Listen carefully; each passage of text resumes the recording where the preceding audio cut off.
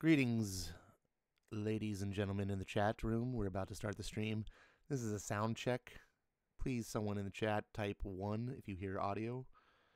If you do not hear me, well, then you're not going to type anything.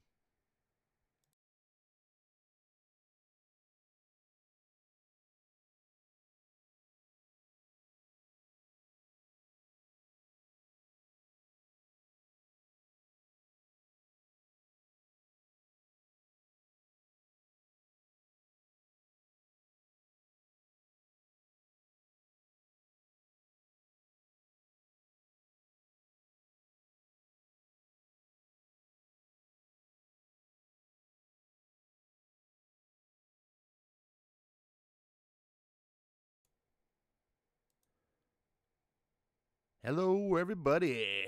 Welcome to the Ash and Bats show.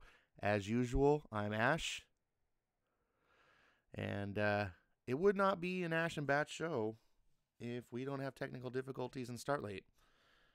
This is not something that I want to have as a feature of the show, but it seems to be plaguing us. What's going on with you, Bats?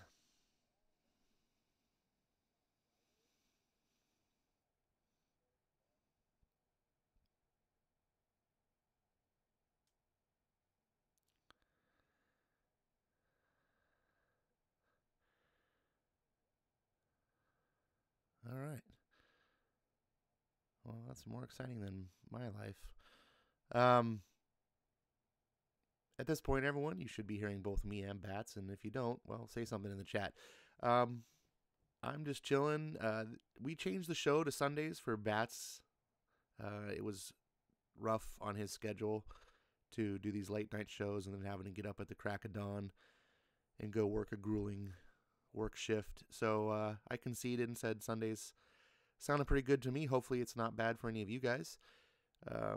Unfortunately, it's not quite as good for me as it is for Bats, but we're getting through. Comic Works is saying he can't hear you, Bats. Is anyone else having a problem hearing Bats? I got his audio completely maxed here.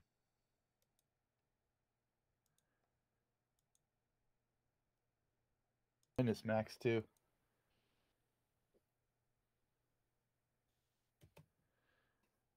All right. Keep it rolling, I guess. I changed the setting here just now, and hopefully, if there was something with Bats,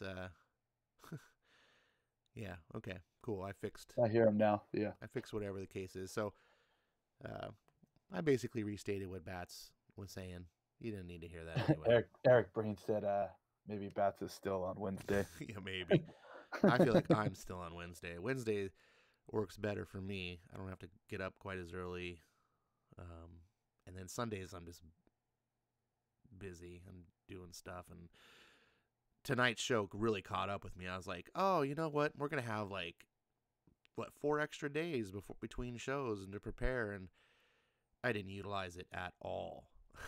And then Sundays, I'm like, oh shit, it's Sunday, and I'm doing stuff, and yeah, a bunch of last minute things were going on with me. Yeah, I did my traditional read the book right before the show. yeah, I read it at the last minute too. Again, it was one of those cases where I thought I was going to have all the time, and I just was like, oh, it's going to be cake. And the next thing I know, I'm like, oh, it's Sunday. Oh, shit. So, what are you guys in chat doing? I see Tehalim29 is here with us. Comic Quirks is here with us. Eric Breen. Let's see if anyone else is hiding in the background with this cool little tool. Nope, no one else yet is seeing us. I'm hoping this time is not bad for any of our other regulars. Hey, Helium, I saw in the chat you were talking about your article. I caught that at a 10-minute break at work, and then remembered that I was reading that. So I'm gonna have to definitely get back to that article, because I was curious. I don't know anything about Harry Potter, so when I was like, it's slightly intriguing when people compare themselves or other characters to Harry Potter because I'm like, yeah, I don't know what you're talking about. So, guys in chats, I'm gonna ask you a little favor, and Bats, I'm gonna ask you to do this if you haven't done it already. Uh, if you wouldn't mind, just to help us build up an audience or whatever, let people know. If you wouldn't mind just tweeting out that the show's going on, you can do it right from the YouTube. Just do the share button to do it super simple, or you can just type a tweet. You don't have to, but it does help get the word out. We're not exactly Ethan Van Sciver over here, although Bats is quickly becoming the new Oh, Zach. stop it. A new Zach. I have 152 subscribers. Oh, Yeah, that's 152, buddy. I gained 2 subs today. Congrats. Well, 3, if you count the 150. Dude, getting those subs at the beginning level like is tough. I know. Yeah. I mean, it took me forever to get to 100, and then the second 100 came faster. I just checked today. I was like, I'm at 250 something. I wasn't even paying attention. Yeah, 255. I seen that. Yeah, I was gonna say something, and I was like, no, like I don't want to. Like I just congratulated Bats, and I don't want to be like, oh hey, I do. I was like, no, let's keep whatever. Do But it when you get to 300. You uh, got 45 to go. well, I was gonna originally. I'm just gonna stay on target. I think if I'm strong enough willpower, that is, and stay to 5. I figured my milestones were 25, and then it was 50, then 100, and then I want to do 500, and then 1,000. Because I feel like if you do like a milestone, like, hey, I'm at 310, yeah, I'm now at 320. Like you do it every often. It's not really a big milestone. Yeah. I mean, I suppose 50s. I mean, it depends on your growth. Like, sometimes I get like one a day and I'm like, ooh, I got a new sub. And then out of curiosity, I go and look at who else they sub to. And I'm always surprised when I don't see uh like the CGers, like I'm like, wait, why am I here? I'm almost like confused. But I'm like, all right, whatever, that works. I'm like the only comic book channel on this subscriber's channel, so when he wants his comic fix, I guess he's gonna come to me. All right. So looks like Superman is one of the talks on the comics world.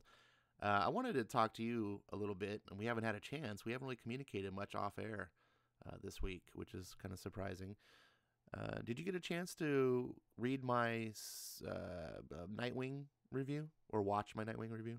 Yeah, I watched it before going to church today. Oh, well, that's probably a good time to watch it and then go to Yeah, church go and get cleanse all yourself. holied up, after. Cleanse all that sin from watching my video off you.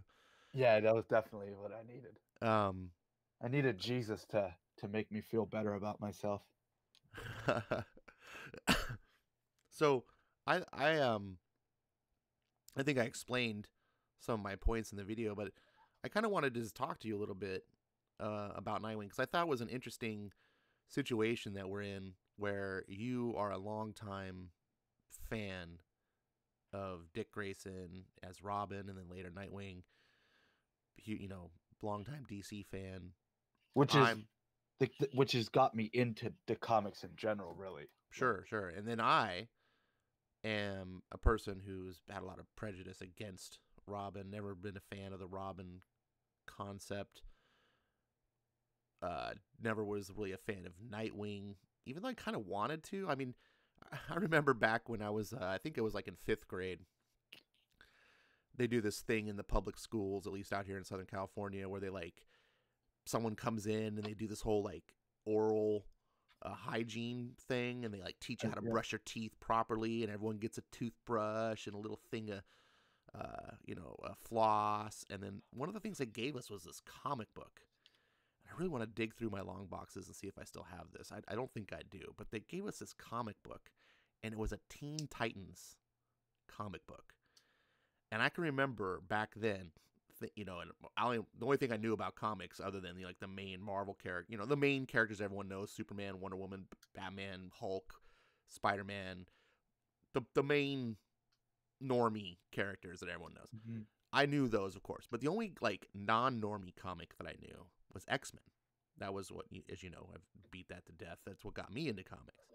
And I got this Teen Titans book, and I was like, and I knew enough the difference between DC and Marvel, and I looked at that and I was like, oh, this is kind of like DC's X-Men. This looks really cool. And I remember seeing Nightwing. I think that was the first time I ever saw Nightwing.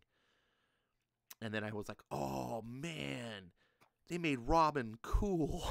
like, and I was really like kind of fascinated with him. And then the more I learned about comics later on, it wasn't so much that I disliked Nightwing, as more of just I was like, he seems just boring to me. He doesn't seem well developed. And again, completely coming as a person who doesn't know any better. I'm not trying to profess any comic scholarly knowledge or expertise on this. This is just purely my prejudice. But I thought that was an interesting dynamic, the fact that I have this, you know, we're two almost like, not polar opposites, but very different perspectives on the character. So we have this current Nightwing series that's going on, you know, ending with, not ending, but we're at this recent issue kind of culminating some things. And we have some very different views, like that's affecting us differently. Like we're having, you know, you have your take, I have my take, and I think it's interesting that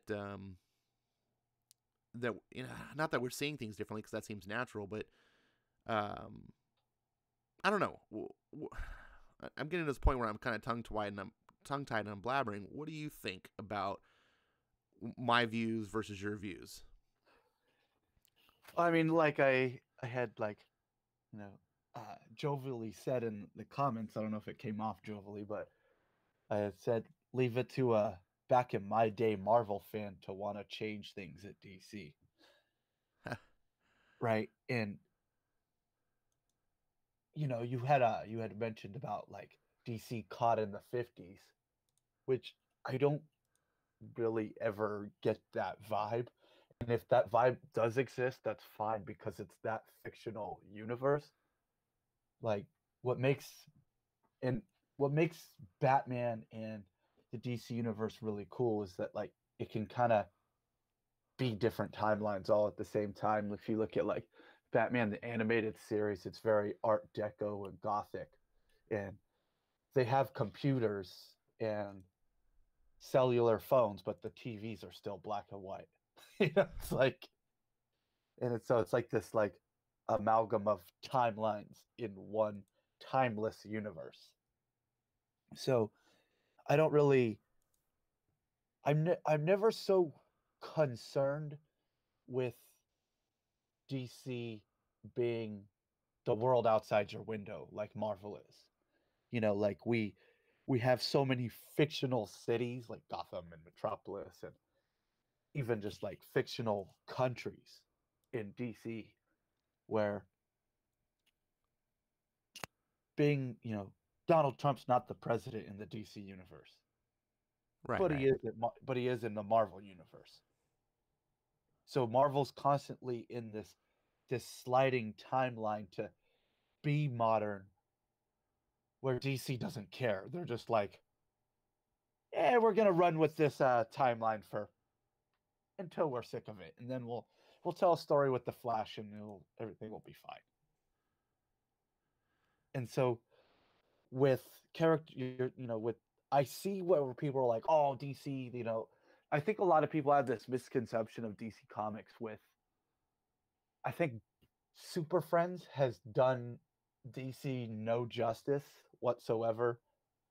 That that stain of, I mean, I like Super Friends, but I'm all around a DC fan, and I don't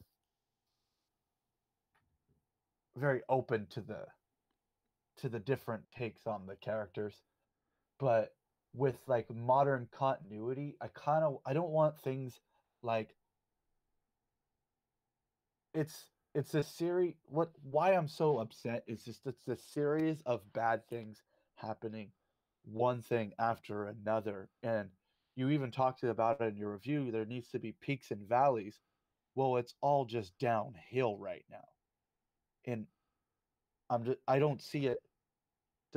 the roller coasters you mentioned in your video. I don't see us getting back on track and chugging back upward Now, are anytime you soon. just speaking about Nightwing or comics in general there? In DC in general, especially in the Batman mythos. Okay. So, so it's like with the wedding, that was one, and then it was like, Oh, I'm so glad that they did not follow through with that. see, I wanted that. I know. Well, a lot of But like, people. and that's like, my good friend who I talk to pretty much equally with you about comics. Me and him are real. He's more open to like different Batman stories than I am. Like Elseworlds, he's more likely to read like Kelly Jones' Batman Dracula. I'm like, yeah, I don't care about that. Like I don't care. I just want regular Batman stories. But me and him have been talking about it for years. It's like we just want Bruce to like have some happiness for a period of time where the status quo shifts Batman into a happier character again. All right. Well, Because it's just let's table that because that's going to be a big tangent because I have a lot to say okay. on that. But I'm glad that you brought up the point that I made about Nightwing being, or just DC being stuck in the 50s. I'm glad you brought that up because I want to I clarify. don't think they are.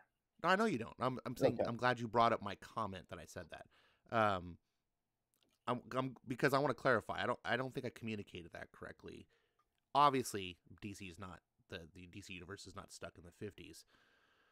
What I meant by that, what I was trying to communicate was conceptually how their characters were designed, how their universe was built, was done from a society, you know, that was their generation was like the 40s and the 50s. That was, that was their generation. And that they viewed the world differently than how we view the world today. I mean, hell, the world today is so different than just the world that I came from. I look at my generation of comics being the 80s and 90s. Um, so what I'm getting at is that these books are they're written by modern people, but their continuity, their origins, the way they were designed, the things that they're all connected to, the way this world was built, is all grounded by this older generation that saw things very differently than the way we do. And unlike Marvel, which just constantly tries to keep their universe reflecting today, essentially. Which I call the sliding timeline. Sure. Marvel doesn't suffer that particular, they suffer different problems, but they don't suffer this problem because of that. Where DC gets kind of stuck because they need to sort of evolve these characters in certain ways, but they can't, or they're at least they're hamstrung to do it because of the way DC's kind of like anchored to this past. And they can't break free. Like in 52, the new 52 was like this serious attempt to be like, hey, you know what? Let's just cut bait. Let's just But look. they That's didn't. all. But they didn't And commit to the bit though. well, that's kind of a problem, right? Because it's not only DC's fault. A bit of the fault is with their fan base. They've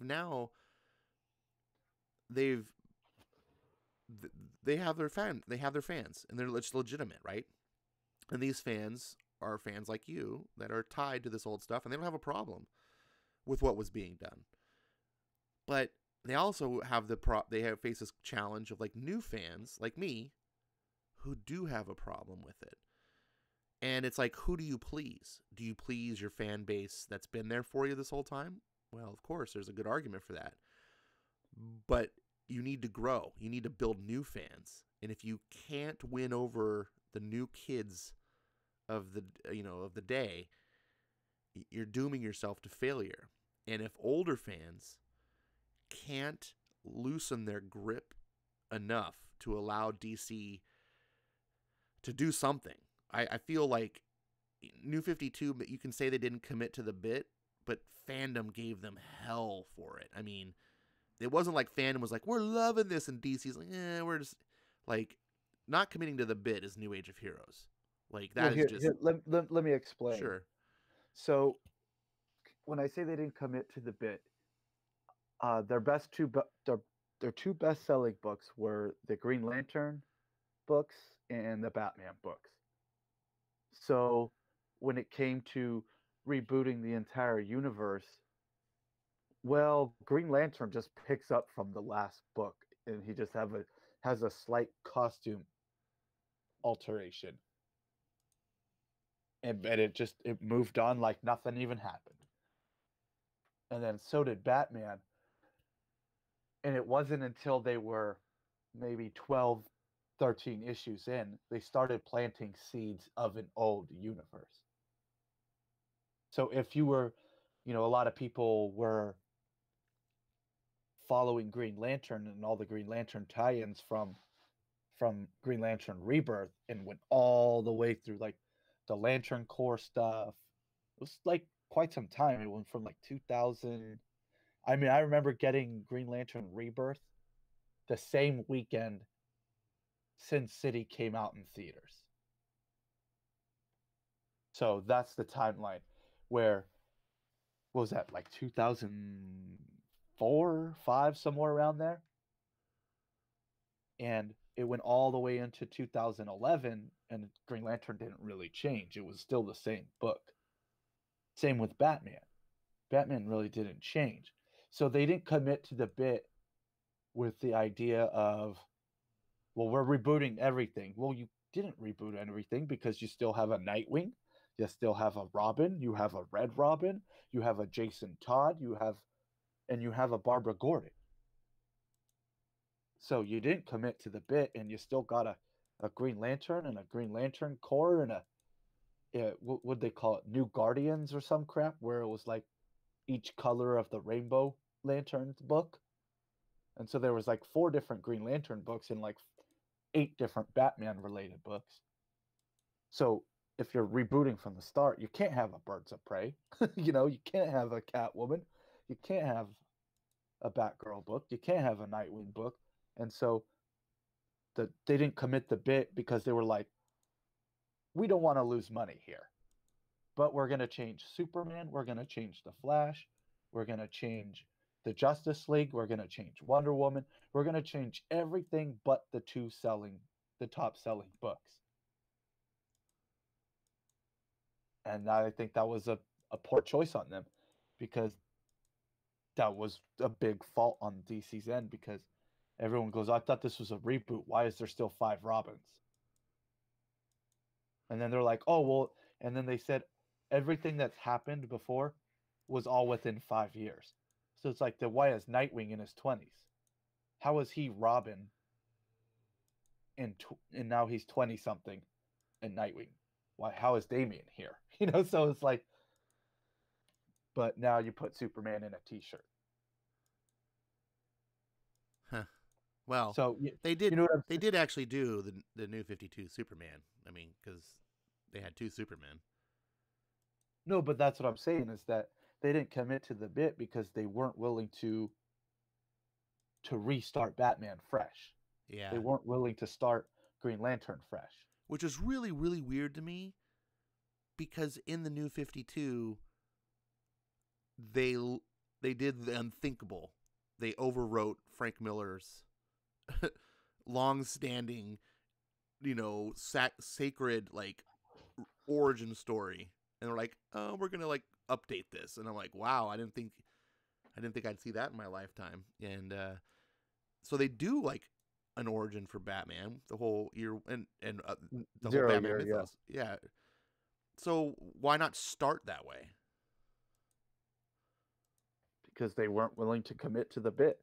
They still wanted to get the Batman and Green Lantern money, but try to get a bunch of new money from Superman and Wonder Woman and all that. And You can see though, like, it's a tough position to be in, right? Like, no matter whether you agree or disagree, it's a tough corner to be in. If you just put yourself in the mind of the businessman, if you're running DC, what do? Do you forsake your new fans, or do you forsake your old fans, or you how do don't you meet forsake in the middle? anyone. Well, You just keep on chugging along. Yeah, but it's And easy to say when your company's not dying. If your company's thriving and going great, that works. But DC has serious problems. I don't want to say staying afloat, but they don't have. And to put it into words of like the privilege, like Marvel, if we want to like get into that whole stupid concept of like white privilege or whatever, Marvel would be like the privileged company, right? They just, no matter what they do, they're gonna succeed because their fan base doesn't necessarily care about the quality of storytelling or care about continuity. They just love these characters, and just you just feed them those characters, and they're like gobble gobble gobble. DC fans, I think, are more discriminate. They're more, hey, wait, we expect quality, we expect good editing and solid storytelling and things to make sense, and we don't want to be pandered to, which is great. Nothing wrong with that, and I'm really enjoying it. I'm reaping the rewards as a new fan, but at the same time, like, they're not exactly, raking in the newbies. The newbies all just go to Marvel. I always kind of looked at like, like people always ask me like, oh, what's the difference between Marvel and DC? In like the easiest way for me always to like explain it is like Nike and Adidas, Pepsi and Coke. At the end of the day, they're the same thing, but it comes down to a taste and a style. Yeah, I was thinking that actually earlier this week about the Coke and Pepsi analogy. One has a red logo, the other one has a blue logo. It's like, for sure. Yeah, okay. So we got derailed a little bit up there. I wasn't trying to get into the whole comic book industry. I was more trying to focus on the micro thing with the storyline of which was funny because when I was reading Blitz today, I was kind of like, oh, I wonder how Ash is going to take this story, because there's some characters in there where I was just like, oh yeah, he's going to be like, who the hell is this person? Like. Yeah, and there was, and we're about to get into that pretty soon. I'm going to finish up. I just want to finish up our comments because we really derailed on the Nightwing. I think it's important for comic characters to evolve, and I think as much as you don't like what DC's doing with Nightwing, and I think you've disagreed with me in these points, I think deep down you agree a little bit because of the whole, and I'm not trying to go down this rabbit hole, but the whole Batman getting married thing. You're willing to see Batman get married to Catwoman of all people, which will fundamentally change his character way more than what's happened to Dick Grayson. Let me just intervene here. It's not fundamentally changing it because he's been married to Catwoman for way, way, way before Crisis on Infinite Earths, and then Crisis Infinite Earths happened. They were like, here you go, Frank Miller, do the new Batman origin story. And Frank Miller fundamentally changed Batman into this dark, broody. Yes. Like he took him back to his roots, but he didn't give him his character. He just was like, hey, he was cool for that 1 year. Oh, no. No. Batman has been cool ever since.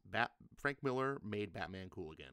No, but see, like for me, when I think Batman is saved by the people around him, but Frank Miller kind of came in and changed him and goes, Batman can't be saved because he keeps pushing everyone away. And then everyone jumped on that train, and I think that train needs to come to a halt, and we need to jump on another train. Well, remember this though, Bats.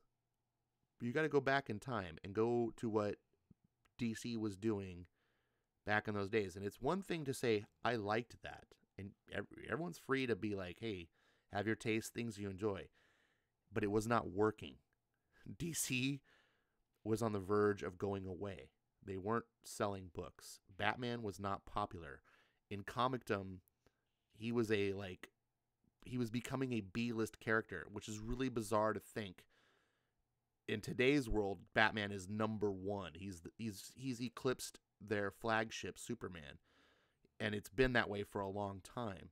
And since we've been on this like Batman debate, I've been asking everyone, and so far, you're the only one who has that perception of it. Like my friend who owns the comic book shop, he's your age, and he's like, "No, everything was fine." Like Well, it's documented. I don't know what he might be fine with it as a fan. It's like I said, it's one thing to be like, hey, it's like, look, I go back and we just recently reread these Valiant books.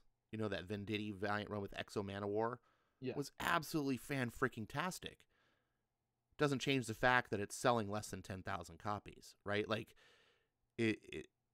Valiant is on the verge of non-existence. Like, they don't make many books. Like, so it's Heather's there now. Yeah. So it's one thing to be like, hey, you're doing something really cool, but also it's failing from a business standpoint. So DC, I mean, they didn't put Frank Miller on it as a business. No one knew what was going to happen. But what I'm saying is once that did happen, it fundamentally changed. DC can't afford to go, hey, you small minority that liked the old way of Batman and miss it dearly. If we go back to that, we're going to lose the millions of fans that we brought in.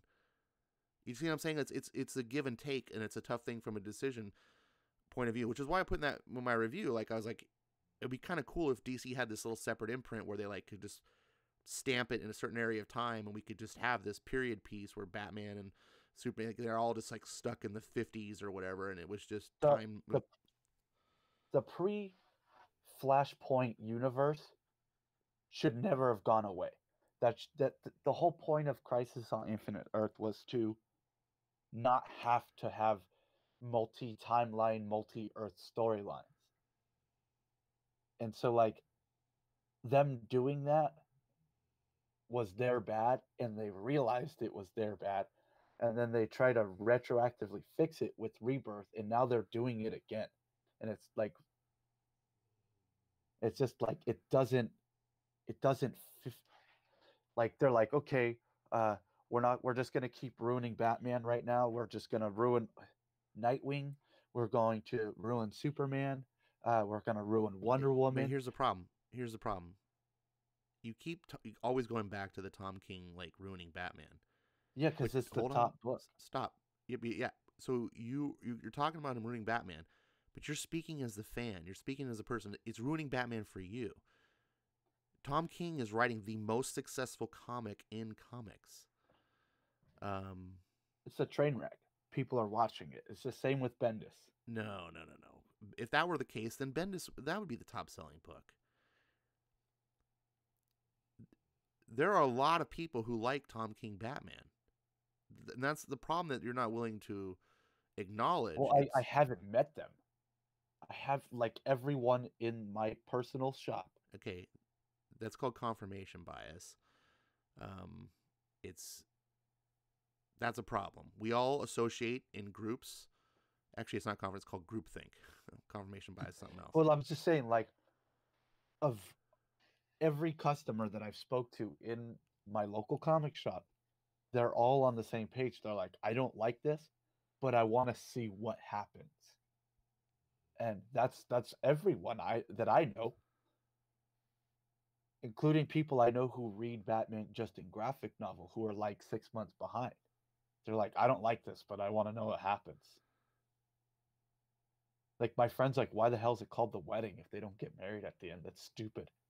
I was like, imagine being caught up, and you were just like waiting on the edge of your seat, and then it's spoiled Sunday morning before the Wednesday it comes out.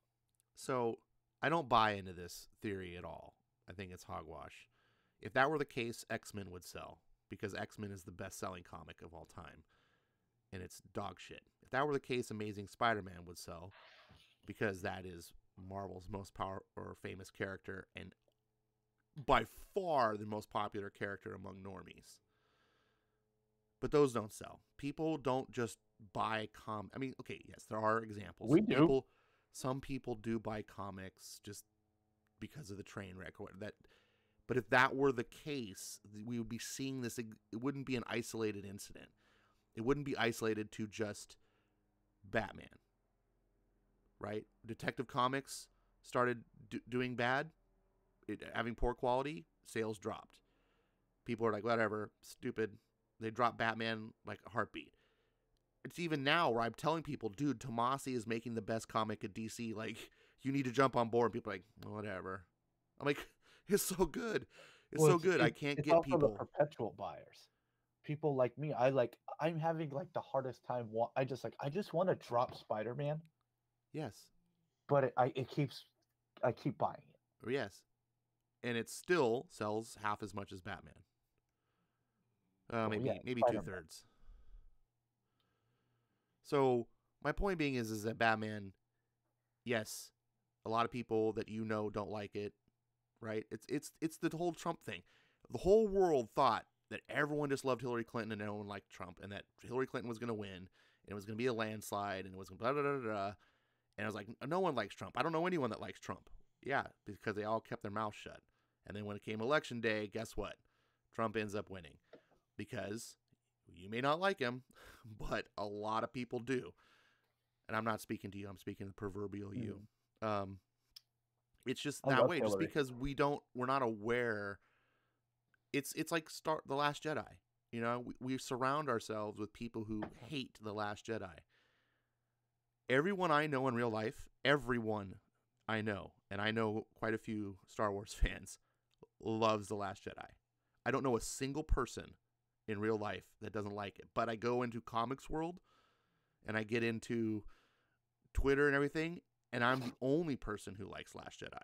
It's this weird thing. You surround yourself in groups that think alike, and it skews your view on reality. But like I said, I didn't want to go all my friends in real life, we all like still talk about how we don't like that movie. Further going towards my argument of you surround yourself with groups that think alike, and it's called groupthink, and it's a real thing. But we're just gonna go around and rabbit hole this, and that wasn't my intention. I wanted to talk about Nightwing, and we didn't talk about it at all because it's a bigger picture to me. Like, well, you know, so you see Nightwing as a C and D lister. I don't. I see him as a B lister. You have Batman, Wonder Woman, Superman, Green Lantern, Flash, but essentially the Justice League, right? Those are all the A listers. And then right underneath are all the second generation heroes. Nightwing. No, A-listers are people that always have their own book. B-listers are people that... Well, then by that standard, Nightwing has been an A-lister since 1996. There's more to it, obviously, than that. Certain characters will be minor and will for always have books for whatever reason. It's like Iron Man for the longest time, you know, was like a C-list character. He always had his own book. He's just one of those characters that just has a book. So what I'm getting at is that, yes, Nightwing's been around. He's popular because he comes from Batman. He's Robin. He's got a history. He's in the Teen Titans. But he's not he doesn't move. He's been the leader of the Justice League. He's been the leader of the Titans. Been the leader of the Outsiders. He's been Batman. You know, I that's why I'm saying, like, when you see him as a C or D lister, I'm like, no. He's definitely a B lister. The world's finest, the very first world's finest comic was Batman, Superman, and Robin. And it was like that forever. It wasn't until the 80s they were like, okay, we're going to change this. And then they reshifted That's because everything. Robin went along with Batman. That's... Well, yeah, you know, it's Batman and Robin. That doesn't... Yeah, so right, which means as soon as Dick Grayson's gone, anyone else who puts on the Robin costume immediately gets elevated to that position, whether they deserve it or not. That's not a fair argument. It's Williams says when Batman disappeared, there was a fight for who took the cowl, and when Bruce was unfound, and yeah, he was Batman. There's Dick is pretty much every time Bruce was unable to be Batman, Nightwing was Batman.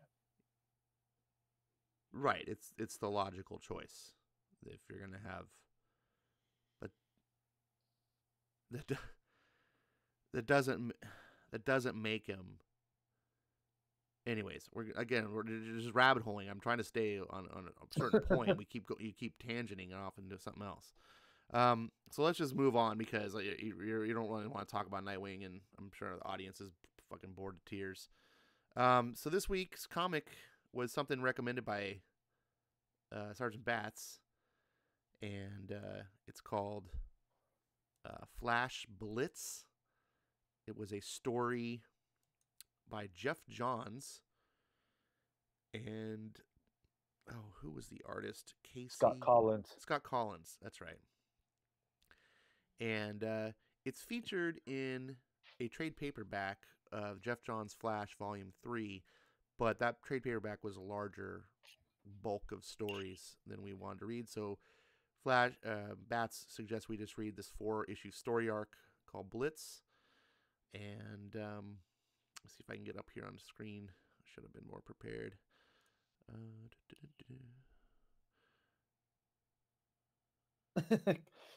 Comics Cork says, why aren't we talking about Nightwing when we should be talking about Donny Cates' rewriting of Venom's origin? That's because neither of us read that book.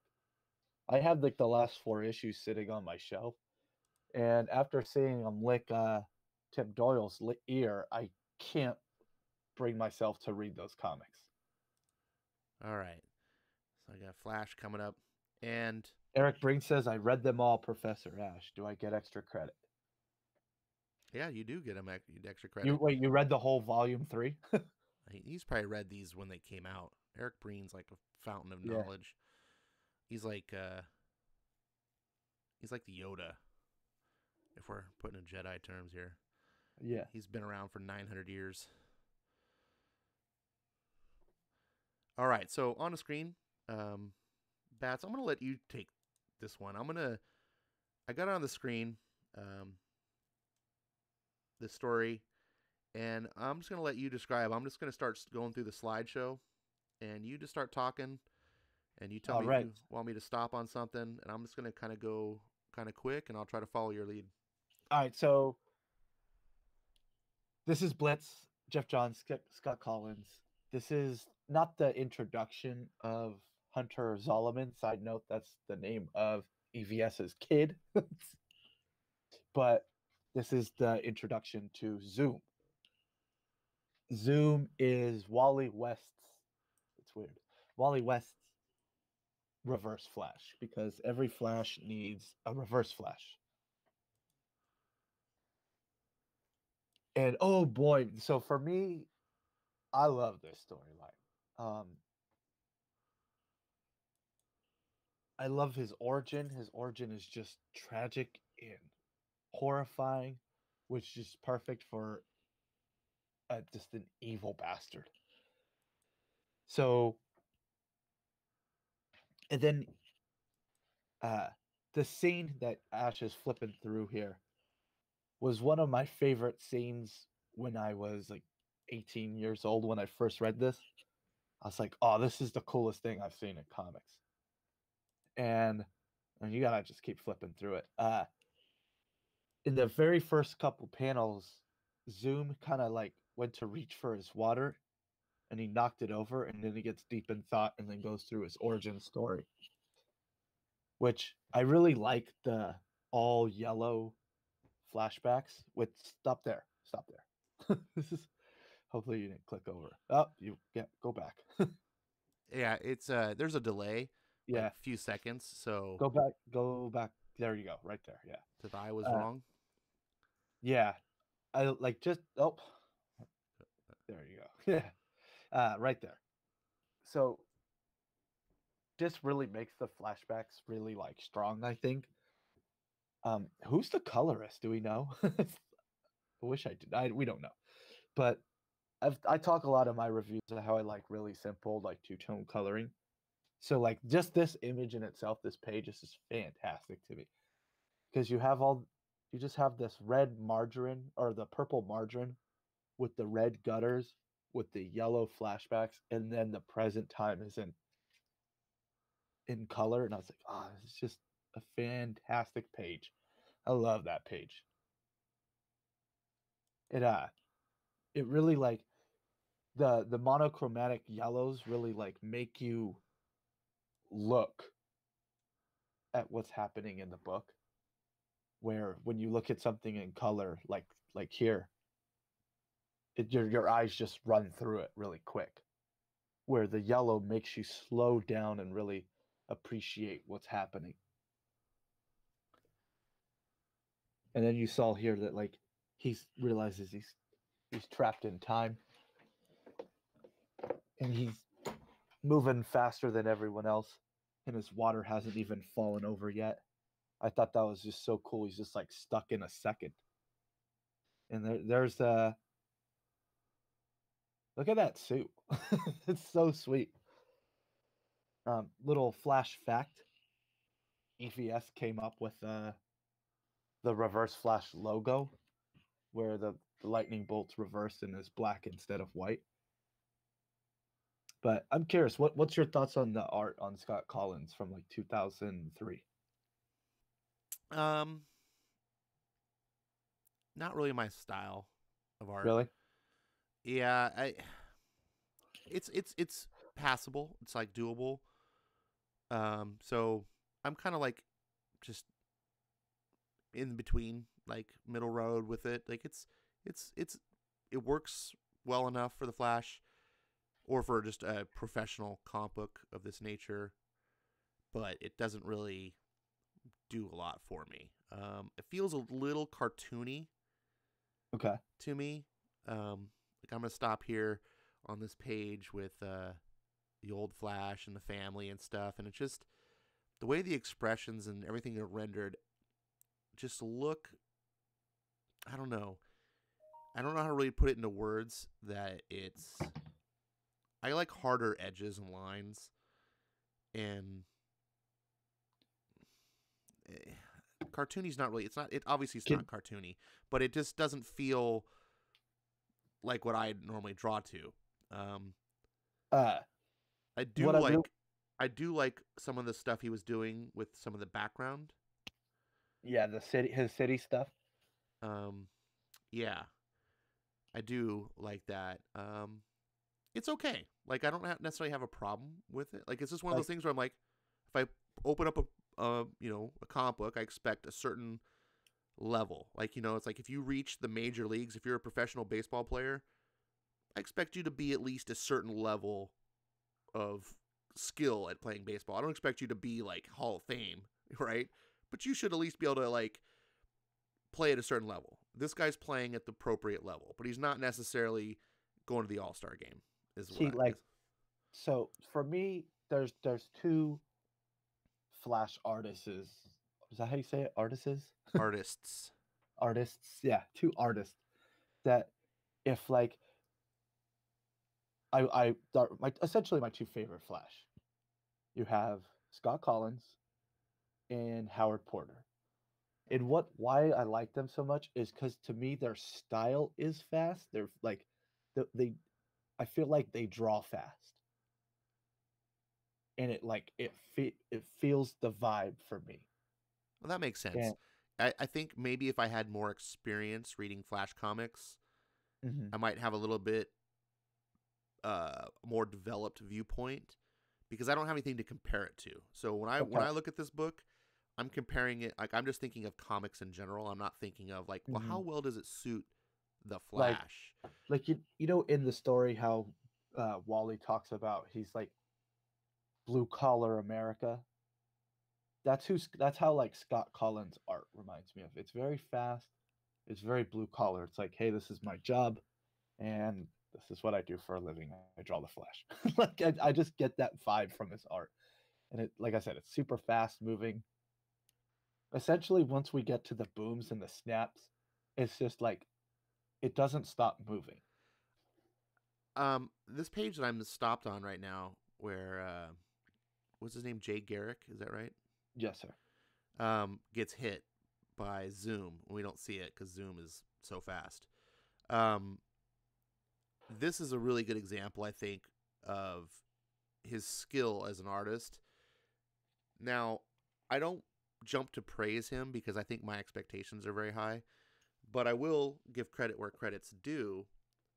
And I don't know if you can see my mouse. I don't think you can, but the top panel There it here is. where he gets punched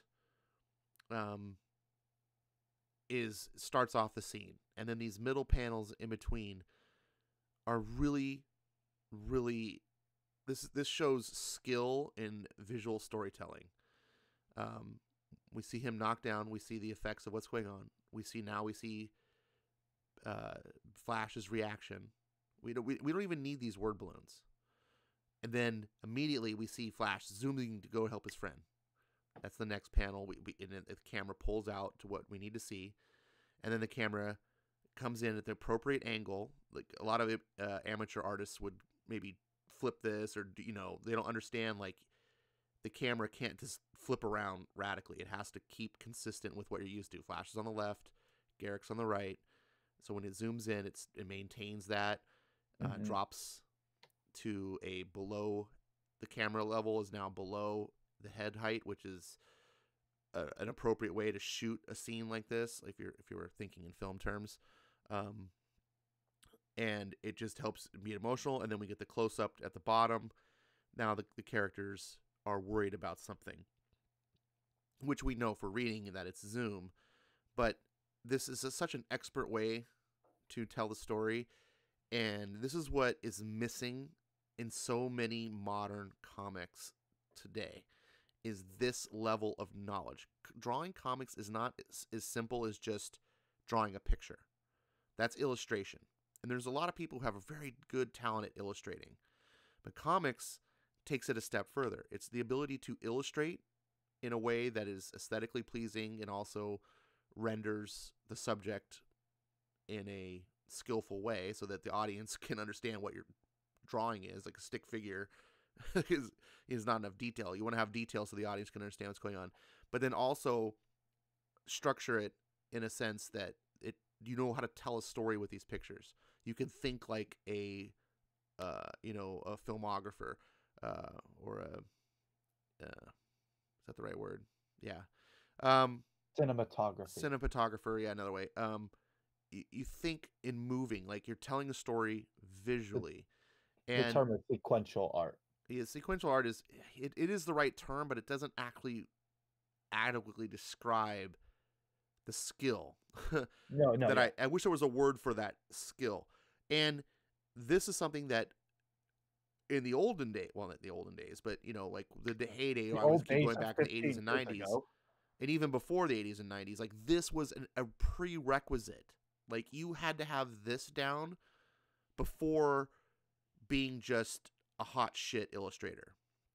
And what happened is in the 90s, audiences started caring more about just pretty pictures and pinups. And, you saw people like Rob Liefeld get elevated to the scene. And I'm not going to here to knock Liefeld or anything. He gets plenty of that, and that's not my intention at all. But he's a really good example of someone who didn't have the proper skill set, but he drew in a way that was aesthetically pleasing to a lot of people, and they didn't care. They just wanted pinups, and he drew cool looking shit. And we fast forward to today, and now for many, many new artists, we've lost this. If you read a new Marvel comic and it's not done by like Ryan Stegman or something, just their average Joes, like pick up an X-Men book. Not only can they not illustrate, which anyone can visually tell, you look at a book and go, that's ugly. I don't like the way that looks. Like you don't need to have any sort of understanding of art or anything to have a reaction and go, I don't like it. But once you do start understanding sequential art, and once you know what to look for as you become more accustomed to reading comics and becoming a student of the craft, you can't help but not like see this. And that's why when I look at a Marvel comic these days, it's not just the ugly illustration. Some of them have okay illustration, but they can't lay out a comic for anything. And it just, I can't follow the stories. I'm like, what are you doing here? This is crap. But anyways, I just wanted to take time to give credit where credit was due. Yeah, I had told a friend of mine because he's like, man, he just started reading comics and he's like, man, it's hard going from box to box. And I was like, after a while, once you learn the language, it just becomes a cartoon in your head.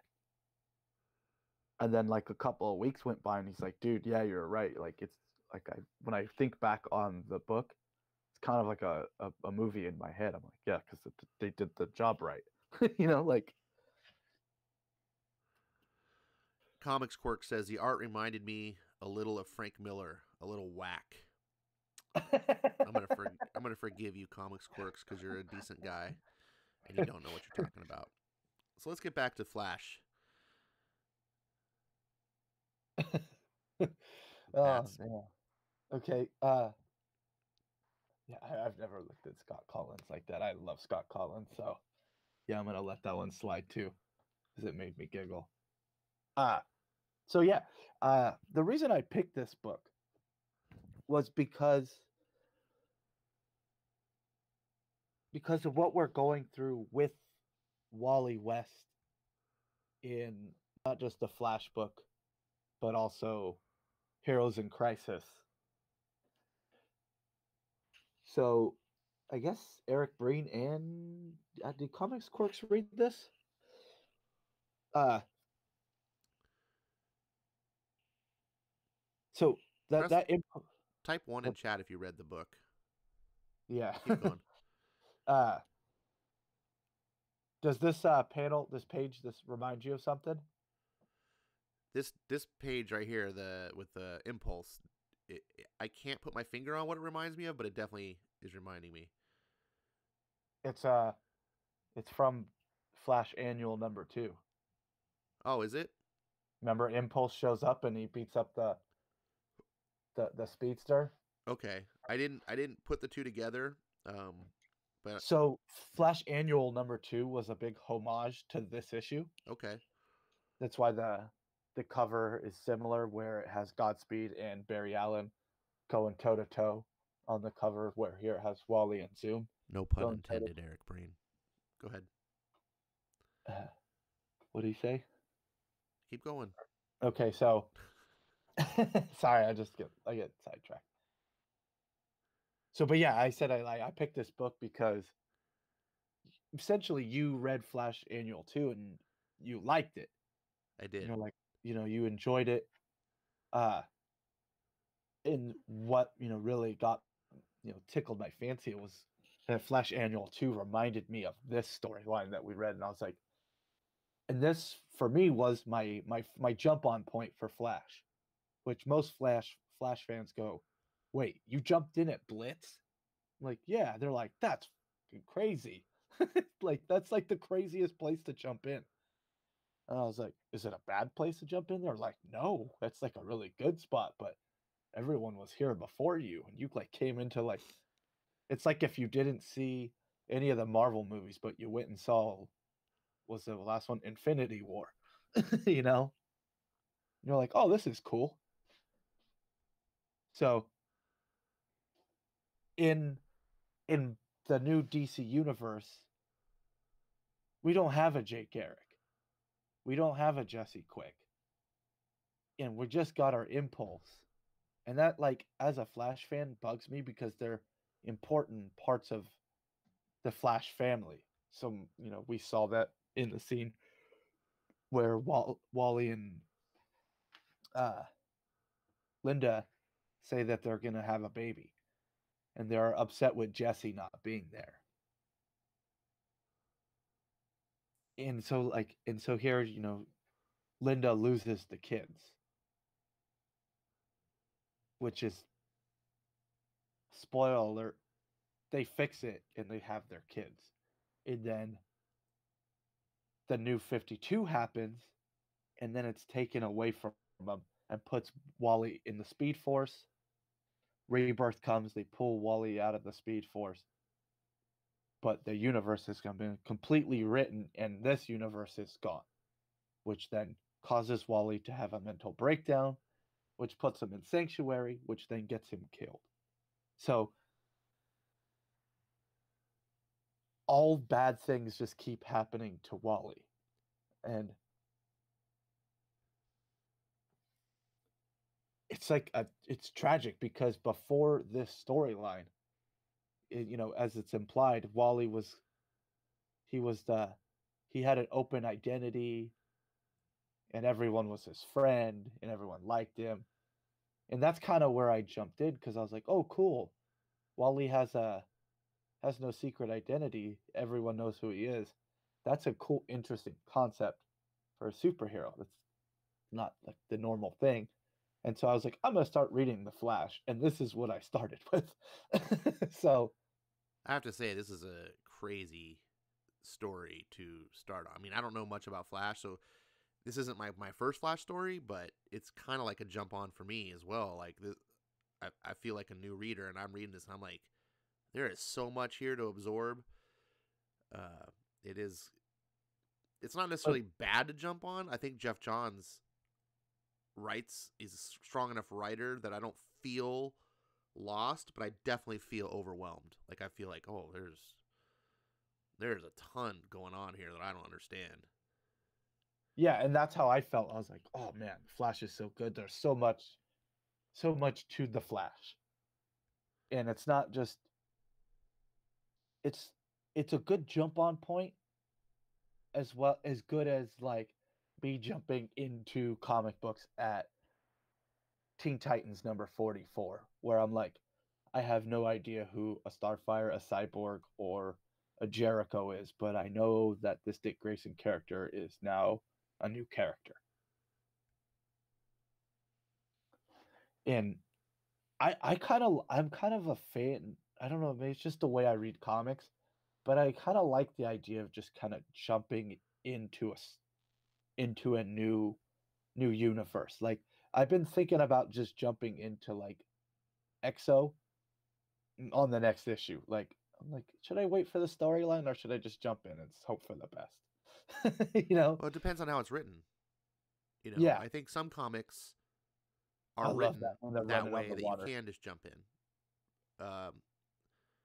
I think a lot of modern comics, especially independent comics, are going the route that television is going, where they're getting rid of their whole episodic content. They're just going for these massive story arcs where like the entire series of the show is one story.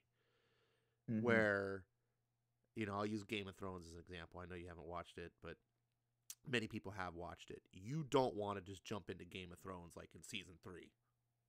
You could, Yeah, I guess, and you probably enjoy some stuff, but it's one singular story, like from beginning to like. So a lot of modern comics are like that too. We just recently did Birthright. You know, like mm. I think you could see from that storyline, like you probably want to pick that up from the beginning. If you picked it up in like issue 20, you're gonna be like, maybe you could enjoy some of that, but Well, yeah, but with like the mainstream heroes, like I feel like the Flash and Batman, yeah, and yeah, yeah, you should be able you to just should, jump in. you Like should. in every like, can you pause it here on the or go back. uh I feel like everyone should be able to just there we go, right there. Everyone should be able to jump in and not feel completely overwhelmed, but also being like, "Oh, I know what's going on. This is interesting and I want more." Oh, this It is would a difficult book to jump in on, like at this story point with all this going on, and it's like, oh, now it's like Geoff Johns talks a lot in that first issue where it was all the sepia tones in the back story. Mhm. There is a ton of exposition that Geoff does, which I don't really want to read I was worried. I was like, is this whole book going to be like this? But then it was like, oh no, this is Once you get necessary. past the once you This get was past the first, necessary to bring readers like me kind of up to speed enough to where, oh, okay. But even then, after I was done, I was like, oh my god. So we have Flash. Now we've got Wally West Flash. Barry's dead. I mean, fortunately, I've been around comics enough. I remember when Barry died. I just wasn't. I was like saw it on the sideline.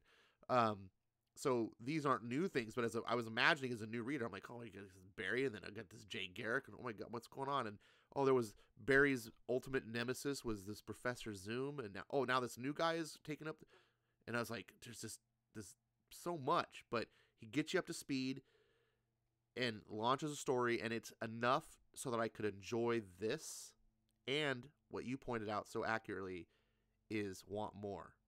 I want to now explore more. I might go pick up some back issues to learn, hey, what was the story that happened before this? I would just say jump into Geoff Johns. All the first they have this is the second. This is essentially the last story arc available in the Geoff Johns No, but I'm ComiXology. just speaking as a comic newbie, just Okay. not me, Ash, but like general person walking in a comic store. I read these issues. I'm like, oh, I'm what I'm saying is I'm agreeing with your point that this is doing properly what comics, especially these type of comics, should do. They should allow you to jump in, enjoy the story, and expose you to like, hey, there's a whole lot more, but do it in a way that doesn't feel like, oh, it's gonna be a pain in the ass to go learn. Like, I gotta read the previous story that happened. Like, already I read these and I'm like, I gotta read the books right before this where the dude got his back broken by Gorilla Grodd. Like, I know that right before this happened, so I could go read those back issues. Yeah. And But that's kind of exciting. Like, comics are losing that as well. Like, this whole written for the trade thing. It's like they're writing just for that singular 6-issue story, and once that's over, it's like, oh, here's a new jumping on point. But they're not necessarily making you feel like you got to go back. Like, that story's resolved. Now there's a whole new story. And so you don't feel like you're missing. Where this feels like, even though it was a 4-issue story arc, it doesn't feel like a completely contained story arc. I mean, it starts off with the villain guys, the new Professor Zoom, being injured from Gorilla Grodd, which happens in issues before this. So I find that really neat. Like, I miss that in comics. It's not done so much anymore. Yeah, it's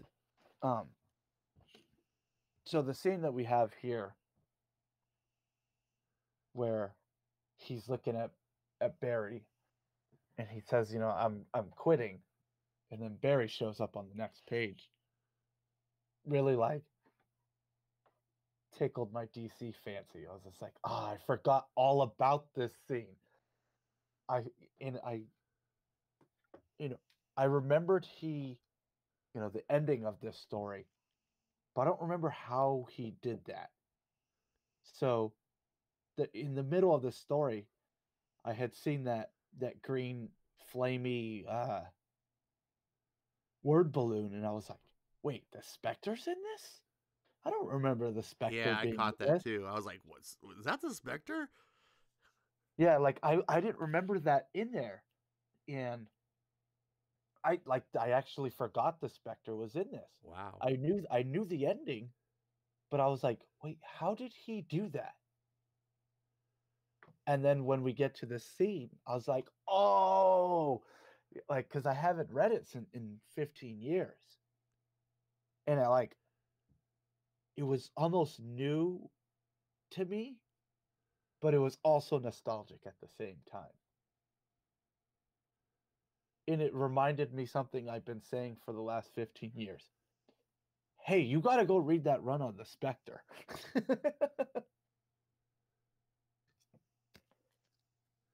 And I think I'm going to do that here soon. Because I was like, you're a Hal Jordan fan, right? I No? mean, I enjoy. I can't really say at this point what I'm a fan of a DC. I'm kind of still like You're too still new. I am a fan of Superman, and I'm a fan of Batman. So okay. those are characters that I've been around long enough that I feel close enough to say I'm a fan of. Everything else, I'm a fan of the book as it's being written. Like I'm becoming a Hawkman fan, right? But I think it's because the story is so awesome.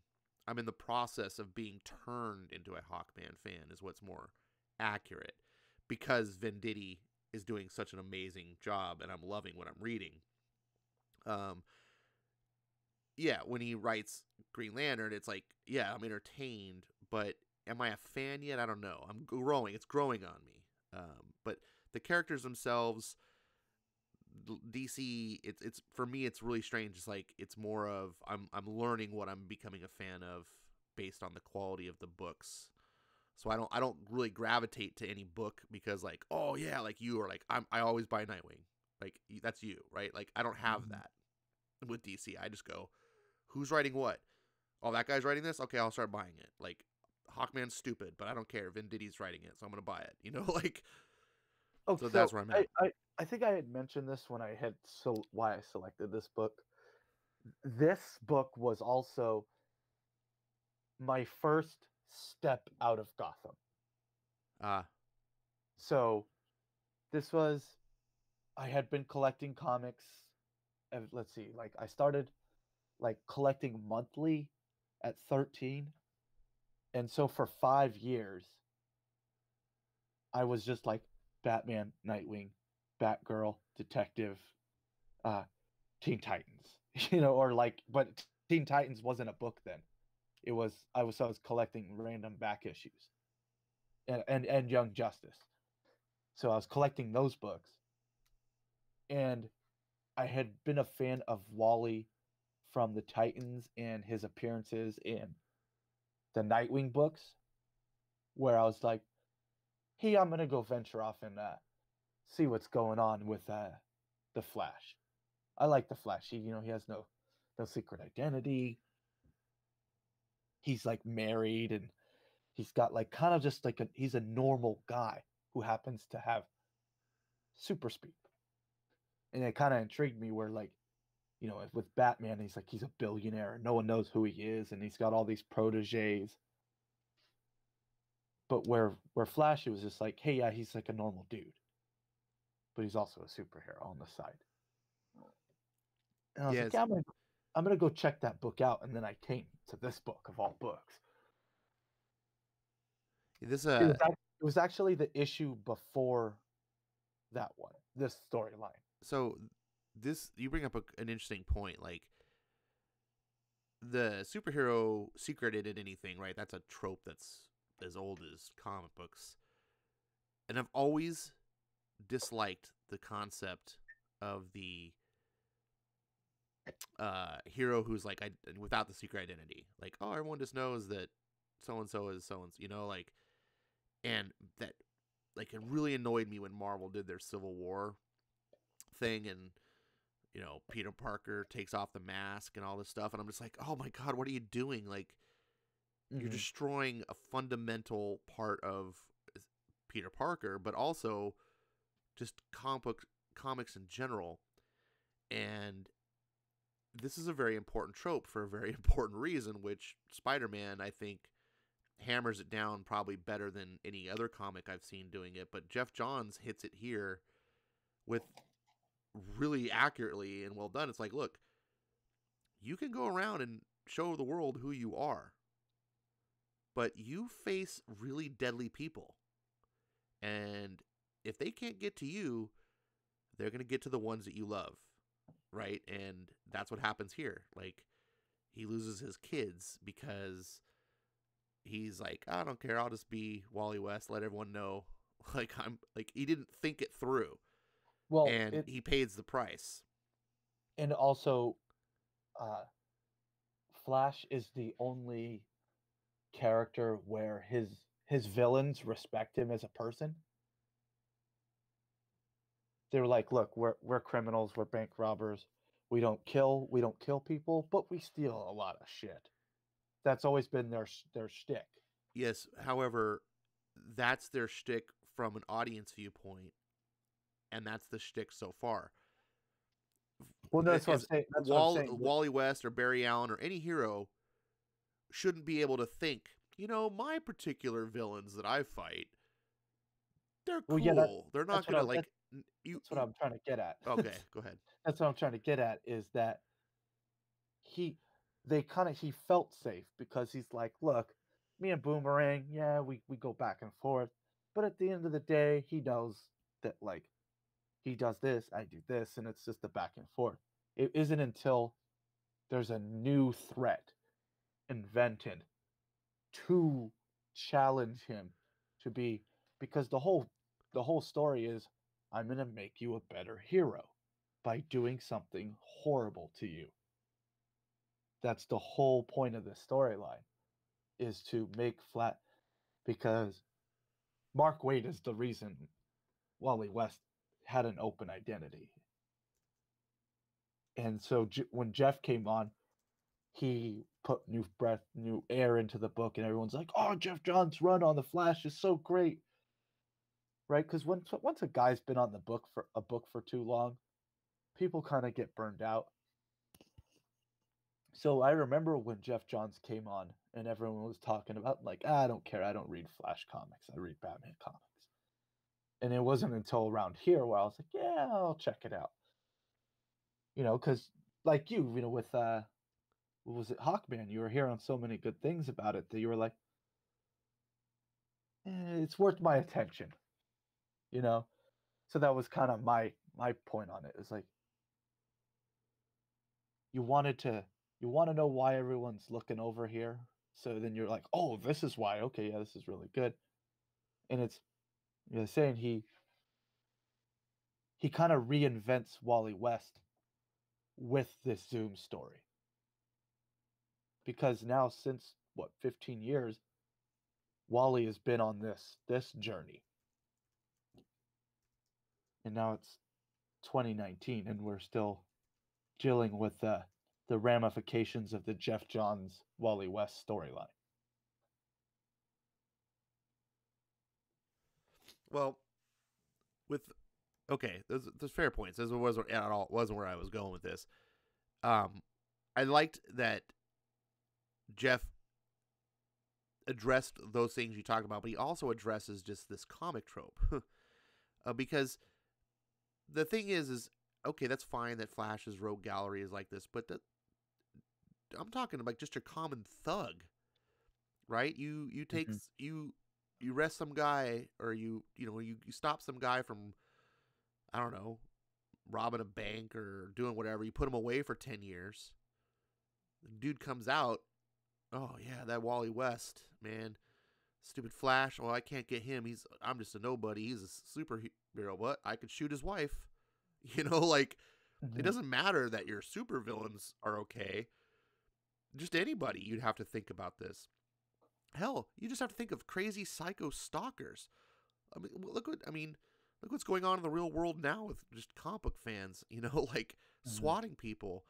So I always cringe a little bit when I see, like, when I was reading this book, I was like, oh man, and again, I didn't know where I was going with it yet. I was like, really? Wally West is public? That's so stupid. Like, because it doesn't work for me. When I read the comics, I'm like, no, that would not happen. I could see a character making that decision, but they would regret it almost instantly, because as soon as they came out, like when Peter Parker came out, Mary Jane would have been dead. Like, the only reason like these ultimately bad things don't happen is because the writers just use their godlike powers to just keep the character safe. And it's like, no, you make a stupid decision like that, you should have ramifications. But the book saved itself, and this is the skill. What I love about Geoff Johns as a writer, he used this and like fixed it, and made me go, oh, I should have known I was in safe hands. Like, I should have known better. So I was worrying for nothing. He wraps it up. He has the Spectre here erase everyone's memory, so now it's fixed, and it's done in like such an effortless, like a couple pages, and it's like boop, all fixed. So I like that. I like that he addressed that comic trope and the importance of this, and he told a story that's like, this is why you don't do this, but didn't preach it to you. He hid it in a fun story. Yeah, I really like this story. There's not really a part where I'm like, this doesn't do it for me. Like the whole book does it for me. Yeah, the whole book. I have to agree. Um, should wrap this up here. Here we get the ending shots. Oh Two yeah, months later. I wanted to address this. So just leave it on these last couple of pages. You notice the art changed, right? Uh huh. Uh so comparatively to Scott Collins, to I'm not sure of the name of the artist who did this. The the book is very slow. The art moves really slowly now. Yeah. It's very, even though it's raining, it has that dry grit to it It doesn't feel where fast. I think is. yeah, it feels very slow. Well, it just feels And normal. I don't know if slow is the right word. Just well, slow when it comes to a flash book, it feels really slow. He has that Eduardo Rizzo look to him, the 100 bullets sure. kind of look. And me and my buddy who owns the shop, we were talking about this the other day, and he's like, "Oh yeah, this is where I didn't really like the Flash book because it didn't move fast anymore." And I was like, "Well, the storyline is that he doesn't remember who he is, so of course it slows down." Oh, I guess you didn't want to read that story though, forgetting where he is, right? Me? Boom, boom. The Flash forgets who he is. Can't write Oh stories like yeah. that. That's Okay, terrible. yeah. When characters forget who they are. Yeah, I don't want to read that story. I've already read it, and you know what's funny is it's not funny. It's the irony is funny, but two of my favorite DC characters, like my favorite DC character, and one of my like top five, are both going through amnesia stories. And I'm like, oh, why? Why is this happening in two of my like DC books? Wasn't just give everyone amnesia. Everyone should have amnesia and PTSD. Everyone's just So in your screwed 30 up in years of reading Nightwing, how many times has he had amnesia? one too many times. I think it's okay in 30 years you can have amnesia once. Well, I haven't been reading it for 30 years, but that'd be three. I've like been reading Nightwing since I was three. Okay, whatever. But Yeah, I know you what you know my mean though. point. So, all right, so that was Flash. I want to address the chats here. I saw a couple people, Eric and Comics Quirks, had read it and they made some comments. Um, Eric says we should go back and read it from the beginning. The first few years were phenomenal, and the entire series was very good. I have no doubts.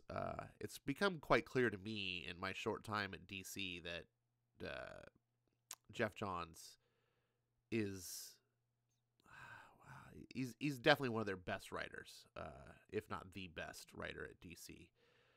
And he definitely has a solid, super solid grasp of not just how to write, but how to write comics and how to present comics. And He knows every DC character.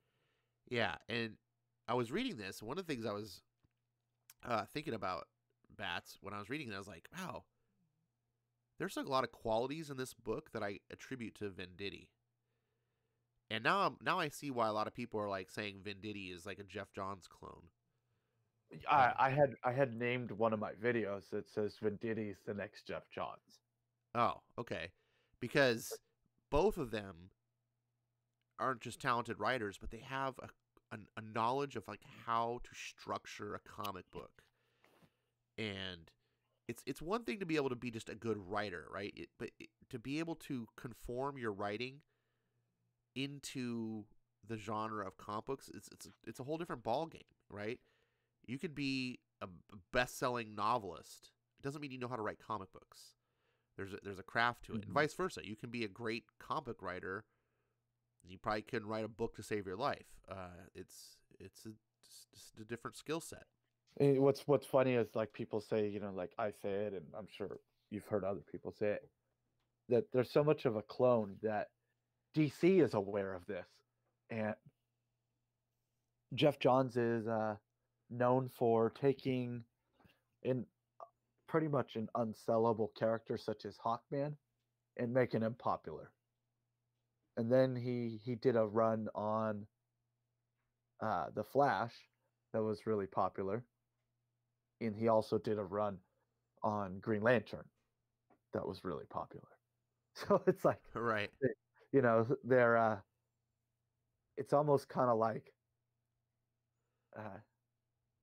yeah, he created. He's like, oh, I need another me here. Let me just make that real quick, and cloned himself. But he's like, but changed it just enough, you know. So like if when Rebirth happened, we were promised a Justice Society of America book, and we haven't gotten that in almost 3 years. And they say, oh well, that's uh, Doomsday Clock when Doomsday Clock ends, you'll get your Justice League or Justice Society book. To me, the only reasonable person to write that is Venditti.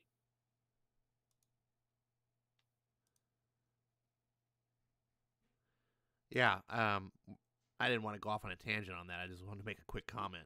We don't Okay. need to analyze every little thing here. I just think that it's a skill. I wanted to comment just on the skill of this book, uh, keeping things tight and like not losing the reader and not doing what we're seeing Bendis doing in Superman right now, where it's like 20 issues of Superman and the story is just all over the place. It's like flopping around like you just caught a freshly caught fish you brought on the boat and it's just like plop plop plop plop. It doesn't know, you don't know where it's going. Is it going to hop out of the boat? You know, you got to beat it with a freaking mallet or a baseball bat or whatever they do. Um, Venditti and Geoff Johns write tight scripts, and they can tell a bigger story, but yet make each issue feel like you got your money's worth. Like you got a little bit of a story and got some resolution, and then they expand it to the next one. I'm loving it. Love it, love it. That's my best praise, I think, for this book.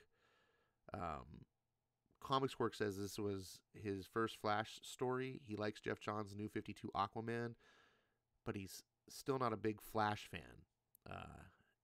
If someone wanted to jump into Flash, start in the past, this would be good. I don't think this is a good jumping on point, to be honest. Like if you were gonna pick, if you had to jump on here, it'd be okay. I But I think mean, I say jump on like volume 1 yeah, of, but to me it's also if you feel like you're an experienced comic book reader, you can kind of just go, okay, like I got to go forwards and backwards now. sure. But we're talking about like ideally, like if you were saying, Yeah. hey, pick a time, Then yeah, I would say if you jump have the on luxury. Um, Jeff Eric, Jeff Johns volume 1. Eric made a comment that Wally could barely crack the speed of sound at the beginning of the '87 series. I haven't read the '87 series. My, how power creep has affected the DC universe. Am I right? Your what? How power creep has affected the DC universe. Power creep is a term that where things get more and more powerful Oh, okay, because yeah. like audiences Yeah, want more and more. You know, it's like, yeah. oh, You got to keep upping the ante. yeah, you got to. Oh, Superman could move a planet. Well, now he can move a solar system. It's like, oh, come on. Um, yeah, DC's had problems with that in the past for sure, and that's It, like now it's still Flash is trope. like, can he go the speed of light? Can he go He can go faster than the speed of light, apparently. Yeah, that's how he travels through time. Yeah. Uh, Yeah, Eric Breen says all DC heroes were powered down post Crisis, which now they're back all powered up again. And New 52 tried to power them down, but that didn't work out too well. yeah. Comic Quirks is what's next week's book. Oh, that's my pick. You know what? Shit, I'm gonna have to think of one because I didn't. Um, Eric says they respected Barry, and then Wally earned their respect as well. I think I missed a comic from him before.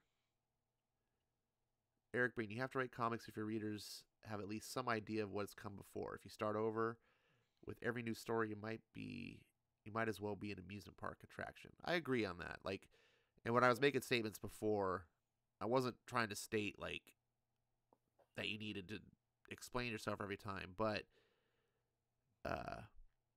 you need to, especially if you're starting a new big story arc or something, you need to consider that people are going to read maybe for the first time.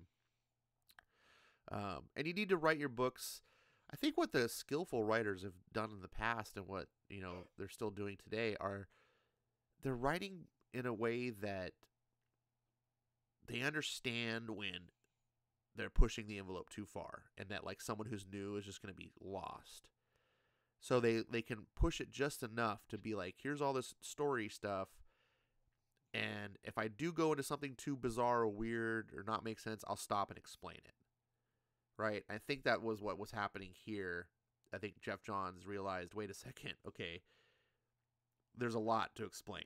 We got Barry Allen, we got Wally West, we have old Zoom, we got new Zoom, got this, like, why does Jake this... Garrick, Yeah, Jake like, Garrick, Jesse Quick. if he had just written the story and, like, this guy becomes Zoom, it would be confusing to readers, like, wait a second, Zoom, like, they would confuse him with the old Zoom, maybe, and I would have been lost. I think he understood, okay, there's a point where I need to stop here and explain. And he does it pretty quick. It's most of the first book, but after that, you can ride, and yeah, I think you're not lost at all. Eric Breen says, if Robert Venditti did a 40s era JSA series, I'd come out of the New Comics retirement and buy it. Nice. Well, he kind of has a... It's not the same. It's not. Oh, he took the wind out of my sails. Yeah, I'm sorry. That's kind of why I was like, it's not what. Yeah, the Freedom Fighters is almost there, but Are you DC, reading Freedom Fighters? Nah, I dipped out. Oh, dipped out after 1 or after 2? 1. Oh, see, yeah, you didn't. That's like reading the first page of a book. I flipped through the second one and I was just like, Yeah, the second book is like the second half of the first book. It feels like the first and second book like should have just been one double-size issue. Because yeah, you read Freedom Fighters on 1 and it feels kind of empty. You're like, wait a second, sure, there's more story. And sure enough, you read issue 2 and you're like, oh yeah, here we go. This is where it should have. But whatever. I'm gonna keep reading it, and I'll bring my audience up to date whether it gets good or not. What would have sold me on it is if they had said, showed some action with Uncle Sam, and then kind of went back and like, that's how we got here. So if maybe they showed us like the beginning of the third act, maybe. But I don't know what he has in store, so I don't want to start judging like, oh, you should have done this, you should have done that. Yeah, I'm not trying to be script doctor, but I bought that book with intentions of getting to see Uncle Sam, and I only got to see him like one time looking at a television, and I was just like, ah. Oh, you see him at the end of issue 2. He's coming. Okay. He's coming. Okay. Yeah, I think that's going to be that whole story, by the way, is the whole return of Uncle Sam and building him back up. Yeah, that's what it's supposed to be, but I just wanted some from the get. Yeah. And that was kind of my turn off. I was like, I want Uncle Sam from the get. But I understand what the story is. See, I don't know. I thought Freedom Fighters was totally original, and then all of a sudden everyone's like, oh no, this is a little... I was like, oh jeez, is anything that DC does original? Every time I think I'm reading something new, it's like... It's called New Age of Heroes. No, that wasn't even new. Well, the Silencer and... Some of it was new, yeah. But you know what I'm saying? Like, I was like, oh, it's new Challengers. What? Oh, no, it's old. Like, yeah, it's the new Challengers. Right.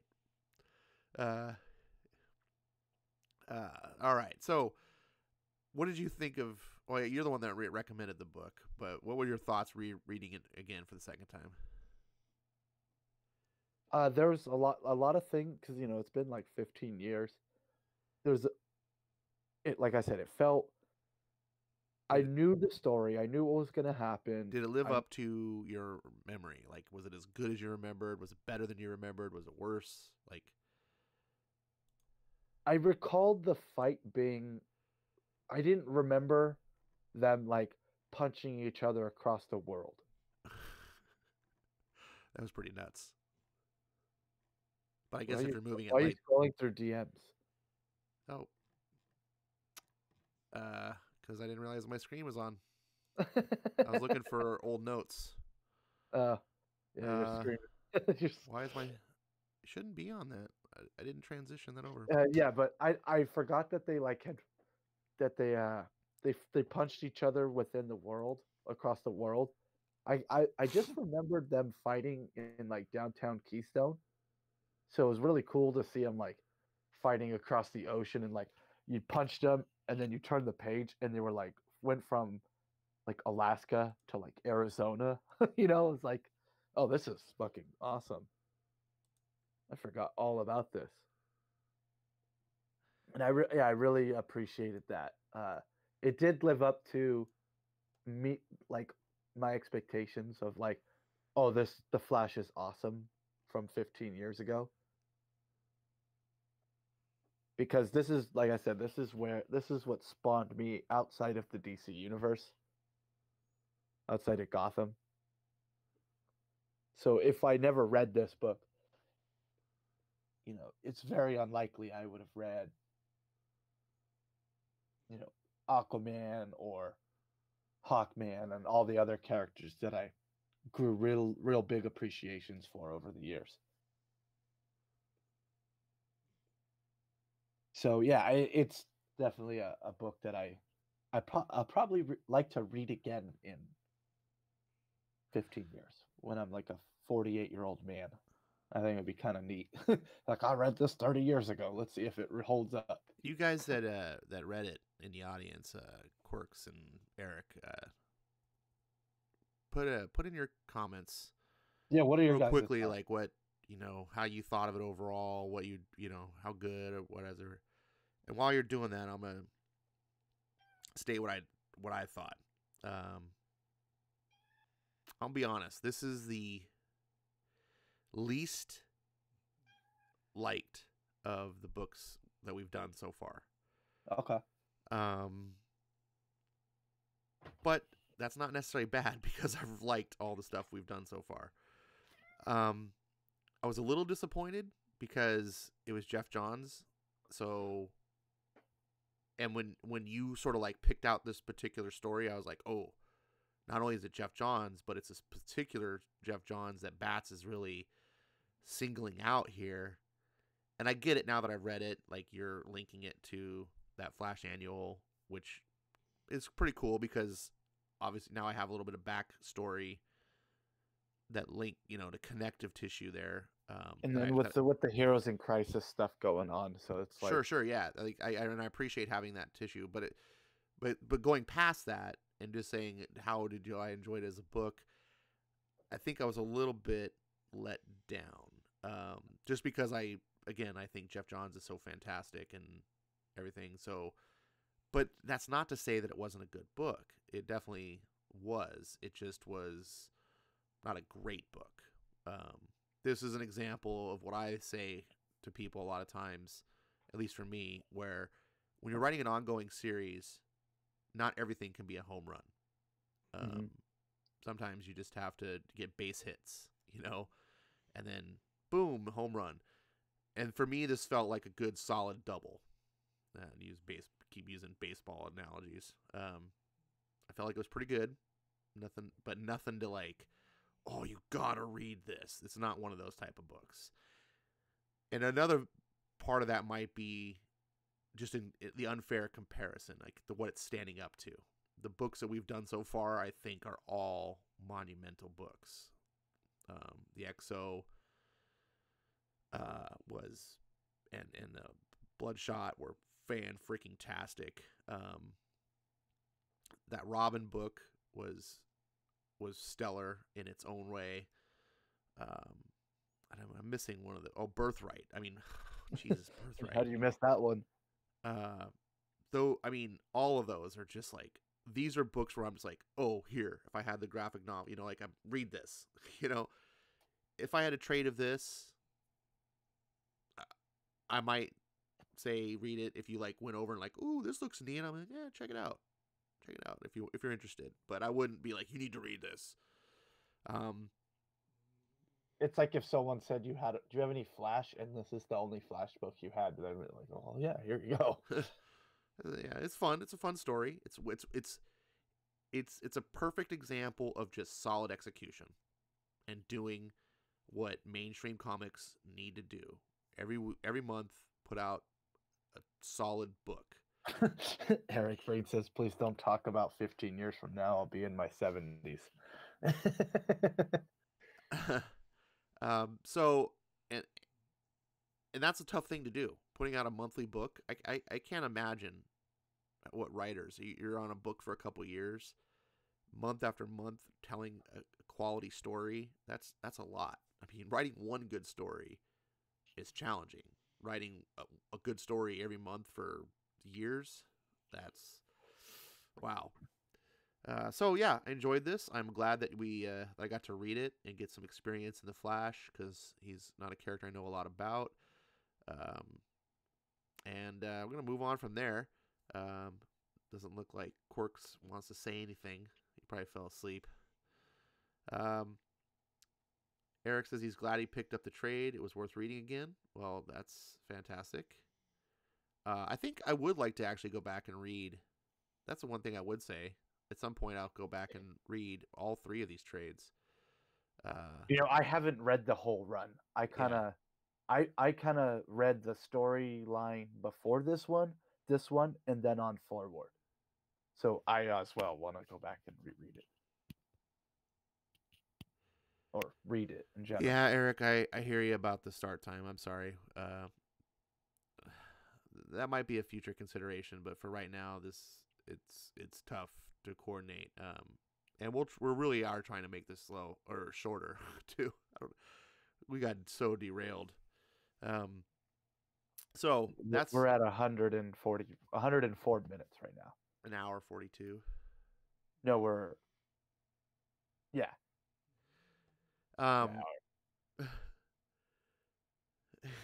15 years from now, I'll be really old then. Yeah, well, so will I, buddy. So will I. That's Flash. Quirks will be 13. Our boy Quirks was asking for the next book. He was really excited to read something new. And I think I'm going to go for something really different.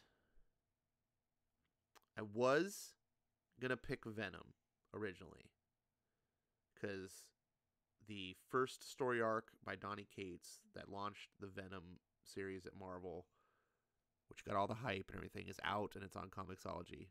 But Bats already collects Venom, and he's been reading it, and it's pretty fresh. It's not like, oh, I read that 10 years ago.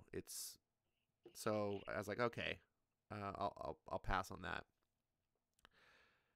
So some of the other books that I was interested in doing, he's also read. So I'm gonna go. I'm gonna pull an audible here, and I'm gonna go with a non-comic. And I think it's the right time to do it because of what's out right now. And I'm gonna pick Battle Angel Alita Volume 1. Nice. When you said non-comic, I was like, I mean, it's a comic. A novel? I'm not reading a novel. You're yes, high. You are. You'll read whatever I say. I just seen the movie and I loved the movie. The movie's awesome. I have not seen the movie, but that will make for some interesting views. Go on Tuesday. This is Discount Tuesday. This is free on ComiXology. Gotta make sure that it's not too ginormous. Mangas are usually fast reads, even if they're thick. They don't use words. Well, Yeah, and the pages are smaller. I haven't read a manga on ComiXology. It's gonna be weird. Like, do I swipe the other direction? Yeah.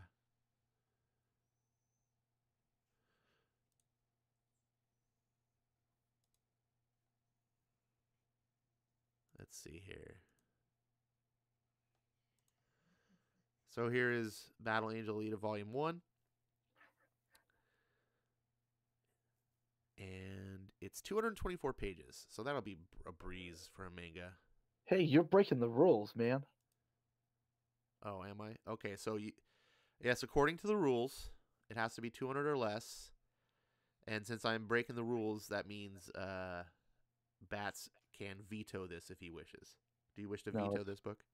no, it's fine. All right. So here we have an example of this. Yeah.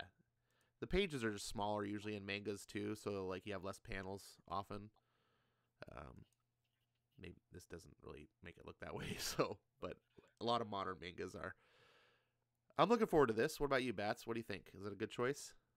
Yeah, I mean, I love the movie, and it's been kind of on my radar since the movie was coming out. I'm a big Robert Rodriguez fan, so when it said by uh, James Cameron and is it James Cameron or Spielberg?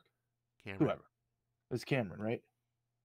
Yeah, when they were like, oh, by the producer of Avatar and the director of Sin City and Desperado, I was like, I'm sold.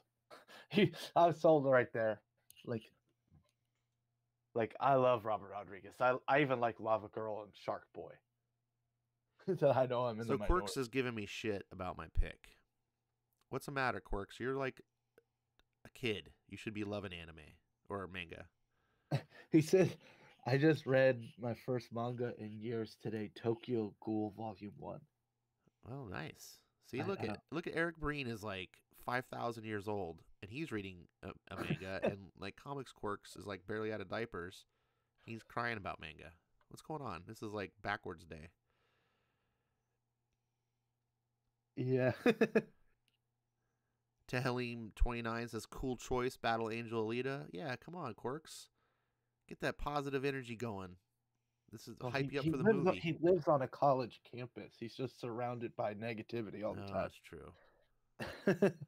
Manga is just so pish posh. You know, that sounds like a person who doesn't ever read any manga. What do you think, Bats? I totally agree. I mean, I'll be honest, there's been I'm I am a manga anime fan, but then there's times where I'm just like, oh yeah, I don't got time for that. I got too many comics. I gotta read. Quirks, you are absolutely wrong that it's all the same. That is that is so That's like saying all American comics are the same. yeah. Now That's like saying all French comics are the same. there are tropes in anime, and there are anime manga whatever. Uh, there are tropes that a lot of them follow, and many mangas will copy each other, just the way you see in Western comics. But there is originality out there. There are people doing new things, and wow. Like yeah, you can't say that Dragon Ball Z and Akira are the same thing. And Pokemon. You can, like those are three totally different areas in the same thing. It's like it's not the same. But Yeah. Well, I mean, and even then, you just named like two kids animes, right? So, or well, whatever, whichever version you're seeing it in. I would say I named a kid, a teenage, and an adult. Well, Dragon Ball Z, whatever, it evolves. It's started off as a kids thing. Sure. The Japanese manga anime market definitely does a better job identifying their target audience and marketing to that audience, right?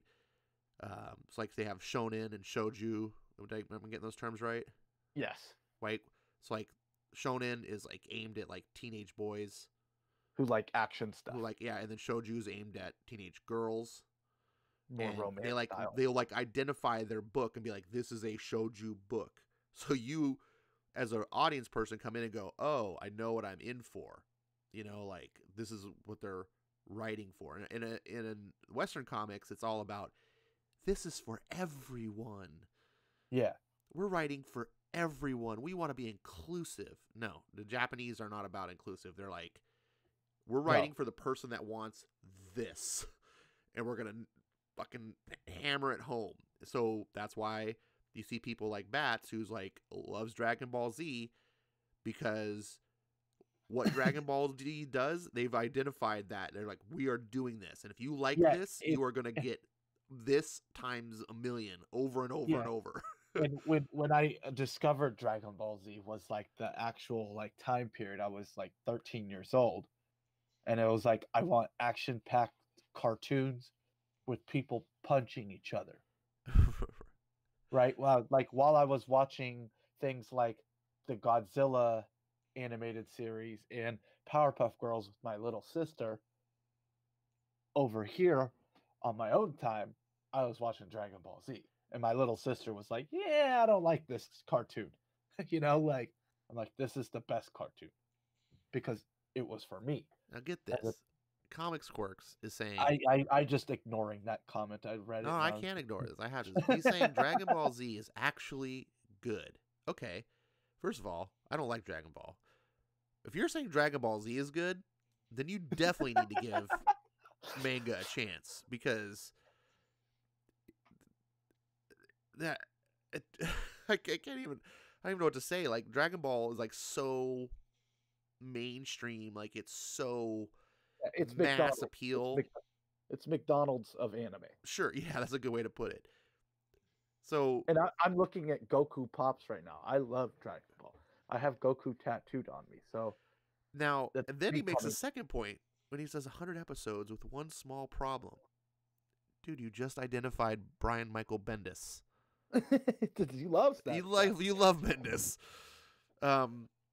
So, yep. Go watch Punching Bag the movie.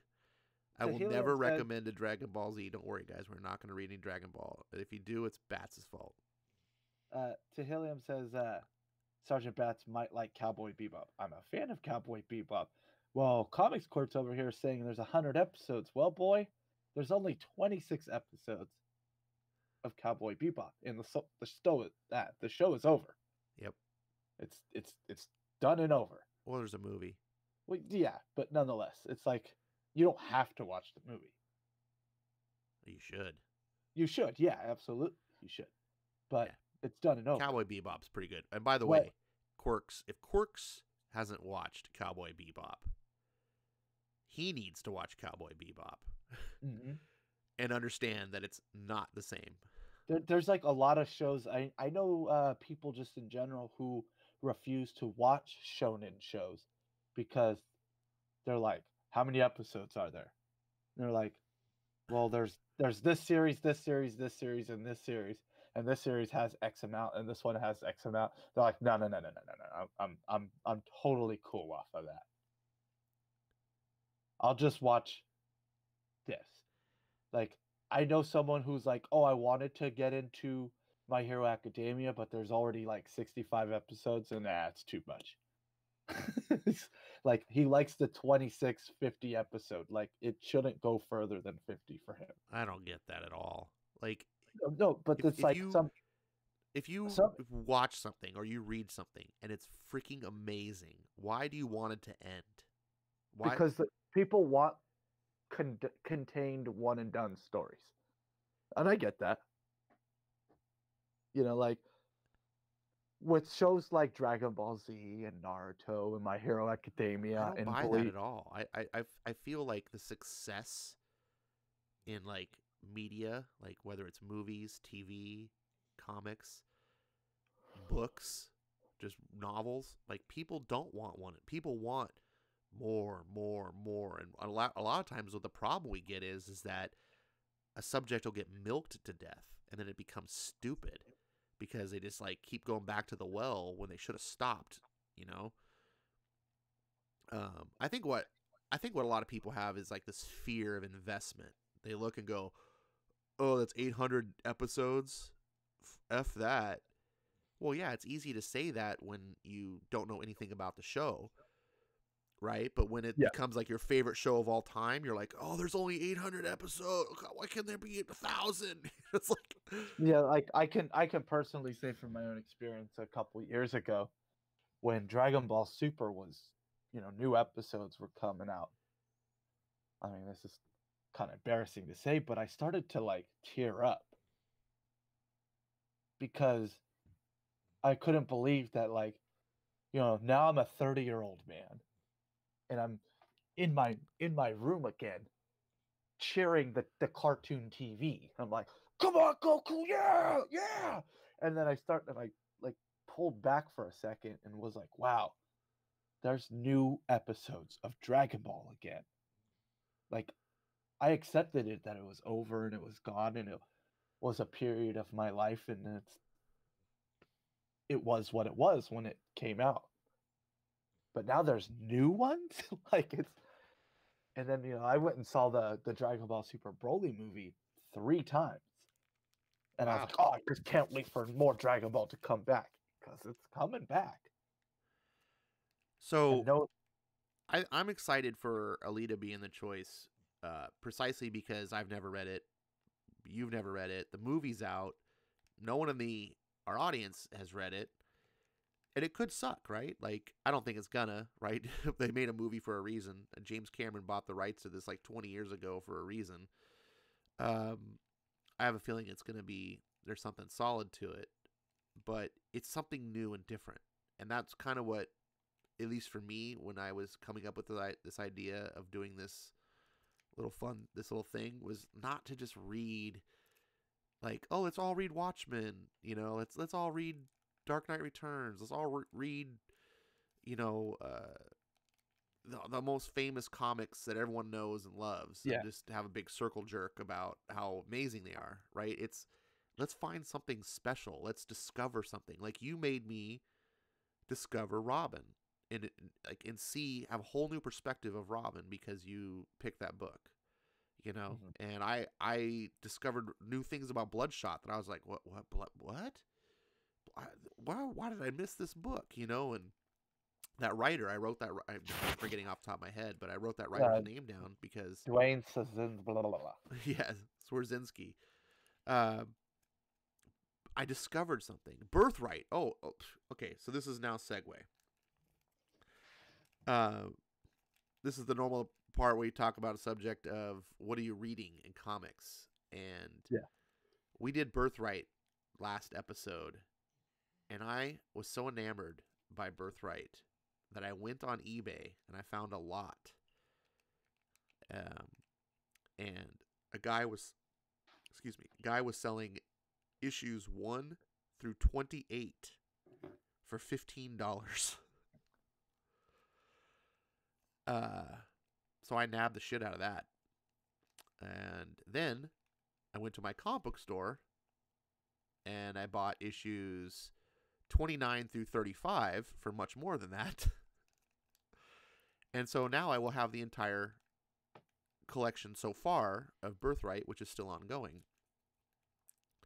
So I'm not technically reading it at the moment because I don't have them, but I am because that's one of the biggest things that I've read recently because of the show.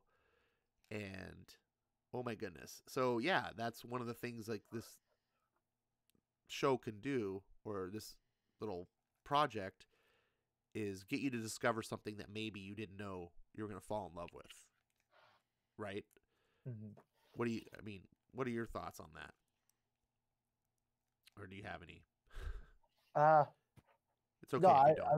no, yeah, I really like the idea of finding new things. But the problem for me is like I feel like I read too many comics, and now this is kind of why the reason I picked the Flash is because Sure. I wanted to go reread something else because I'm already reading the Flash.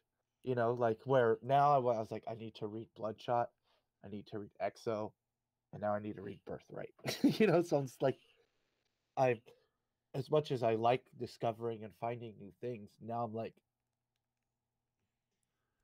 it's gonna. I like also look at it as like a future investment. I'm like, if it's not on ComiXology, I can't. I cannot add this to my pull list. I can't. Right. And that's what I've been trying to do, is pick things that don't force people to go do what I did and be like, I'm going to go buy all of Birthright, like Yeah, like I could have done that with Exo and Bloodshot, but I'm like, you know what? That entire collection is available on ComiXology for free, for unlimited. Birthright is ongoing.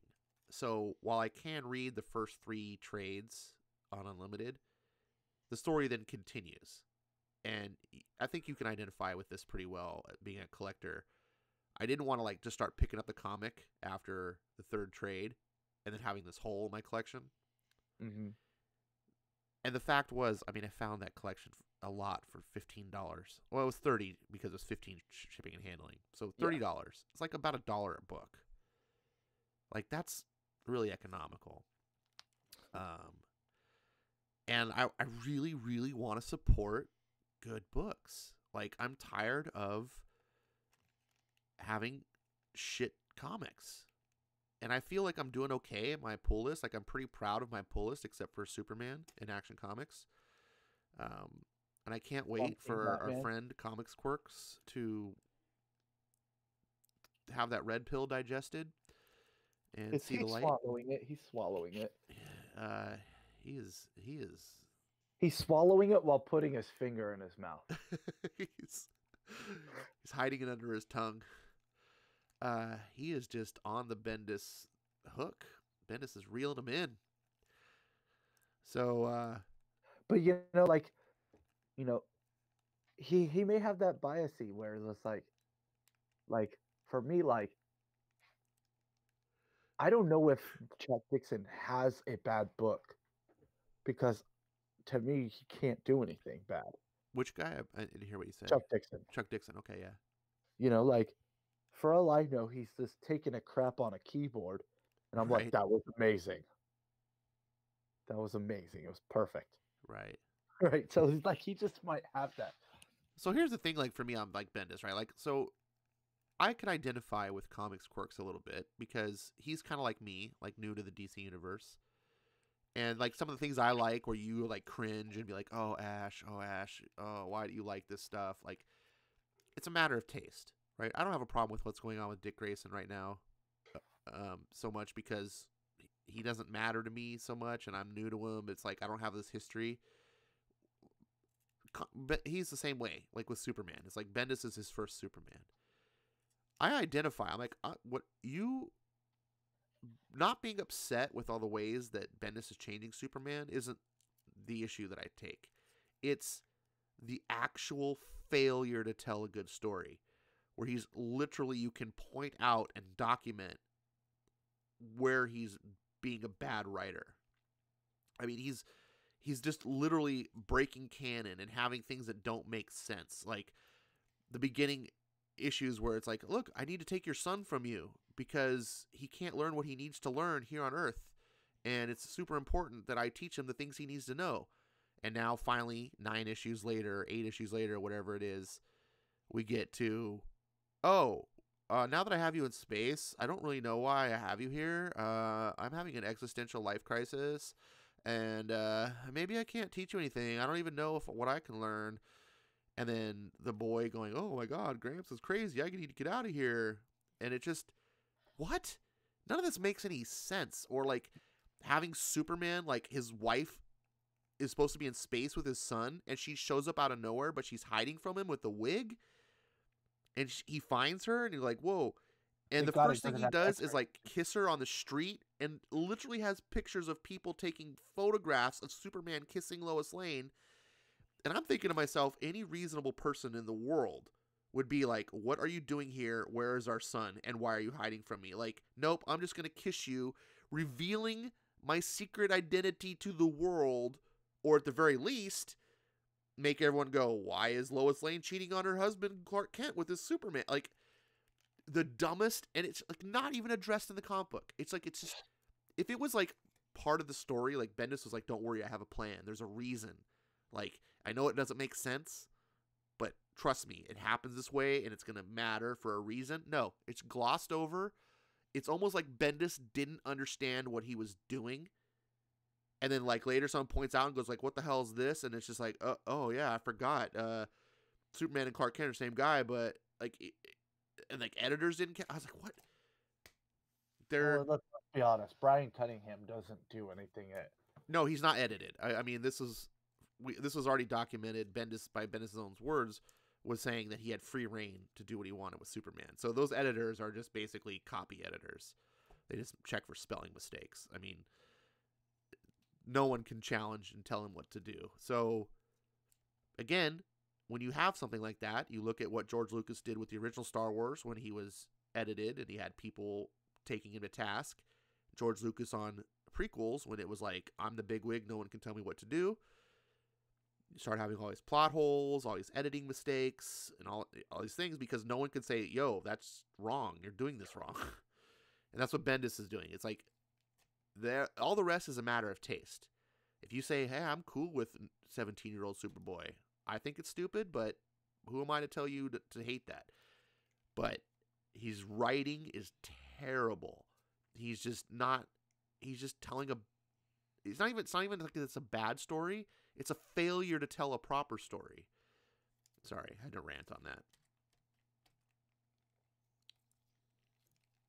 You good? Yeah, I'm good. So what are you reading? I talked to you about I'm reading Catwoman. I did a review of the last 2 issues, but like as you saw my pull list video, I only had 4 books, and I don't know. I have a compulsive disorder where I just have to spend more than $16 in the comic book shop in one given week. Well, it's like an event, right?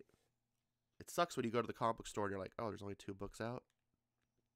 Yeah. I came all this way for 2 books. Well, yeah, and my comic book shop is essentially a 30-minute drive, but I take the bus, so it takes a little under an hour, and then the bus only comes every 2 hours. So I'm gonna get some freaking comic books to last me for the week. Like, I mean, I have thousands of other comics I could read, but I want new ones because I'm an addict.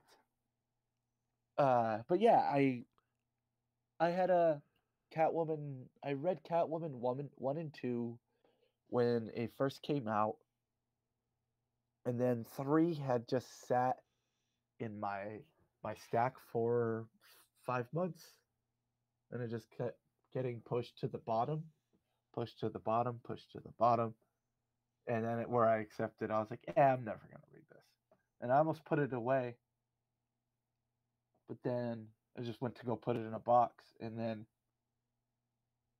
when I was in the shop, I was like, the covers had kept catching my eye every month, like the last couple of months, and I was like, I don't want to go buy a bunch of back issues of Catwoman.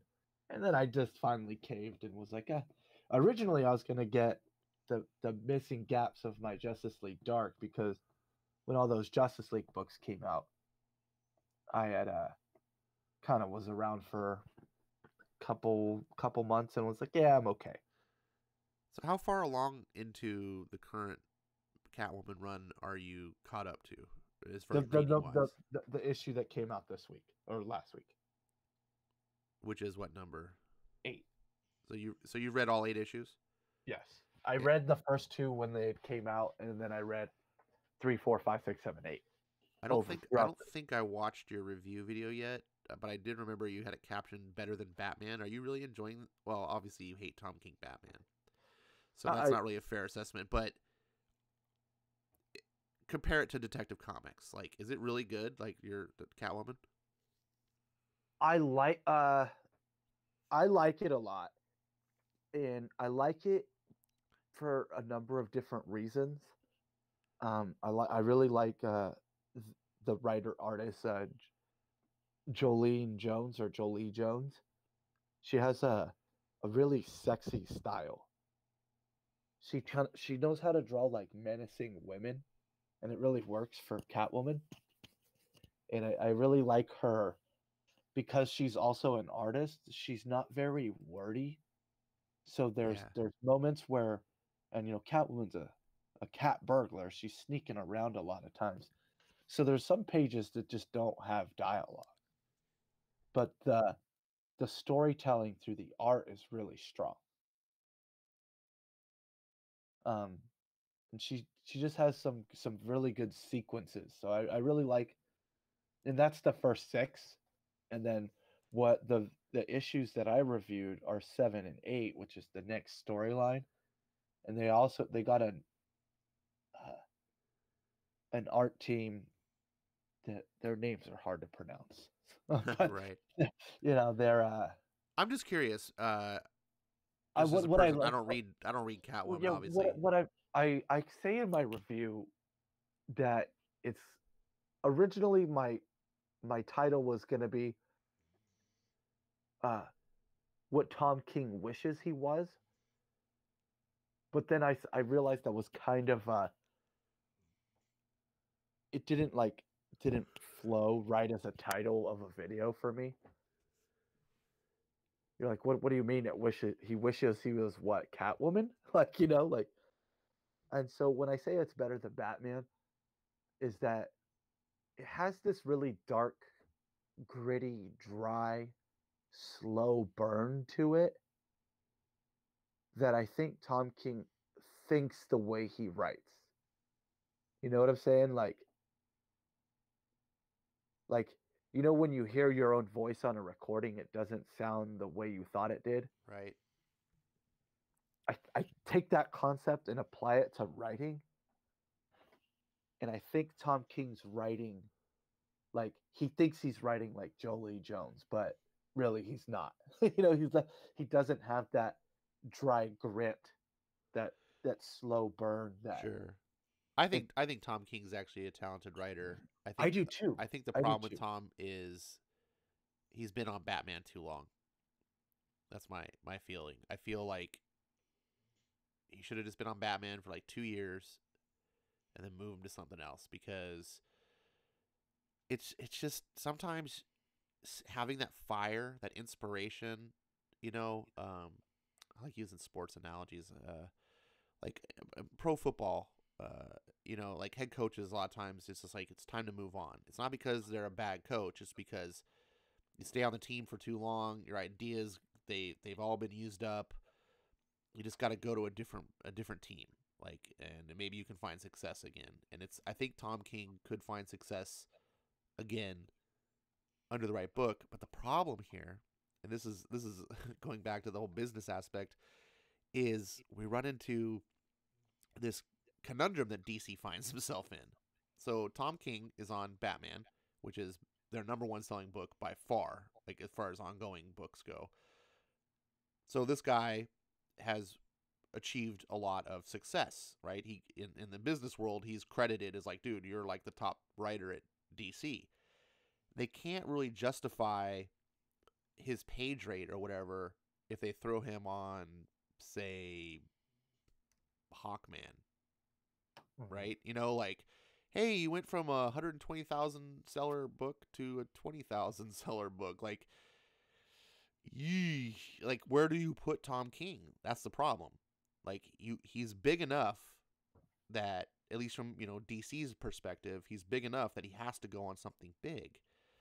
But what? I think he needs a break, personally. Well, sure, we say that as fans, but put yourself in the DC chair for a second. No, Uh, well, I think I like to put myself in Tom's chair and think, hey, um, I'm gonna do okay. I've done enough work at DC, and they're gonna keep reprinting my books. I'm gonna keep getting a paycheck. I well, think, it's not that the comic writing world is not that lucrative. well, no, but he's writing the freaking number one character in. In 2019, Yeah, fair enough. this isn't Uh, this isn't back well, in the day I, where comics sold half a you know, million. my big worry is, he's gonna go to Superman, and Bendis is gonna come to Batman. That's my big worry. I think that's what's gonna happen. Okay, that's an interesting topic. Though, would it Excuse me. really would that really be so bad? I mean, I it mean, couldn't be considering any we worse. already have Bendis and Tom King on a Superman and a Batman, like it's already they're both in Batman. You're just Mhm. flip flopping them, so it's not like we're getting one from nowhere. I think Bendis might do better on Batman. I I think think he would too. I think Tom King would definitely do better than Bendis on Superman. But did you read Tom King's Superman story in 1000? No. Oh, it was atrocious. Well, I don't like to judge people like that though, because Well, I mean, I sometimes haven't, writing a single short story like that is tough. and they're both doing. Tom King's writing a Superman story in the Walmart books, and Bendis is writing a Batman story in the Walmart book. So there's both these Tom King Bendis stories that I haven't been reading because those comics are not available in my local Walmart. Right. So I don't know what the hell's going on over there. Tom King Walmart book is bad. It says Comics Quirks. Yeah, that's just the problem, right? It's like Telhalim says keep Bendis on Jinx World. Well, that'd be nice, except Jinx World doesn't sell for shit, and Bendis needs to make the money. And DC brought him over, presumably under some big sort of contract, promising Bendis the world, and Mm-hmm. they can't just throw him on Jinx World. Jinx World is more of like that was That's probably just like a their own side stuff. deal. Like Bendis is like, I'll come, but I also want to Like, be able to bring my creator own stuff over here too. And they're yeah, like, I want all you guys right, to front the bill for my creator owned stuff. yeah, like that's side project. Yeah, what do you do with Bendis? I don't. They're both Bendis and Tom King are an issue.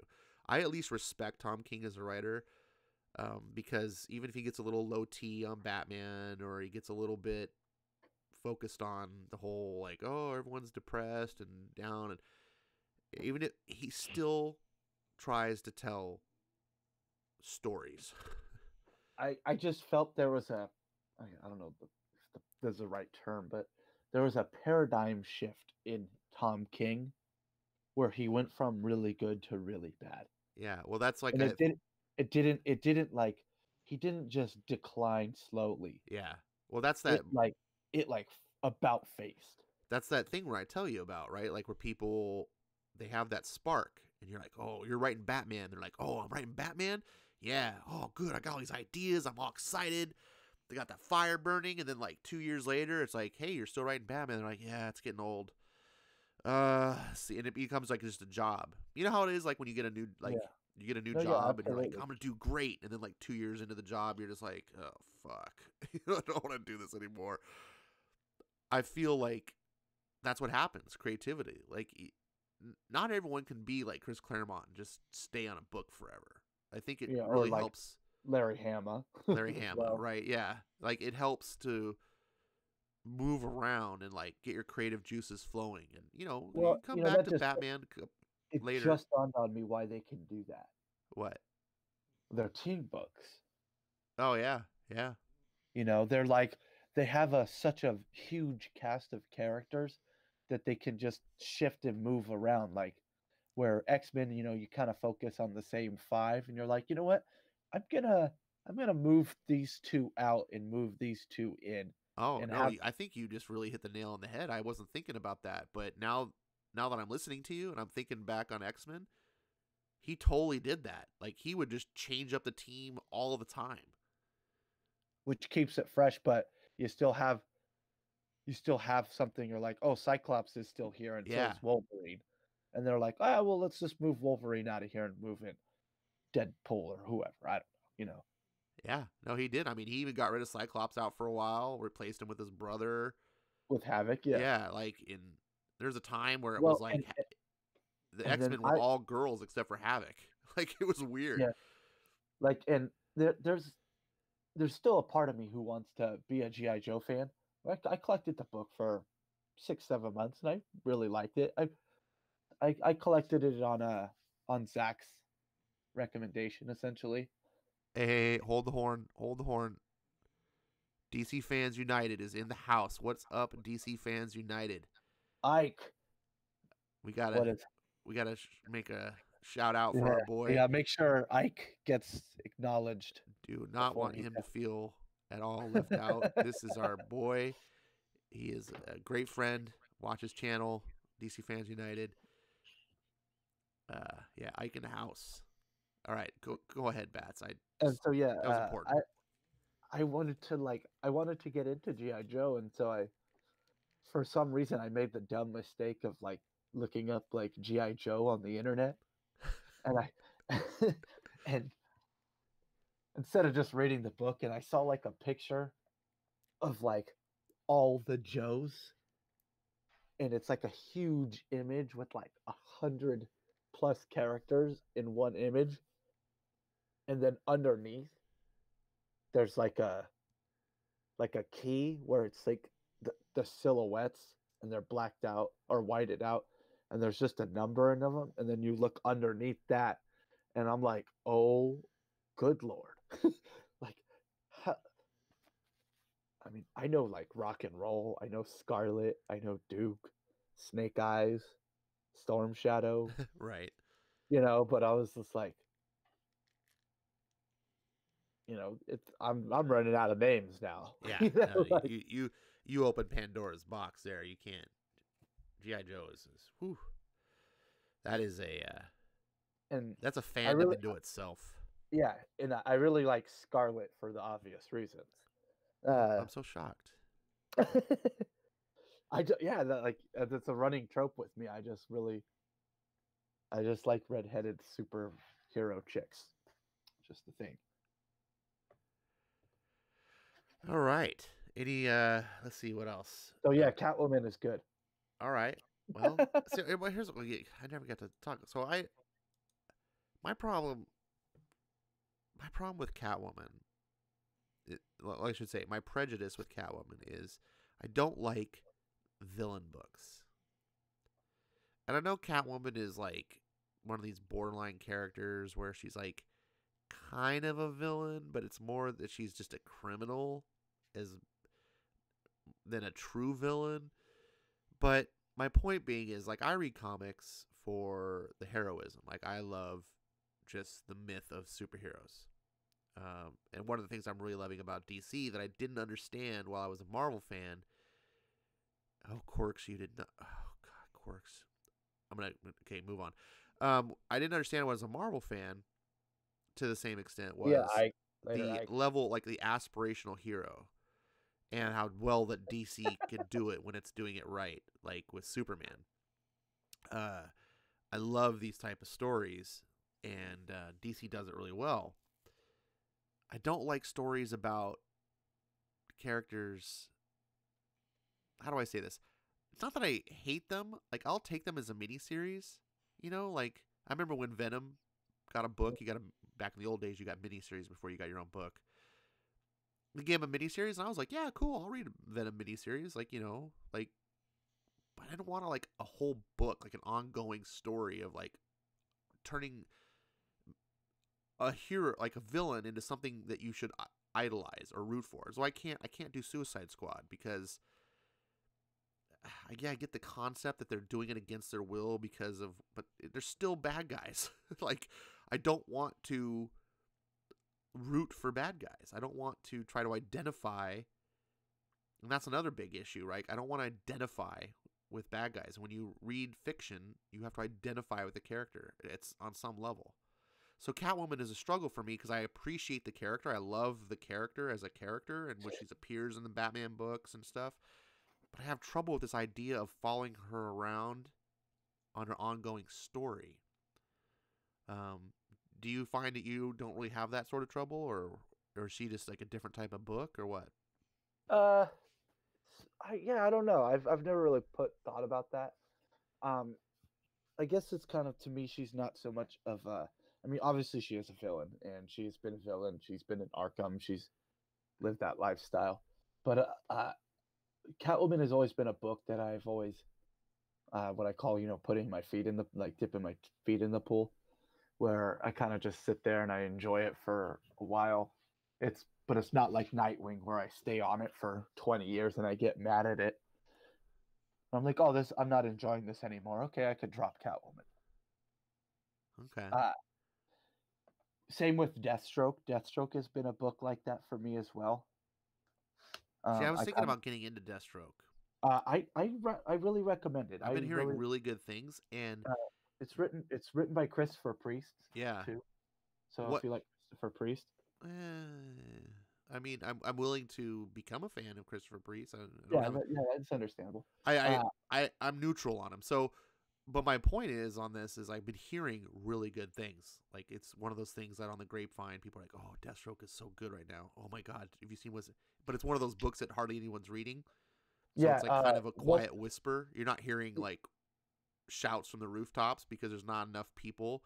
yeah. And from what I'm getting So, from the so feedback is, hold on your thoughts a second, uh, is that Deathstroke, and maybe I'm wrong, but I'm hoping I'm not, is that they're making Deathstroke less of a villain and turning him into more of a hero. And if that is true, if they're finding a way to change his story and say, look, yes, he used to be this cold-hearted mercenary, la la la, but he's now on the hero's path. I want to read that story. I want to see the story of, got it. Thanks, Rob Liefeld. Slade, it's Slade Wilson, right? yes, Uh, not Wade Wilson. God, that's so on the nose. Deathstroke, Deadpool. What do you do in a pool? Oh, you stroke. Yeah, Wade Wilson, Slade Wilson. But I want to see this character. I would love to see this character turned into at least a dark hero, right? Like a more than an anti-hero, well, maybe an anti-hero is fine, but a hero, not no longer just I just do this for the money, I'll kill for money. Like if you want to do that, fine. I mean, I'm not, but I'm interested in the hero book. If they're doing that, I think I might check it out. It's kind of so. It's kind of it is that and it isn't that. That makes sense. Like, Yeah, I'm worried because DC doesn't ever have the balls to like really do that because they upset the fans and then fans cry and be like, "That's so not our Deathstroke," and then they go and they just put him. so Deathstroke is a character who's kind of kind of had a Marv Wolfman, his creator, wrote his book for like 100 issues and like no one read it. You know what I'm saying? Right, It's like, but it's one of those books. He has a like you what you think Nightwing is. He has a book just because he has a book. right, Same with kind of Catwoman. Then they get canceled, but like Catwoman and Deathstroke are strong enough characters within their own universes to have their own book for X, you know, for as long as it's like profitable for DC to just be like, oh yeah, you want to tell a 60 issue story with Deathstroke, Marv Wolfman? Yeah, whatever, go ahead. Yeah, you have your endless followers of you, so yeah, the book will sell X amount of books every month. They'll be fine. Like so. And I have one of my old roommates. He, for some reason, is obsessed with the DC villains, and he's like, I want to read Bane and Deathstroke, and I'm like, all right, whatever. Like, you don't want to read like Batman or Teen Titans? Nah. All right, whatever. Okay, I guess if that's what you want to read. Well, some people like that. They like No, reading yeah, bad guys, which yeah, I and just don't get. he's that dude. Yeah. Like he is that dude. And so for a while I was collecting them for him, and then once 3 months goes by and I'm like, hey, have you read those Banes or Deathstroke? And he's like, no, not yet, I'm gonna get to it. I'm like, no, you're not. Like these are monthly books. These aren't like books that come out every 2 weeks. And you haven't read like any of those 6 books in 3 months now. So, but while that happened for me recently, like 2 years ago, I was, buying Deathstroke for him, but I would read it first and then give it to him. And then they were like, "Oh, crossing over in Teen Titans, Deathstroke." And I was like, "Well, crap. It's tying into the book I'm already reading. Well, I'll just give it to his name is Zach. I was like, I'll just give it to Zach." And then I was like, "No, I ain't gonna give him half of the story. No, this is my story." And so I just kept it, and I just kept buying Deathstroke for myself. Right? And now I see that they're gonna do a Teen Titans Deathstroke crossover coming up again. And I'm like, ooh, I like Deathstroke Teen Titans crossover. So I might dip back in. So I don't really have a problem with the villain books because I like the characters as anti-hero villains. Like Deathstroke's a hit for hire. He's not out to. Well, Deathstroke, I don't believe ever was a true villain. He's been used as a villain, Yeah, but more as an enemy of a hero than an actual villain.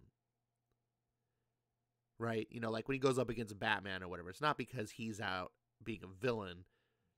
It's because someone hired him to kill Batman, or he's just the conflict. So Deathstroke is kind of always been a little bit different. And so has Catwoman. She's Yeah, I guess. She's she's a crook, but she wants to do the right thing. She's not teaming up with the Joker and Penguin and Two-Face. She actually hates those guys, So it kind of works. And because, they all know that she has relations with Batman. My thing with Catwoman is I would be interested like in if someone wrote like a really solid like 6-issue Catwoman story. I would be like, "Oh, I'm interested." Like I like the character a lot. She's one of my favorite Batman rogues. I kind of actually miss her being a rogue. Right? I kind of miss her like now being essentially a Batman. Now she's an ally. It's like you never see Batman versus Catwoman. That's kind of a bummer. But I don't see her. I have a very difficult time seeing an ongoing book with her. It's like, how much story is there for Catwoman? I mean, I collected the New 52 Catwoman from 25 all the way to like 50. So I collected it for 2 years. Right.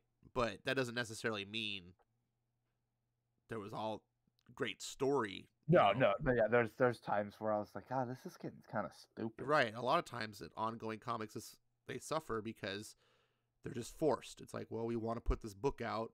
Let's just make some shit up, just have a story. Yeah, but if Catwoman ends at issue 12, I'd be like, that was awesome.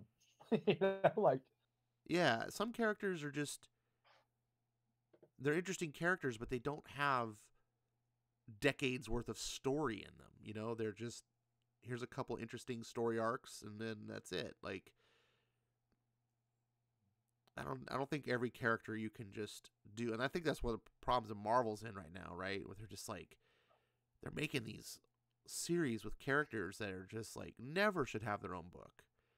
Just like, I can't believe like Iceman, after it failed, they launched it a second time. It's like, there's a reason why back when X-Men sold more comics than any other by far, that Marvel still didn't make an Iceman book, right? There's a reason why Cyclops didn't have his own book, or Storm didn't have her own book. Like, they're worthy of a miniseries.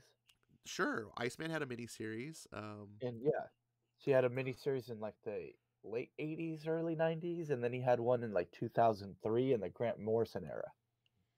Yeah, like during the Jim Lee era, the only characters that had a miniseries, Iceman did have a miniseries. Wolverine got a miniseries. I think Storm got a miniseries with Thor. Like it was a crossover story when they were like trapped in Asgard. I can't remember. So it wasn't even like a full Storm story, if I'm remembering correctly. But that was it. Like they didn't do much. And now it's like, hey, let's throw the Wasp out there with her own, like her own book. What? Why does Wasp have her own book? Yeah. Certain characters don't elicit like they're not headliners, right? They're good supporting band members, right? But they don't get a solo career, and you have to identify those characters properly, I think, and Marvel's not doing that very well. Well, I think what both Marvel and DC suffer from is they're like anthology books don't do well. Well,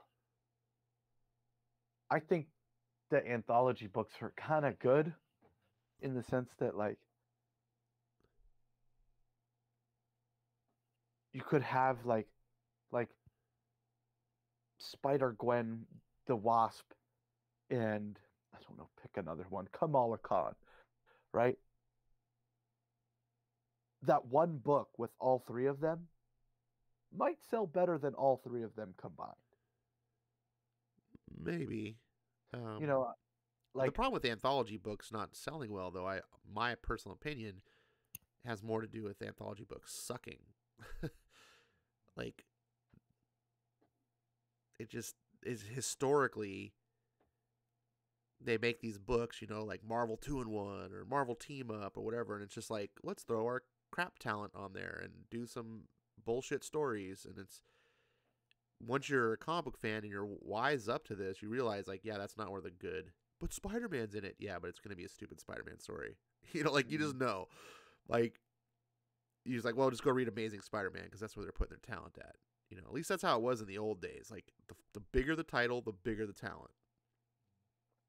yeah, they what was the one they did recently? It was like a Marvel Presents, and I like looked through the talent and I was like, wait, there's a Innocenti Wolverine story in here? Oh, that's crazy. Like I'm kind of curious about this, but not for $5 curious. Yeah. So, Hey, Jason Black joined us. Shout out to him. He says he ended up going with a Batman after Michael Turner from the Supergirl book in the early 2000s. Turned out really well. I have to get my sister to take a pic for you.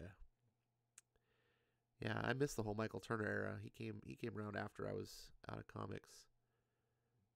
I'm confused what he's talking about though. So I ended up going with Batman. Going with Batman. Which did I miss a comment here? It's a mystery. It is. Eric Breen says Wolverine's miniseries was 1982. Wolverine and Kitty Pryde had one in 84 or 5. Nightcrawler, Iceman, and Beast. Look at there. Freaking Yoda comes out. All right, so obviously I missed a few. But even still, right? Like Dazzler, I believe, was a one-shot. I don't think she had a miniseries, but he's probably going to correct me. Yeah. Comics Court says, "Hey, what about Badger?" Yeah, what about Badger? I was just looking at those books of. I was like, I need to get up on some Badger Yeah, again. what's going on? He started off real strong, and then it was just like, pff. Crickets. You're like, oh, he found Catwoman. Damn it. That first Badger review he did. If you guys haven't seen his review of Badger #1, go watch. That's one of his best videos, in my opinion, and it's really good. You don't have to know anything or even care about Badger, but you probably will care about Badger after you're done. It's a little like dated Comicsgate too, because I read it because of like I had it, but it was like something that happened that day on Twitter. It was like, ooh, I'm gonna support Mike Barron. Like yeah, I remember. Eric Breen says it was called Beauty and the Beast. 5,000 years of comics book Yeah, I reading. seem to remember that now. Yeah, I remember it because I was organizing it in the some X-Men books in the store. No, I was organizing the letter B books. I gotta tell you, man, you make a good point. When I was back in the 80s and 90s, I knew my comic shit. Even if it wasn't, I didn't read DC, I was able to follow along a lot of stuff just because I worked in a comic book store. You know, Hmm. I knew all the books because you file them in the back issue bins. You know, it's like you know what's happening. Yeah, Nowadays, I feel like I just even if you just like look at the covers and you're like, "What's going on in here?" You kind of just right. thumb through an issue real quick, and you're like, "Oh, oh, it looks like what's this? The Storm Blasters are showing up in this this new episode of X-Men that I'm not reading. Cool. I know someone who likes the Storm Blasters. I could sell this to him when he comes in next week. You know, like yeah, it's a weird thing. Yeah, I'm now that Eric's mentioning that, I do kind of remember these series. Um, but when I was see, I was really young when I got well, not I mean I was a teenager when I got in 13 years old when I got into X Men. So of course I went back and found Wolverine. Right, that was my boy. Wolverine was Why my would you favorite do that? character. But Kitty Pryde, I was like, I'm not getting a Kitty Pryde miniseries. Are you kidding me? Like I was like, Iceman miniseries, stupid. He's not even good enough to be in the X Men anymore. Like, why do I care? I used to actually think Nightcrawler was stupid. He grew on me. Oh my. Yeah, in the beginning, I thought he was stupid, but then as I was reading the I, comics I'm more, I I'm curious. Who are your five favorite X-Men characters? Wolverine number one. Okay. Now, a caveat here: Wolverine pre Bone Claws. Okay, Okay, that's fine. That's fine. they have done so much bullshit to Wolverine in the 25 years since I got out of that. Like, I don't even recognize the character anymore. But the character Okay. that was before that, as established by Chris Claremont and Frank Miller. Um, I'm sorry. Did you put something in your mouth? I couldn't hear you. yes, I put a Frank Miller. I just like saying Frank Miller is my favorite guy. But anyways, his Wolverine miniseries, I think, defined just like he always does with everything. He defines the character. So that was number one. Number two is probably Nightcrawler. Number three, want to say, What's number two? I missed that. Sorry, I was reading the comments. oh Jesus, Nightcrawler. Okay, Nike. I thought you said number three. No, number two is Nightcrawler. This is tough because I haven't like thought about this. So, um, number three would probably be, I don't know. You know, I really liked Havoc. He didn't like get a lot of X Men play, but I really like that character. So I'm gonna say Havoc. Number four, let's say Peter Rasputin. Colossus. I know Colossus. Yeah. Well, you know, just other people. I'm not just talking to you. Okay. And number five, let's say I'm gonna say Rachel Summers. Jason Black, yes, I'm into dudes. Uh, so as a boy, I identify more with boy characters, so it's common that I'm gonna. Storm is my least favorite X Men. My least favorite of the primary X Men. I don't have a problem with like Jean Grey's a oh, I'm the 14-year-old girl and I'm so scared of being one of the X-Men and I can walk through walls. I need to be saved all the time. As a Yeah. boy, I See, was like, all right, whatever. Like I just like I don't identify with you. Like that wasn't cool to me.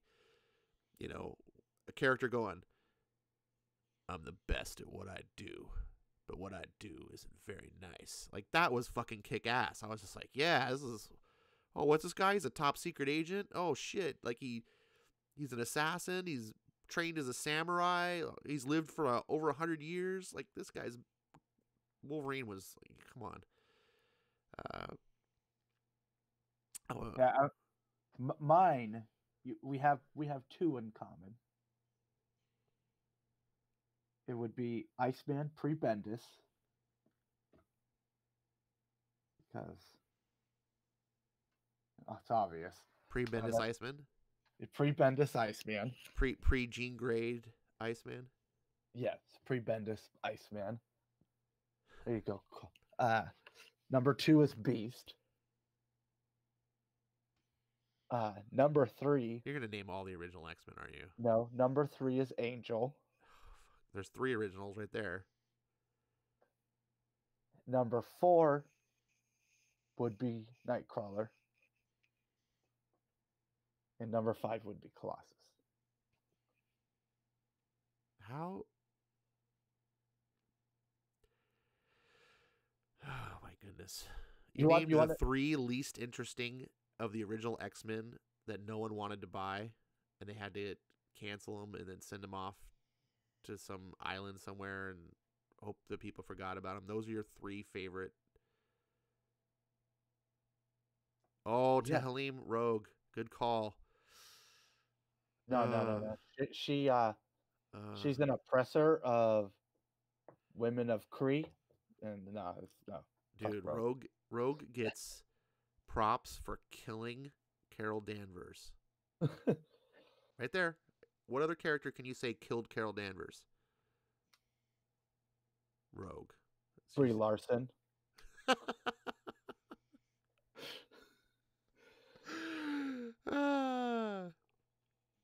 Yeah, Rogue is cool. I'm going to say Rogue is my number 6. But Rachel Summers, man, that is a character. So when I got into comics, when I got into X-Men, I started actually collecting it. Rachel Summers was like just hitting. That's Magic with a K, right? Magic with a K? That's what are they calling her now? Prestige, right? What? She's not Magic anymore? No, she's Prestige. For F's sakes. Rachel, she's Jean Grey, but she got like. Oh, that's Rachel Grey. Stupid. Because you can't take the man's name. That's misogynist. Don't you know this, Bats? You can't be Rachel Summers. Because Jean Grey don't go marry no Scott Summers. No, she didn't, technically. Dumb.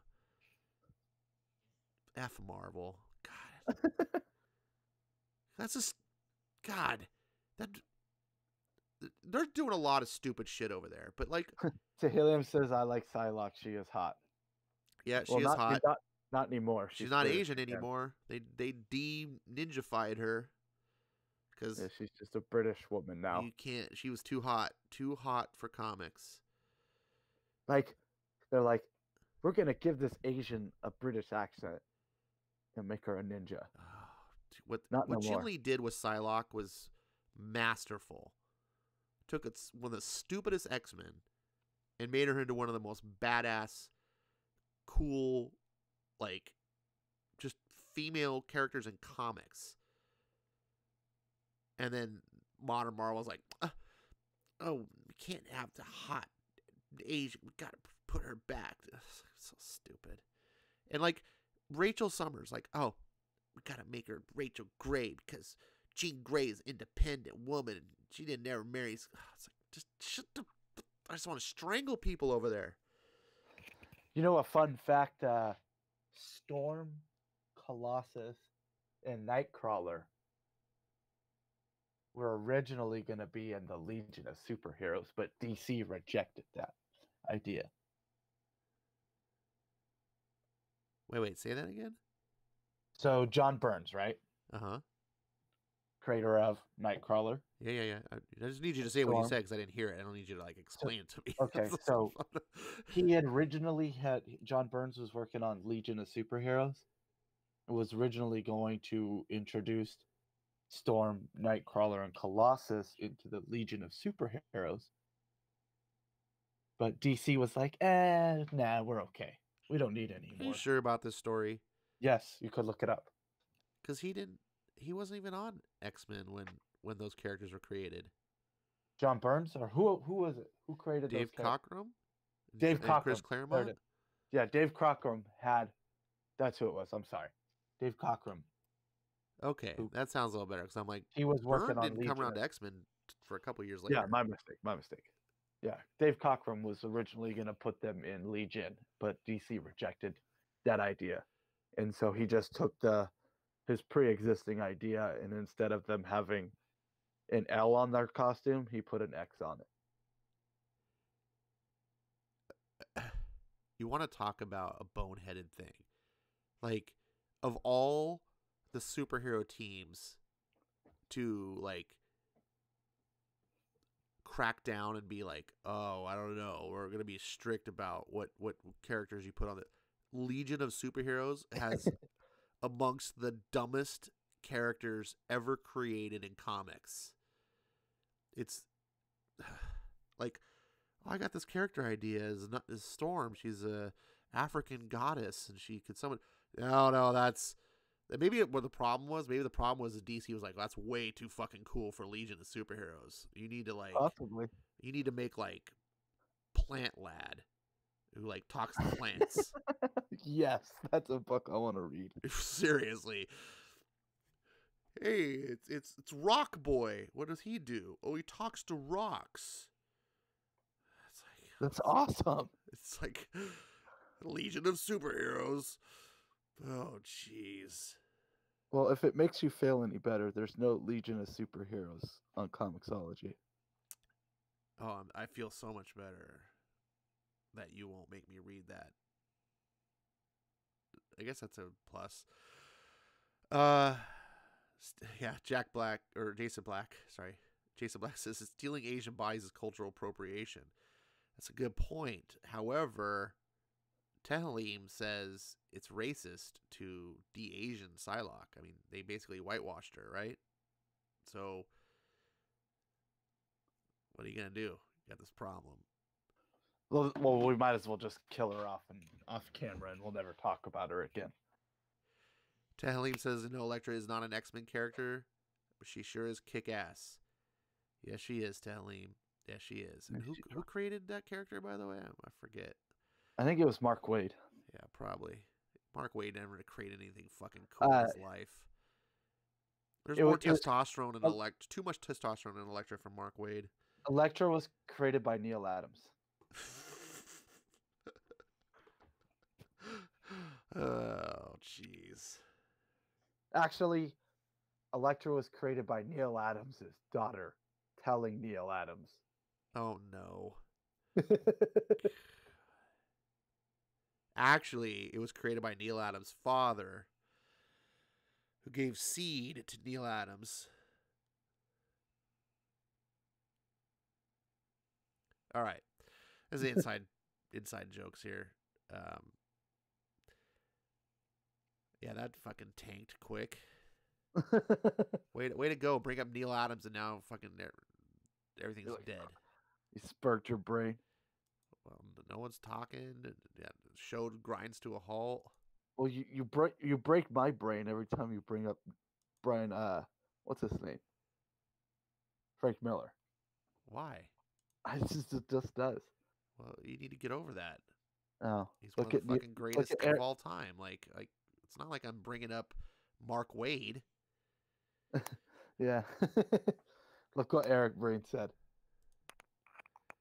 It was Frank Miller that did. Yeah. Oh, sorry. Neil Adams created Frank Miller. Well, Neil Adams says to not credit him for Frank Miller. So that's from Neil Adams' mouth. Responsibility. Yeah, well, that's crediting. Yeah. Neil Adams says he's not responsible for Frank Miller.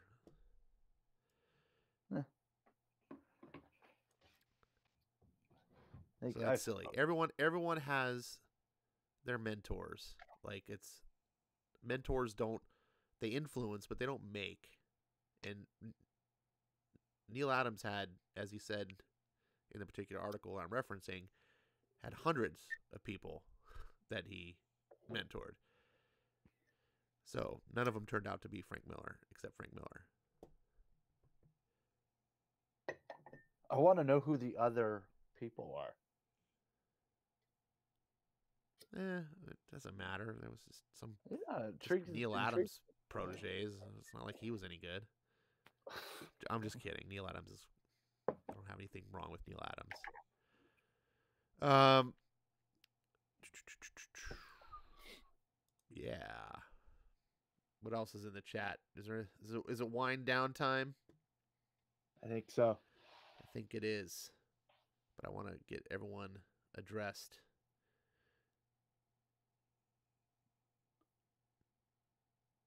Oh. Dude, you really fucking killed it with the Neil Adams. Like, it just I'm died. sorry. My I'm brain sorry. just fucking shut down. I don't even hate Let's Neil see. Adams. I mean, he's fine to me. He's this old dude.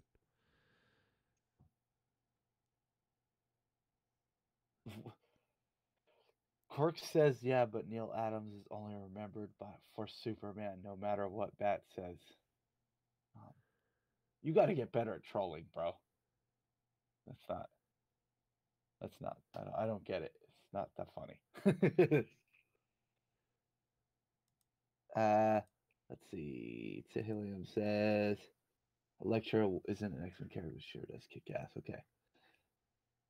Jason Black says triple dots. Dylan says, remember Neil Adams isn't Brian Michael Bendis. I don't even know what that means. Well, Neil Adams is an artist anyway. So is Brian Michael Bendis.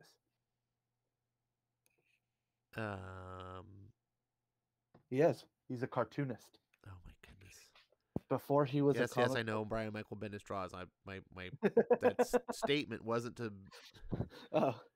Is like I've seen his art. He's not an artist. Oh, that's subjective. I mean, there's a reason why Brian doesn't draw comics. Let's just put it that way. Sure. Right? There's other people out there modern that do a little bit of drawing in their free time. They know better not to actually try to draw. Jason Black says quality content here, guys. Yeah, serious. Sorry about that. If you made it this far, though, I mean, you got your money's worth. Comics Work says, why don't you like Jason Aaron? My answer is because I read him. I said, I read his work. Who's Jason Aaron? Why does that guy have 2 first names? Oh my God. Some of the worst writing I've ever seen in my life came out of Jason Aaron. Oh. If you go back in early Sergeant Bats videos, you could find some Jason Aaron in there. I bet I could. He's probably. I don't recommend it though. Yeah. But some people some people can put out good work, right? Tom Taylor wrote Injustice, and by all means, Injustice is a fine book, right? It's gone on forever. It spawned a sequel. What I've read, I think I've read like the first couple issues of it. If you were to not told me it was Tom Taylor, like I mean, I would have never a million years guessed. Then I go read X-Men books and I'm like, what the hell is the same guy? Yeah, so he wrote a good Batman story. So I'm not gonna say Jason Aaron's a bad writer. He may have put out some good stories out there somewhere.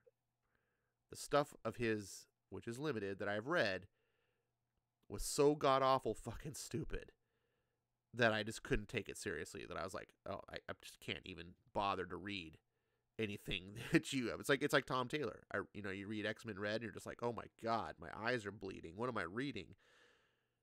Clark says Jason Aaron is the best writer at Marvel, Thor, Avengers, and Conan. Yeah, but just because you're the smartest retard in special ed doesn't make you important. Oh my God. We're not supposed to call them retards, you retard. Just doesn't. Yeah, just because you're the smartest retard in special ed doesn't mean you're smart. Just because you're the smartest person with a learning disability. That doesn't ring off the tongue. Yeah, I mean, saying you're the best writer at Marvel is like saying it's like the best instant ramen Huh? that you can Yeah, buy. Like, I'm the best fry cook at McDonald's that we got. It's like, all right, bro, right on. Yeah, you scoop those fries. oh. No one puts the right amount of salt that I do. Everyone puts too much salt. I put the perfect amount every time. Hey, now a fry cook's an honorable profession. No, as one who works in the food industry, I agree. Um, But not a McDonald's fry cook. why? Because it's McDonald's. That's what I'm saying. I'm not knocking someone. If someone wants to work at McDonald's, well, I don't think anyone wants to work at McDonald's, but if they do, they're working for their money. I'm never gonna knock Absolutely. anyone for what job they do. But yeah, I'm just trying. I can't even think of an analogy bad enough. I'm trying to think of just something that's just crap, but I can't. It's too late.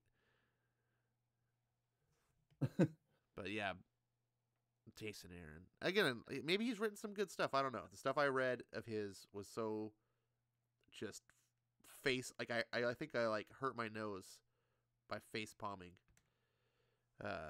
Jason Aaron is the cleanest tap water in Detroit. There we go. Flint. It's the best tap water. There, I got it for you. I was trying to think of one. The too. best tap water in Flint. Yeah. Oh, jeez. Yeah, like, God, I read some excerpt when he was writing the female Thor, and I was just, God, it was so bad, Bats. So bad. I'm going to have to read that on air sometime, actually, for Comics Quirks enjoyment.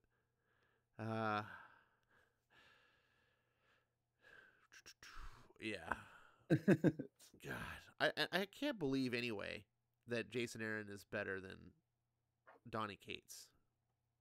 So I have read Donny Cates' Venom up to like 7, and his first few issues of Cosmic Ghost Rider, and I can say with the 6 issues of Avengers I had read, that doesn't do it for me. Who doesn't do it for you? Jason Aaron. Oh. It's just like there's nothing. He's kind of like no one ever goes to like the like, oh, you know what, I feel like a chocolate bar. Whoa. Comics Quirks, that should do it. That Comics Quirks says Donny Cates even says that Jason Aaron is the best writer in comics. Yeah, but that Donny right Cates there should show you that Donny Cates either A, doesn't know what he's talking about, or B, is lying. Jason Aaron is not the best writer in comics, much less in the top 10 writers of comics. Like that's like me and Ash going, oh yeah, Ash is the best comics book channel on YouTube. Right. No, that's just a friendship bias.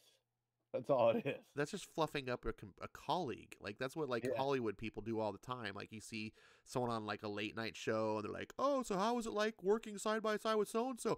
Oh, my God, they were the best ever. Like, it's always that way. Like, they just always talk up their colleagues. Like, and then, you become friends with those people, too. Right. Like, none of them will ever say anything less than they're great. Donny Cates licks Tim Doyle's head, so I'm not sure we can trust his decision making. Yeah, absolutely. At least in that department, I don't know. I have a stack of Venoms that I don't want anymore. The only thing I can say in Donny Cates' defense is sometimes being a complete weirdo translates into being a good writer. Yeah, but I think that flair goes away after a while. Maybe. I don't know. I mean, nobody's talking about Alan Moore anymore. What are you talking about? No one talks about Alan Moore. No one talks about Alan Moore anymore. Okay. I mean, he should be called Alan No More. Oh my God. Like, he has a book on the shelf every month, but I don't know anyone personally or ever see anyone ever talking about League of Extraordinary Gentlemen or whatever else he's doing. Okay. You know, like, do you know I any? think he's gonna always be talked about simply just for Watchmen. But Well, yeah, sure, but like, Donnie Cates and Ryan Stegman were talking about him all last year when they kept referring to about how Venom was better than Watchmen. I mean, he doesn't have a hot book right now, so you're not hearing him in that respects. But the fucking Alan Moore is. well, that's what I'm saying. Is that If there's a person to give Frank Miller a run for his money as a legend, it'd be Alan Moore. And the only reason I would put Alan Moore behind Frank Miller is because Frank Miller was a fucking fantastic artist and not just a writer. Oh, that reminds me. Matt Wagner. Oh, Matt Wagner. I used to read And some also, Matt Wagner. and also, Darwin Cook. Oh, Darwin Cook. You had said in our little chat, oh, can you name a better writer artist combo? And at the time I could not, but now I'm dropping Matt Wagner and Darwin Cook. Nice. Jason says, gonna repeat any X-Men requests to pencil and post to Twitter. Psylocke, Rogue, Rachel Summers, bikes all along the sleeves. Wait, is he drawing these himself? I guess. That's what he says. Request for me to pencil and post on Twitter. So Rachel Summers in her Hound uniform, but without the stupid lines that John Romita Jr. wanted to put on her face, make her all ugly. My request would be to do a swimsuit pinup, like that one X-Men book that I almost bought recently, because it wouldn't exist in the modern time, where it's just a bunch of pictures of hot X-Men girls in bikinis, drawn by all like the great Marvel artists of the 80s and 90s. Yeah, back in the day when you could do swimsuit issues and no one fucking flipped out. Well, no, because it was like all men, and they're like, "Ooh, look at Rogue, Jean Grey, and like Storm all in bikinis." Well, Jason's saying pick one. You don't get to get. Oh, then you get it's one. Quit being greedy. Oh. Eric says, fair point. Frank Miller didn't write Miracle Man, so Alan Moore wins. I would say that Frank Miller didn't write or draw Miracle Man, so Frank Miller wins. Wait, I'm confused about this Miracle Man. That's the point. Does anyone remember X-Men book drawn by Milo Manara? No. And hopefully... No. X-Woman. X-Woman? Dumb. X-Woman? Yeah, seriously. Are you looking forward to a possible A-Force movie with Brie Larson leading the team? That's not going to be an A-Force movie. When this movie bombs, and it's going to bomb unless it's freaking good. The negative attention this film is receiving is like at higher than Han Solo levels. So this movie has to be good. And if it's good, it'll overcome it, right? Word of mouth, people will be like, "Oh my god, Ms. Marvel or Captain Marvel's great," And kind of what's happening with Alita, like all the critics kind of shit on it, but everyone who went and saw it is telling everyone how much fun they had seeing it. Yeah. And Alita wasn't really marketed well. It's kind of a weird... So, if it's just that good only, it's going to be a bomb. Like...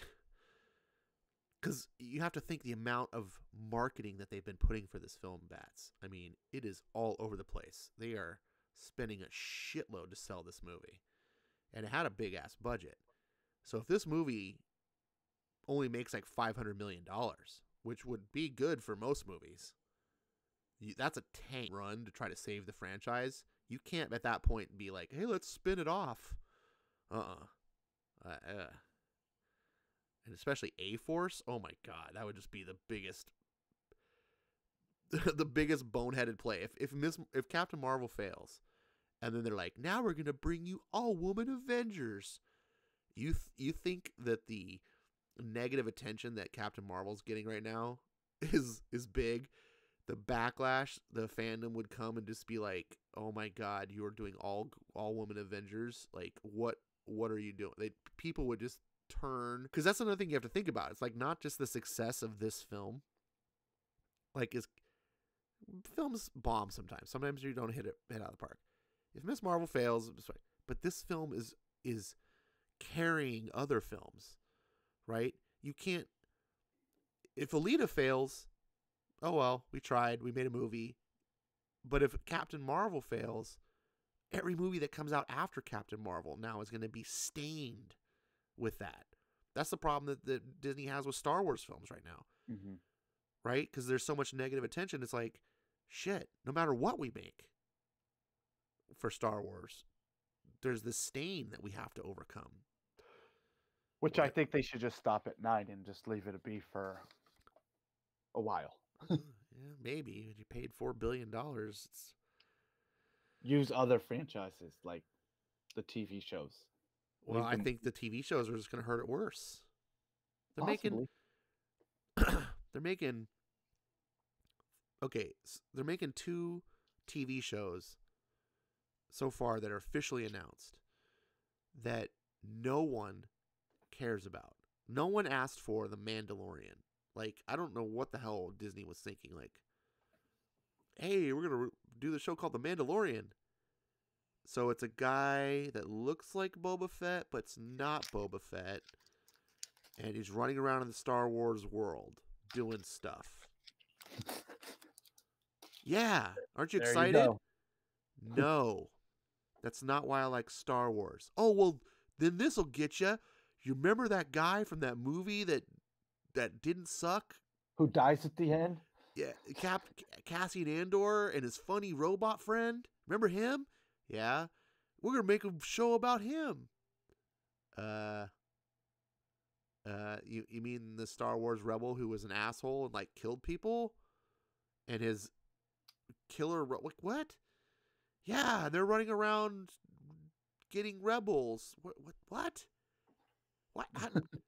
What? I don't want this show. Well, what about a Rose Tico show? I watch that. Oh my God! Look, I even like Rose Tico, but that would be the dumbest. That would be the dumbest thing ever. Here's the thing about Star Wars that all these people that get paid millions of dollars over at Lucasfilm just don't seem to understand. They get paid way too much. And you'll understand this because you're a foodie person, professional food.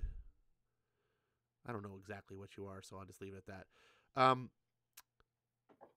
Star Wars is like a finely prepared dish with many, many ingredients, right? Imagine saying, you serve that dish and someone goes, "Oh my God, this is the best thing I've ever had." I'm just going to say, let's imagine it's, I don't know, this isn't really fine dining, but let's just for pico de gallo in it, some guacamole and sour cream. You got all these things in it, right? Someone's like, "Oh my God, it's the best burrito I've ever eaten in my life." "Oh, really? You like it?" "Oh, I love it." Great.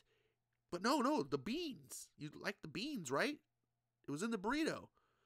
Yeah, I like the beans when they were part of the burrito, and it was all of it together, the sum of its parts, like not just the individual ingredients.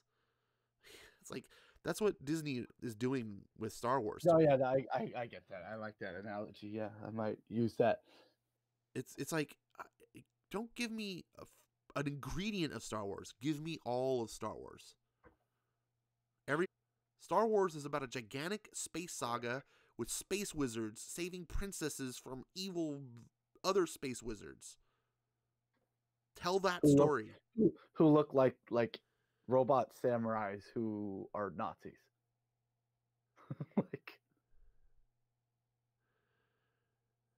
Jason Black says, "I really believe it'll be a tedious chore to sit through. If you read between the lines, those shill reviews kind of confirm that." He's talking about Miss Marvel.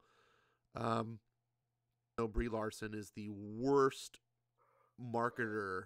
Like, she is the most poisonous pill to ever put on a movie franchise. She's single-handedly cost Disney at least $100 million, if not more.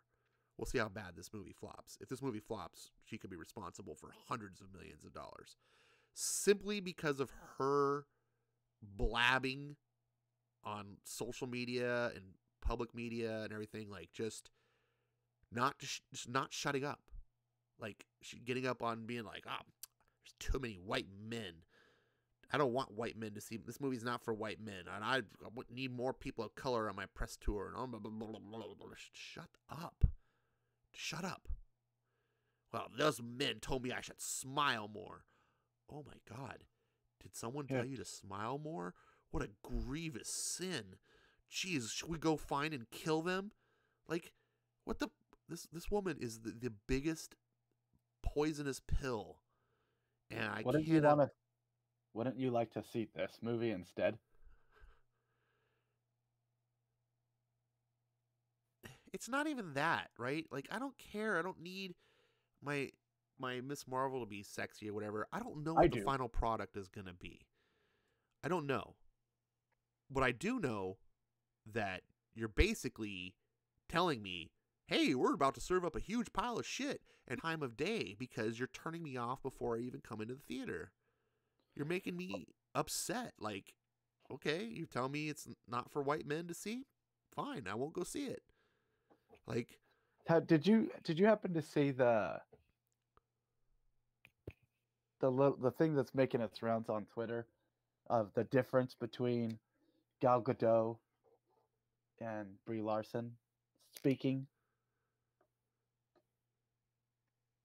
I think I've seen some stuff like that. Yeah, I mean, Gal Gadot obviously was endearing and charming, like, and I don't know if it's because Brie is like, oh, I'm an Academy Award winning, actress, like, and Gal Gadot is like, everyone thinks I'm a shitty actor, like, so she's like stepping up her game, like, and trying to just do the best she can. It's like white collar versus blue collar mentality. I don't know what it is. Well, there's a part where she's like, the character is for everyone, and and then she starts talking about Wonder Woman's strengths and weaknesses, especially her weaknesses. And then as her little speech goes on, she goes, and in the film we didn't want to focus on how she was a woman. And it's like, it's the way she delivers it. Like, when you hear it, like me say it, it's like, wait, well, why wouldn't you want her to be a woman?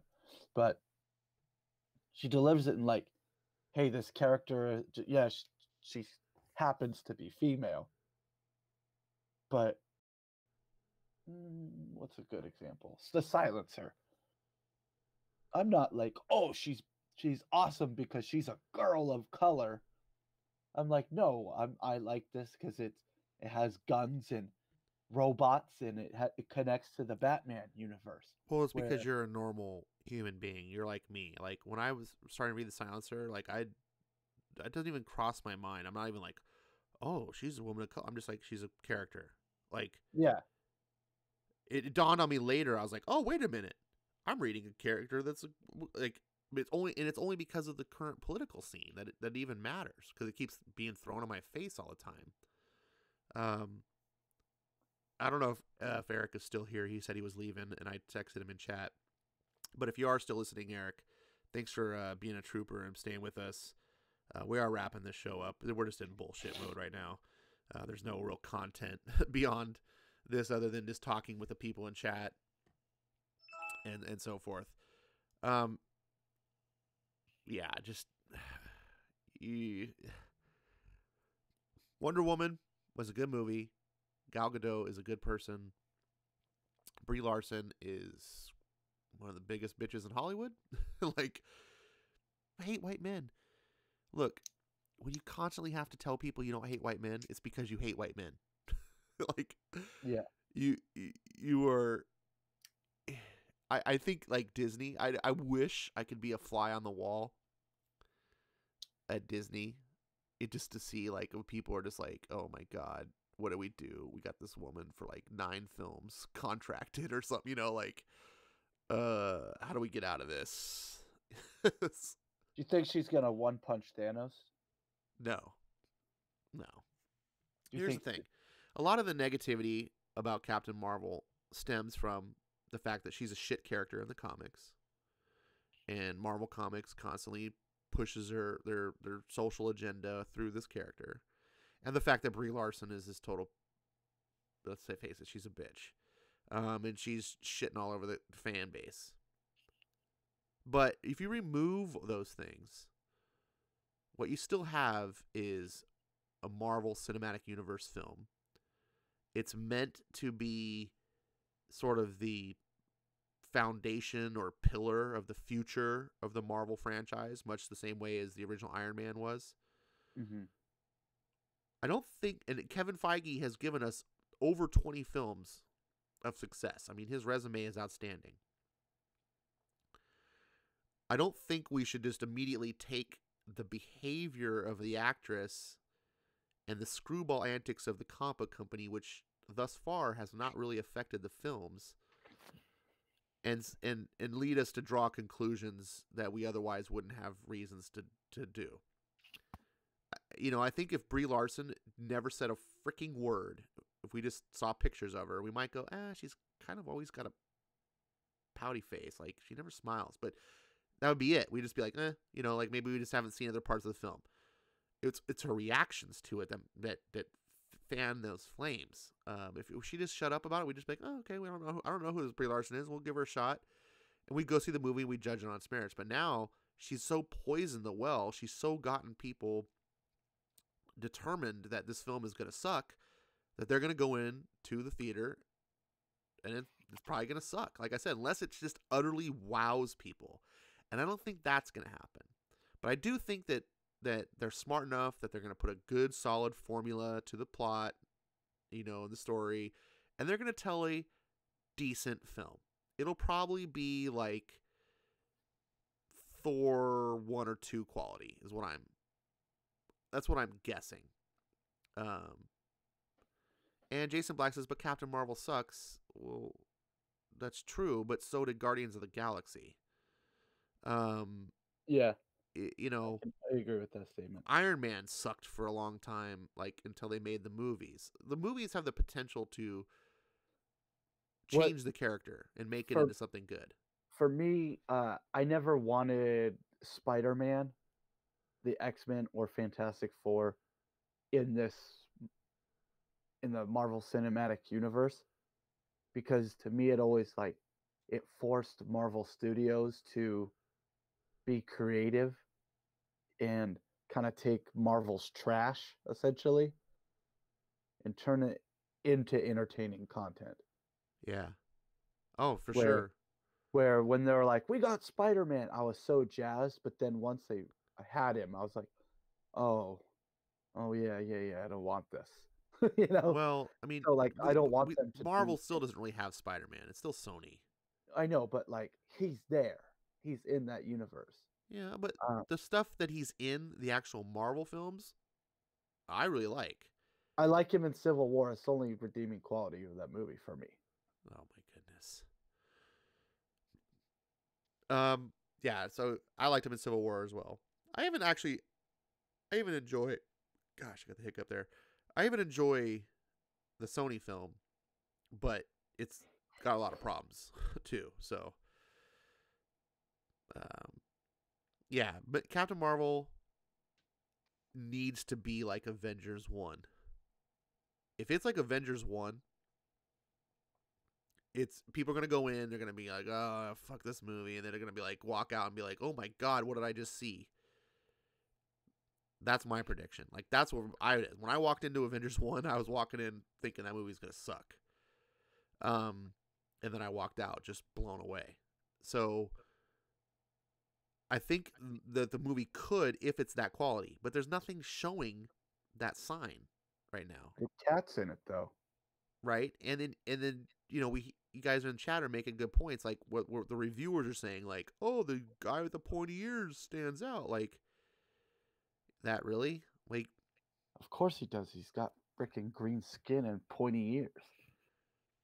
Let's see. Tehlim says Age of Ultron is trash. I wouldn't say Age of Ultron is trash. I like Age of Ultron more than I like the first one. Oh my gosh, It's just me though. you are trash. My goodness, Whatever. you're not really trash. I'm kidding. I know. No, but Age of Ultron is totally inferior. It was overdone. Like the pacing was wrong. I think Age of Ultron suffers from the fact that it has to go up against Avengers. Like sequelitis. It's hard. It's hard to make a sequel as good as the original. So But I'm easily entertained with like flashy action. So like sometimes it's like I don't even care about story. I'm just like guys in costumes fight each other. Like well, I'm You might like Captain Marvel. I'm a Power Rangers fan. Like You might like Captain Marvel. it's possible. It looks flashy. I'm gonna go see this Shazam movie that people are talking about. No, I mean Marvel's Captain Marvel looks flashy. It looks like it's got big action scenes. Like I said, I think it's gonna be.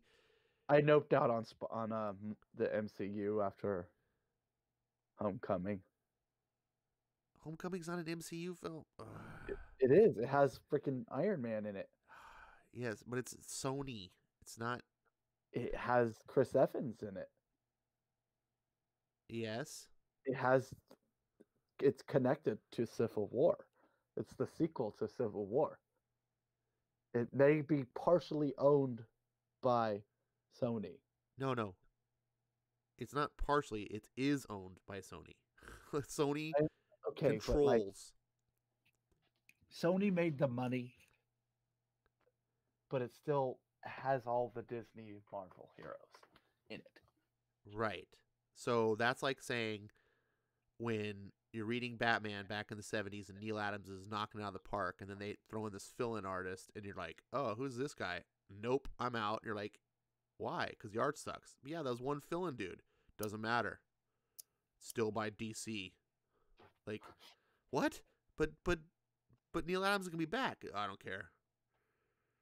It's weird. It's a weird analogy to me. Like it's because I just kind of over it. Like like you said, there's 20 films, and I'm like, says the Dragon Ball Z fan, the Power Rangers fan. I know, it's stupid. You're just not consistent. I try to wrap my head around you. I know. I can't get my head around it. I'm just a weirdo. I like things certain ways, and I just can't change. So I have to let myself change. It's kind of weird. I just caught. He said it was a Brian Michael Bendis story. The original Age of Ultron. Yeah, I think so. Like I've seen a movie and I loved it, and then later on I hate it, and then years later I come back to it again, and then I find a new appreciation for it, and then I'm like, oh, I like this again. I'm just a weirdo. So I have an intention of watching the entire Marvel Cinematic Universe again when it ends. Well, fair enough. I can't believe you didn't like Civil War. I mean, it's I liked the better movie. What was it called? Batman versus Superman. You're fucking shitting me. No, where where a guy puts two heroes to fight each other about their parental problems from the past. And yeah, I was a bigger fan of that film. No, you weren't. You're just trolling. I swear to God, I saw Batman versus. I took vacation time to go see Batman versus Superman. Well, a lot of people did. Doesn't mean they had to like the film. And I had saw it twice in one day on the Thursday release. And then I went back next day in the morning and caught the 11 o'clock showing, the 2 o'clock showing, and then the 6 o'clock showing, and seen it 3 times the next day. All right. Your opinions about the Nolan Batman films are now null and void. And I had saw Batman versus Superman 5 times in a 24-hour period. Null and void. Jason says kick bats. Hashtag Hey, I don't have a that. problem. I don't have a problem that you like Batman vs Superman. I've only seen the director's cut version of it myself, and I thought it was okay. My buddy that I watched it with pointed out the scenes. It was like, this was not in the original. This, like, and then I Yeah, was yeah, like, yeah. oh shit, like that would really like screw things up. I wouldn't understand what. So I can understand why a lot of people hated it, and I do feel like the director's cut definitely would have enhanced the film. And it's not doesn't feel too long at all. I feel like that's the I film want. still felt fine. It's not even the full cut. Well, of course, you never get the full cut, but my point being is that version, the extended cut version, didn't feel too long. But it's still, and I enjoyed it. Like I was like, okay, this is an okay film. I don't hate it. I own it. Um, but it's not anything I would praise. Other than I had to eat my words because I said that Ben Affleck was the worst casting choice in history when they made him Batman. I freaking I was like a Hillary I, voter on election day. I was just like,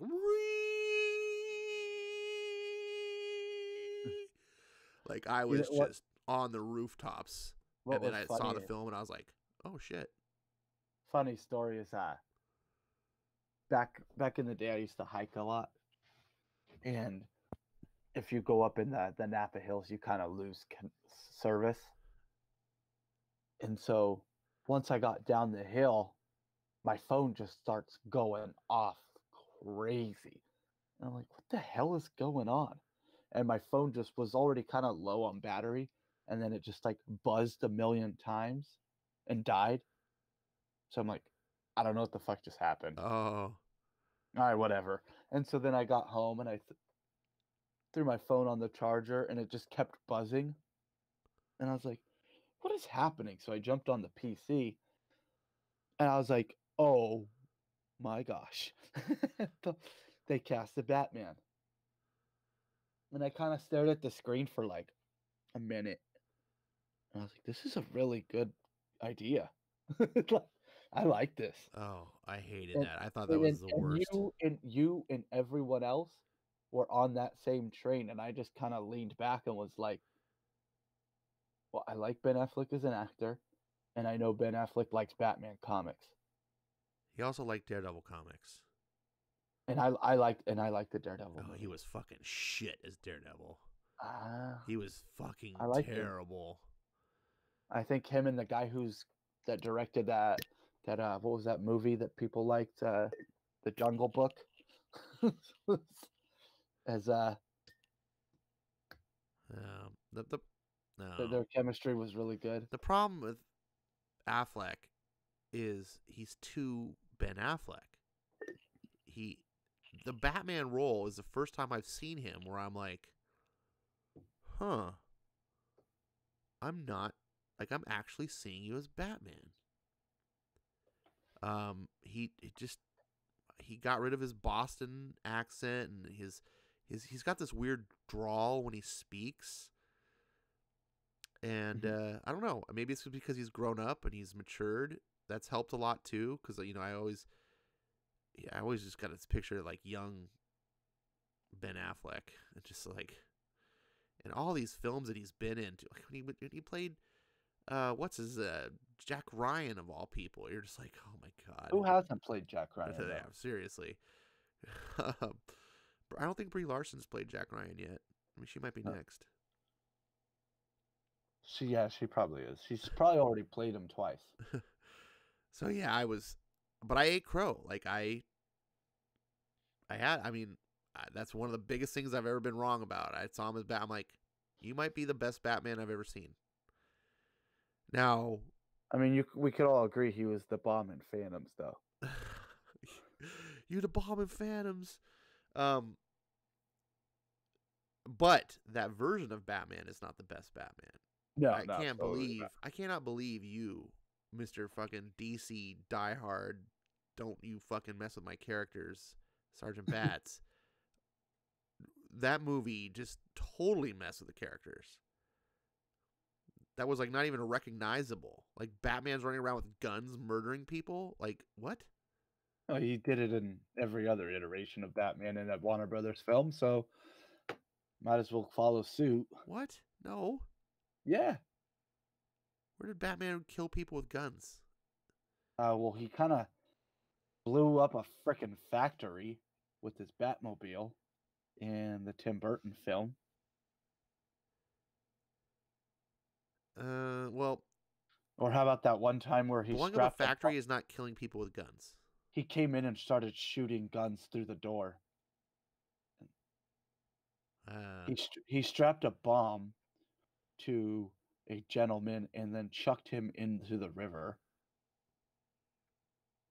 And then he blew up and he smirked about it.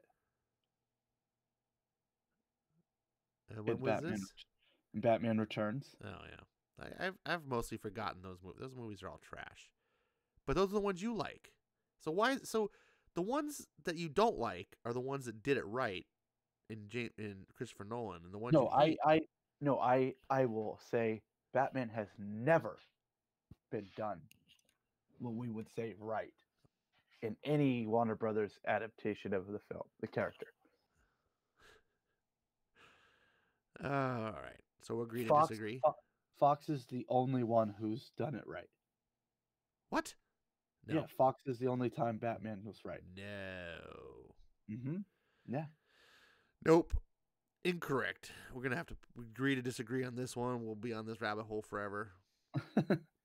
I'm just shocked that I don't know. It's just the inconsistency of like, there's my reasons for this, but why don't these reasons apply over here? I don't know. because I just turned the because reasons I off. want him to. Because it only matters over here. Just, you're so selective. Yeah, hell yeah. So selective. Part of my charm. I'm really upset that we're not going to get an actual Ben Affleck Batman movie. Yeah, I am too. I love the Batman scenes in Batman versus Superman, and I think he made a really great Bruce Wayne. Oh, and I love the Batman scenes in Suicide Squad. That's the best part of Suicide Squad is Batman. I agree. Like, um, fuck. Now we're gonna get. I hear it's Army Hammer. Is the new Batman? That's what I heard on the grapevine. Could be wrong. Just a rumor. Not. Here, I'm gonna screen. Nothing corroborated. Jason Black says Batman animated is my benchmark. That is a good benchmark to have. Absolutely. That's a good benchmark to have. Here, But so in the realm of live action, hopefully it's Nolan is your benchmark. You see my screen? Everyone was bitching about Ben Affleck, and I was like, bro, he looks just like Bruce Wayne. They're like, no, he doesn't. I'm like, yes, he does. Like, you don't have anything on your screen. I should. I just see your bats icon. Oh, oops. Okay, sorry. I have to do this. I have to click share. There it goes.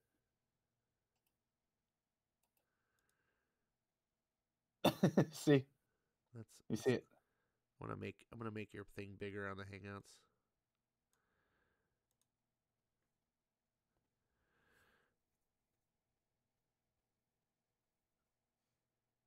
Yeah, it's not a problem with the face though.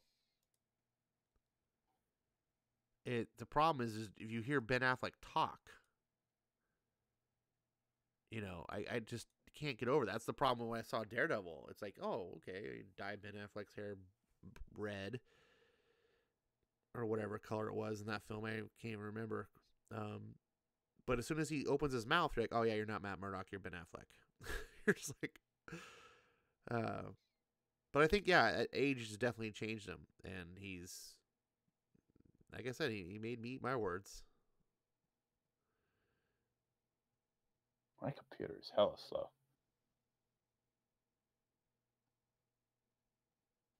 No, yeah, I think he looks the part really well. And I like him as an actor. I'm in the minority with most people when it comes to. I like him as an actor when he's not having to portray a known IP. You know what I'm saying? Like when he can just be his own, invent his own thing. That's why I was like, not for Batman. If I could, here, let me show you who I would pick since I'm screen sharing. And it drives me nuts that we're not here. Oh, I know who I would pick from my. Oh, here we go. Okay, this is gonna be the closing piece for our show tonight. Is who would you pick for? I'm gonna close your thing real quick here, oh, so people don't see. Who would you pick for Batman in a Batman movie? Assuming none of the other people that have been Batman before are available. So no Christian Bale, no Ben Affleck, no whoever else. Like, you got to pick someone new, starting a new Batman franchise of films. Who would you pick? Yeah, put it in chat. I want to see what Bats picks. I'm going to look up mine real quick before I see Bats because I don't want to be influenced.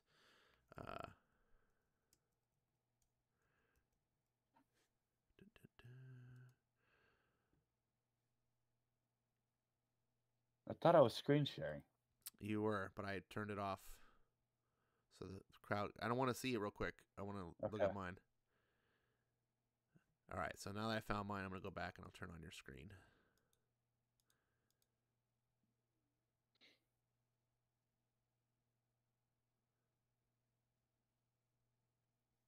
Is it on?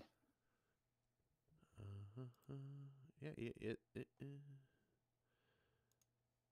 yeah, but you're like not looking. You're looking at the YouTube. I know. Yeah. Okay. I don't see like my screen on the YouTube. Right. Well, because I turned it off because you were looking at. Turn it back on so I can did. reveal it. I got this under control. You just do your shit. Okay. So my pick is Scott Adkins. Oh my god. I mean, look at him. This dude. If Scott Adkins could act, I would be right with you. Like, in every other aspect, you're right. That looks like a Bruce Wayne. And here, let me just like show you what I'm talking about. No, like, I'm with you 100%. Like visually, but have you seen a Scott Adkins movie before? Yeah, he's good with the Russian dude. He's just not a good actor. There's a reason why he doesn't make any A movies. Well, he hasn't got casted in one yet. There's a reason.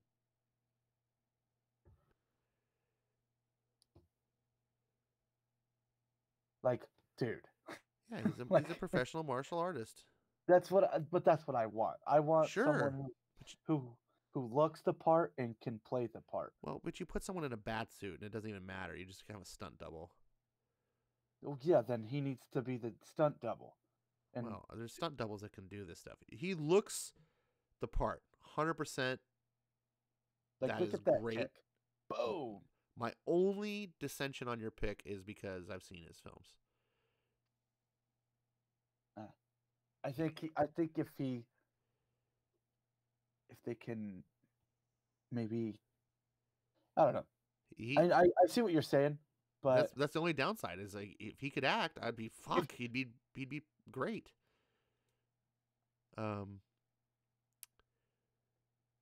Jason Black, you're about to spoil my choice. So my pick, Bats, is the werewolf guy from True Blood. I don't know what that means. Oh. The actor's name is Joe Manganiello. The guy who plays Deathstroke. Does he play Deathstroke? Uh-huh.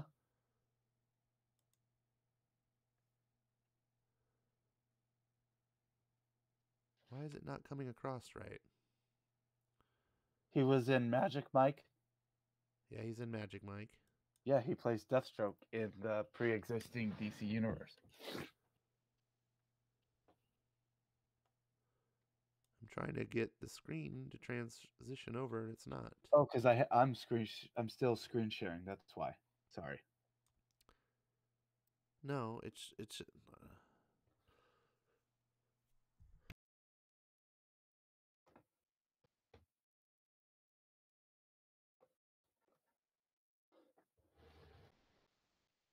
So this is weird.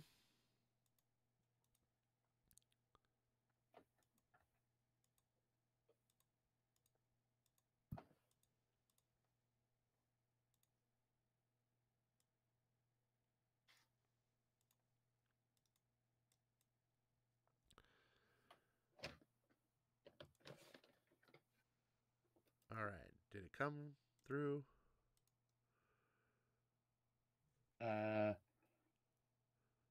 Nope, still not yet.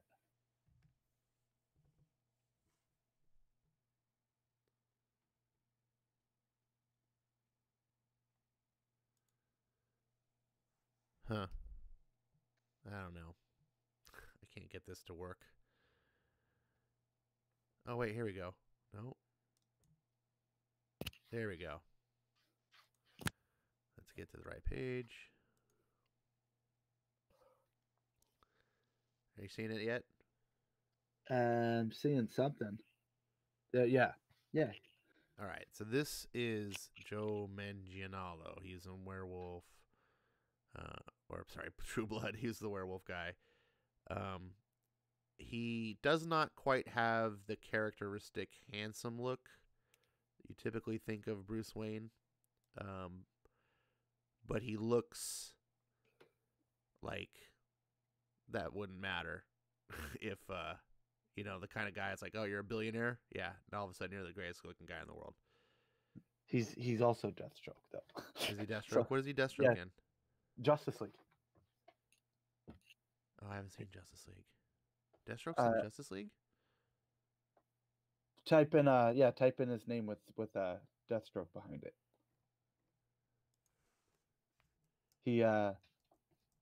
There's a post-credit scene with oh, what a waste. What a waste. Yeah, there he is. What a waste. Anyways, this has been my pick for Batman. I've seen him act.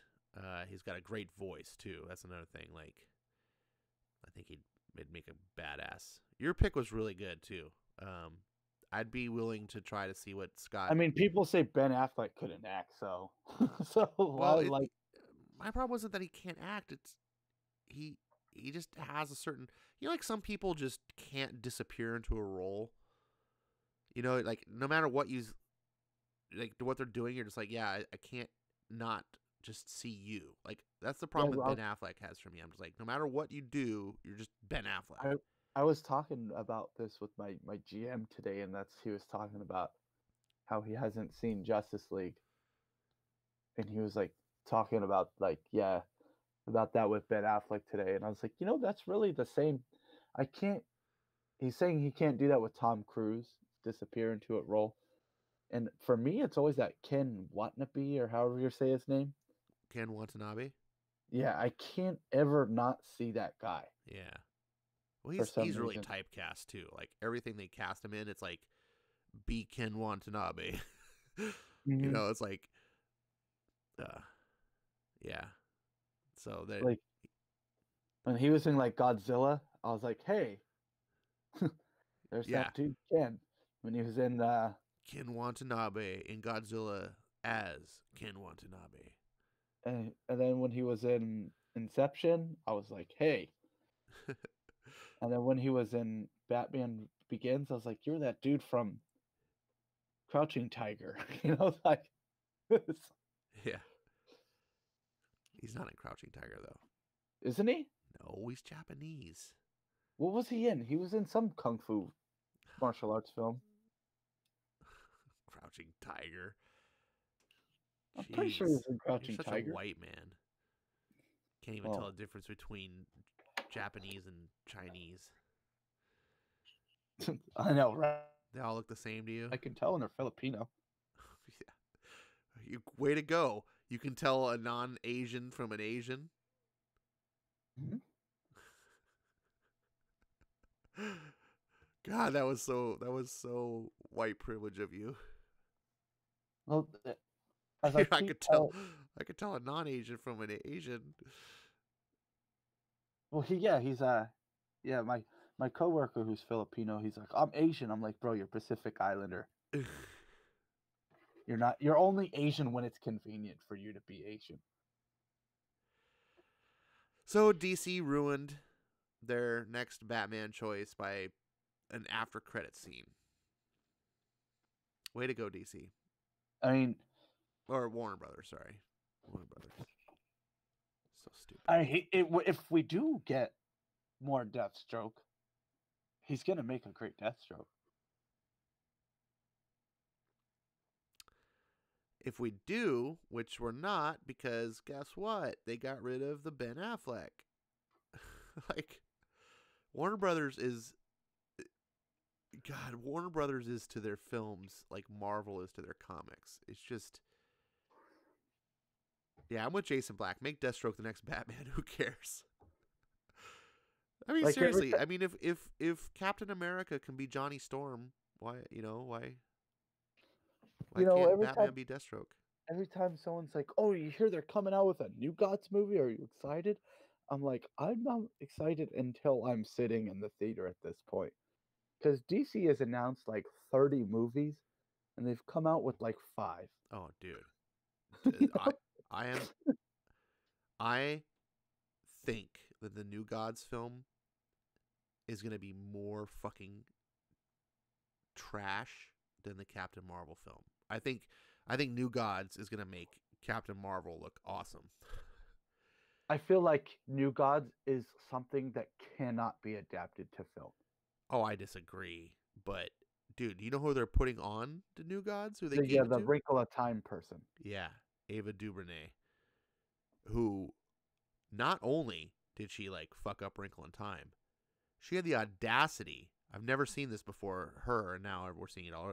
She had the audacity to go, like, publicly interview and say that she changed the main character, the little girl, to a black girl on purpose to better, like, I forget what she said exactly, but it's something along the lines like better represent, like, black community, and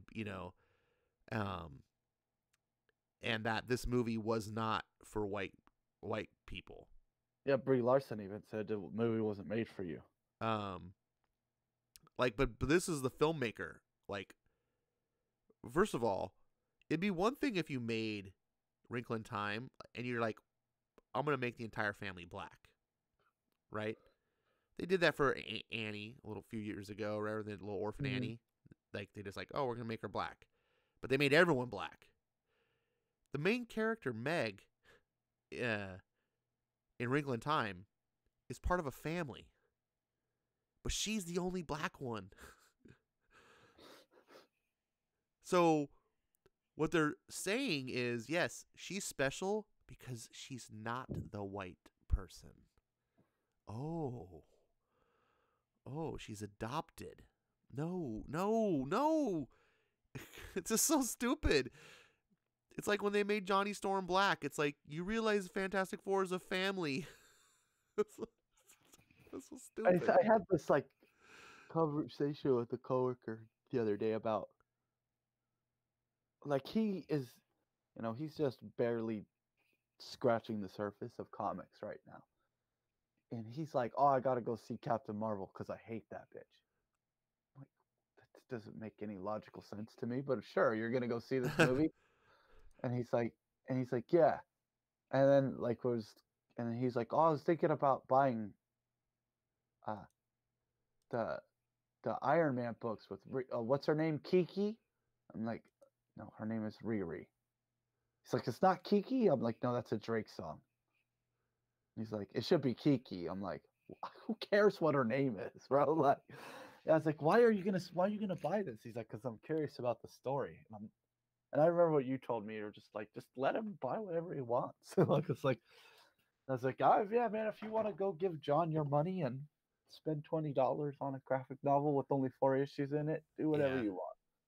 Well, I've learned, if anything, from Comics Quirks, like, if you tell them their opinion is trash, that's just gonna, like, harden them more, right? If I tell Comics Quirks he's bad for liking Bendis, then I'm challenging his identity. Yeah. And so now, if he's like, oh, you're right, I don't like Bendis, then he's conforming or conceding to my attack on his identity, which I'm not doing. That's not, if Quirks, if you're still listening and stuff, I'm not doing any of that. I really respect you, and I think you're a really fun guy to talk to, and you enjoy what you like. Eric said earlier in the chat, don't let us get you down. However, I firmly believe Bendis is a bad writer, so I'm going to keep trying to influence you, or try to point it out to you. But I don't think anyone is bad for enjoying a Bendis book.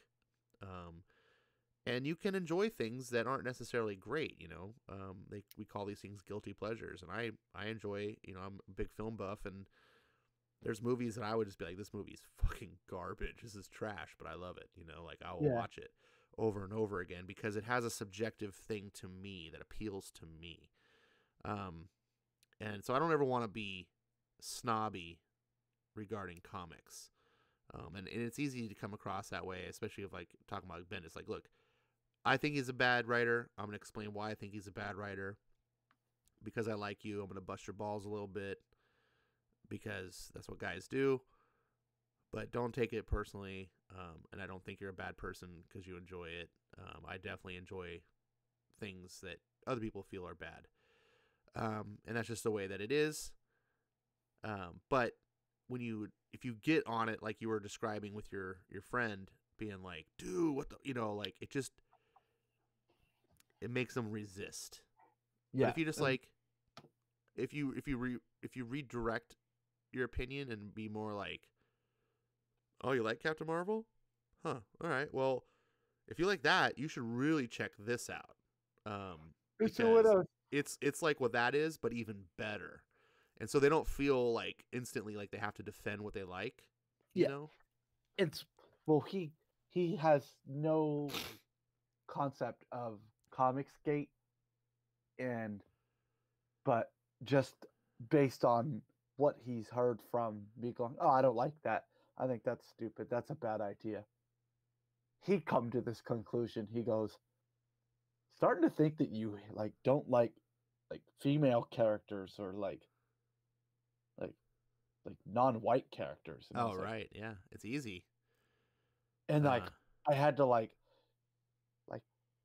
woosah for a second, because I was like, I can't just go full Twitter right on my coworker and just be like, you have no fucking idea what you're talking about. Right.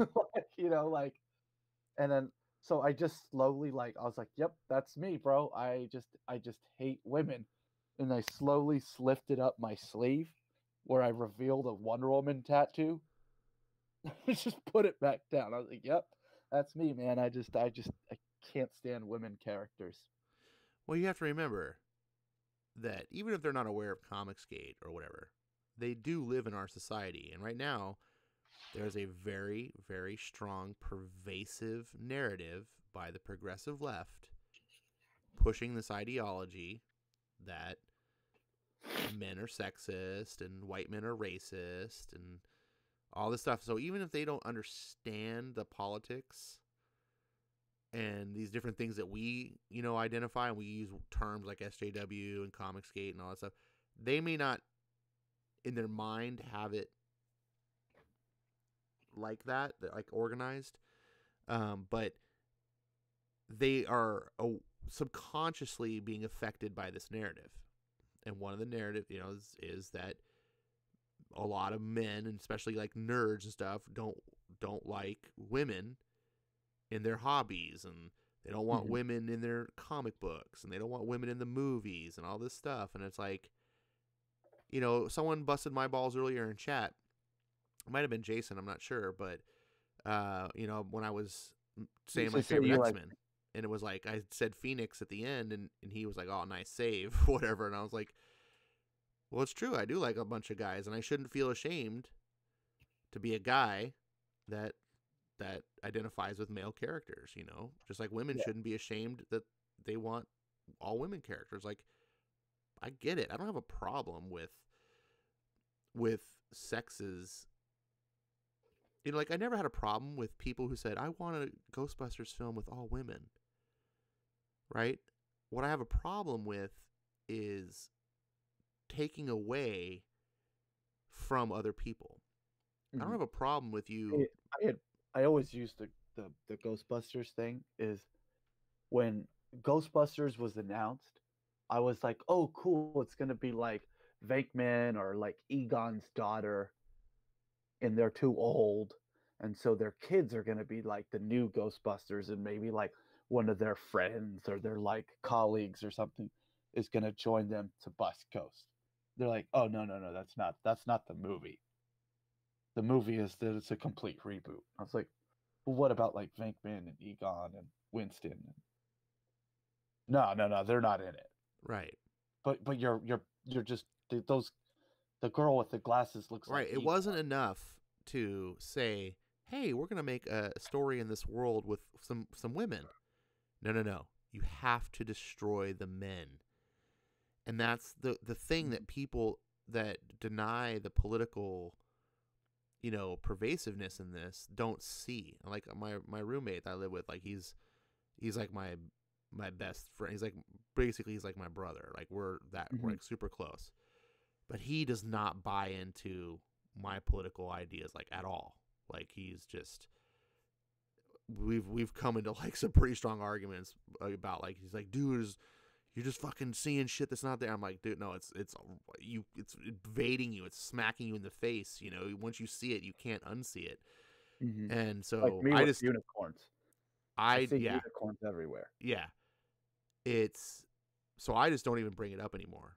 Like I just keep silent to him, which kind of sucks because I'm like, dude, like you're my good friend. Like I want to be able to like say what's on my mind, but he gets all I don't want to say triggered, but like he hates that thing. So, anyways, it's a sore subject, and I forget where I was going with this. I totally just spun out I spun my point out. Well, what I was telling my coworker is he's like, "Oh yeah, but I want to know why this black girl is Iron Man." I'm like, "And every right to you." I was like, "But for a lot of people, say as myself, I collect Wonder Woman, and if out of nowhere there was just like I missed a few months of Wonder Woman, and then it says Wonder Woman right on the cover, and then I open it up and there's some Mexican guy in a blue and white skirt, red, white, and blue costume, and he is a guy with a rope and her sword. You're like, why is there a Mexican guy in a skirt? They're like, oh well, that's Jose. He's the new Wonder Woman. Why? Well, because of diversity. What are you talking about? Like, why'd you change my character? Not just like entirely, but like, why are you calling my character this character? It's not Wonder Woman anymore. Right. It's You Jose. you yeah, and And he's like, he kind of got that. He was you like, successfully got me back on track. What I was thinking yeah, of is talking about is the destruction of the character. Like Riri Williams is a good example, right? The problem wasn't that Marvel made a little black girl and she's a genius and she builds a little suit of armor and she runs around and becomes a superhero. That wasn't the problem. The problem was that wasn't enough. What they had to do was destroy the existing thing. She can't be whatever she is. She needs to completely supplant Iron Man. The old Iron Man must be eradicated and be now Riri Williams is Iron Man. And that's like my problem that I'm having with all these things. Like in Ghostbusters, right? If Ghostbusters had been told your way when you're sitting there telling me like this is what I thought it was going to be, I was like, shit, Bats should have wrote Ghostbusters. Like that's a way better idea. yeah. Like, That's the only logical thing to me. and so, but no, that's not what they did. They had to be like, oh, remember the Ghostbusters you liked? They're gone. Well, what happened to them? We don't know. We're erasing that it ever happened. We're making a new Ghostbusters, and It's like they didn't exist. And this is what happened just recently. I don't know if you heard about this, but what's his name? with Reitman. Jason Reitman. Jason Reitman like made a comment. He's like, "We're bringing Ghostbusters back to the fans or whatever," and like all these fucking SJWs got all triggered. Yeah, they were because like, women can't beat Ghostbusters. No, they can. well, the thing is it's addressing that thing. The Ghostbusters that they tried to erase, they have to bring back. So these girls, because they didn't tie it in and do it your way, which would have been cool, then we could have had this other Ghostbusters movies and they could have tied in together and everything. The new Ghostbusters movie, if you're going to go back and go to the original Ghostbusters, it cannot have any connection to the 2016 Ghostbusters, because the 2016 Ghostbusters was written as if the men Ghostbusters never existed. I don't know if you ever look at them, but the Ghostbusters comics, for I'd say 5 years, have caught my interest just because I liked the cartoon as a kid and the movies as a kid. But I've never committed and bought any. But I had noticed one on the shelf recently, and it's called Ghostbusters Crossing Over. And I was kind of looking at the cover. I was like, wait a minute. And I had noticed it's the 80s film, the 80s and 90s cartoon, Extreme Ghostbusters, the IDW Ghostbusters characters, as well as Extreme Ghostbusters, all on the same cover. And I was like, ooh. And I just started flipping through it. And I was like, oh, this is like in the middle of a storyline. But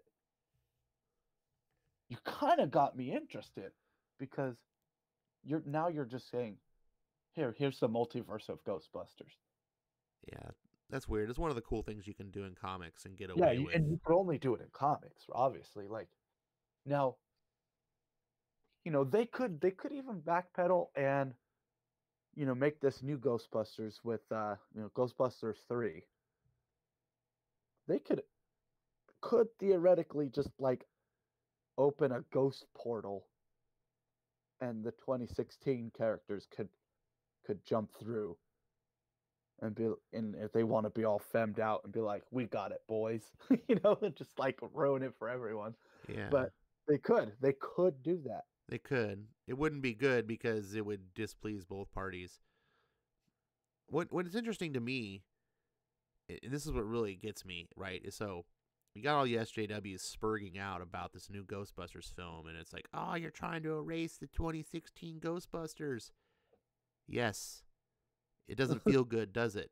See how it feels when someone goes and takes something that you liked and then tries to erase it so they can have something they like instead?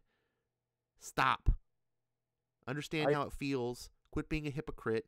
You killed the original Ghostbusters so you could have your Woman Ghostbusters, and now when it failed utterly and we're going back to the original, you're crying because we're killing it's not yours. It never was. You hijacked it. And I just hate this mentality that what's good for us is not good for you. Yeah, I was telling my coworker, I was just like, I like female heroes, but I like the female heroes to stand on their own merit. Like, Batgirl is a good character. Yes, she is connected to Batman, but her own comic is good enough for me to want to buy it. She stands on her own. Wonder Woman is her completely own franchise.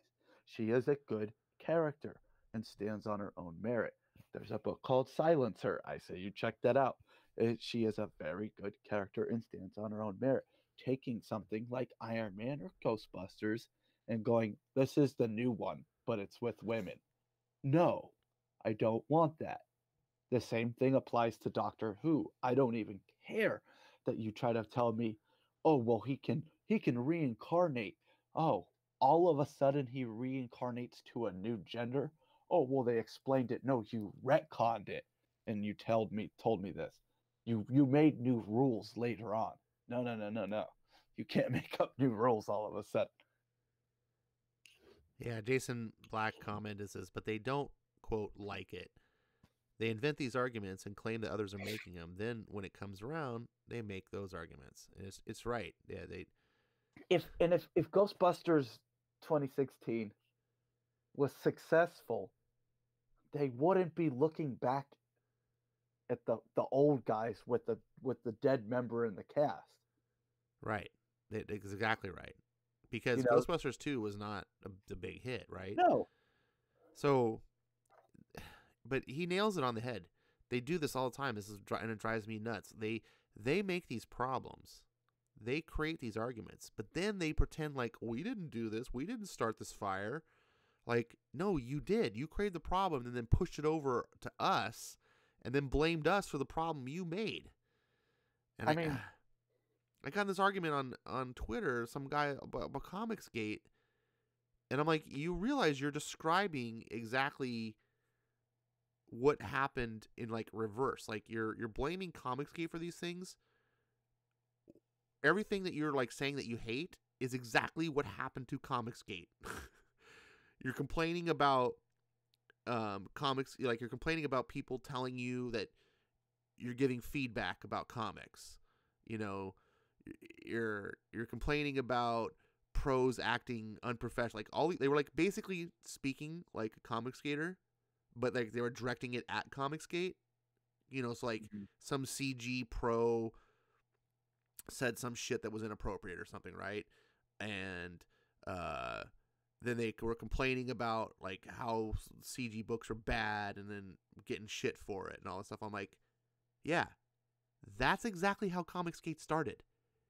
We fans, there was no ComiXgate back then, were like, hey, these books are shitty. Why are you doing this? And then the industry spat at us and said, shut up, you know, and said shit to us and behaved all poorly. And then we turned around and said, hey, you're behaving, you know, inappropriately. And then we got spat at some more and we're like told to shut up and how dare you speak. Like, so these people, they're so hypocritical. They complain about the very things that they do.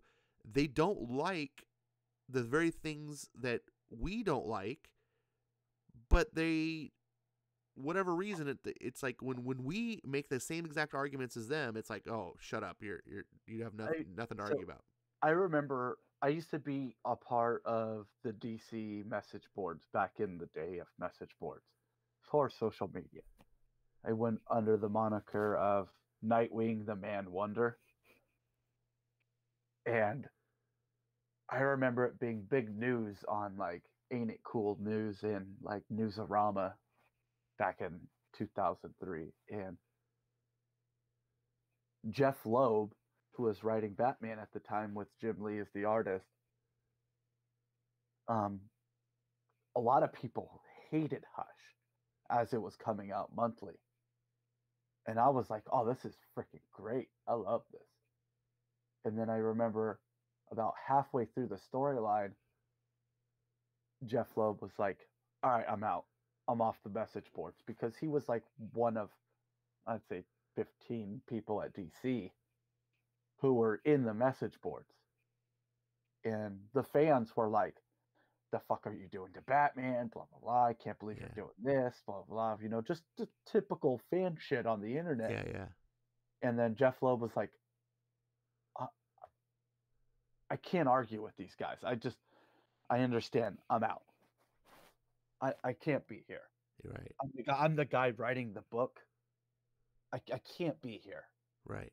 And then everyone was like, oh, the fans kicked them off. And Jeff Loeb went on and was like, no, like, I left because, yeah, it does hurt to hear a bunch of criticism, but I shouldn't be there reading criticism and just focus on maybe just finishing my story, because once it ends, maybe they'll like it. Right. Maybe, and I can't attack the fans, you know, like, because Jeff was like, oh, just wait till it's finished. It's a 12-issue story. It's a 12-issue story. It's a 12-issue story. That's all he always said. It's only issue 4. I got 8 more issues to go. Enjoy the ride. You know, that's what he was all telling everyone. And then there was me, Nightwing the Man Wonder. hey, Jeff Loeb, I really like the story. Keep up the good work. And then there's so-and-so going, I can't believe Bruce Wayne reveals himself to Catwoman. What the fuck are you thinking? This is stupid. Yeah. This is not Batman. And I was just like, him revealing himself to Catwoman was really great. That really develops the character, moves them forward. Can't wait to see what they do with the characters. But don't you dare fucking give Nightwing amnesia. Yeah, no, fuck that. Sorry, I had to. No, you're making really good points. And then it was just like, this is 2003 when it was like, I missed the dark ages I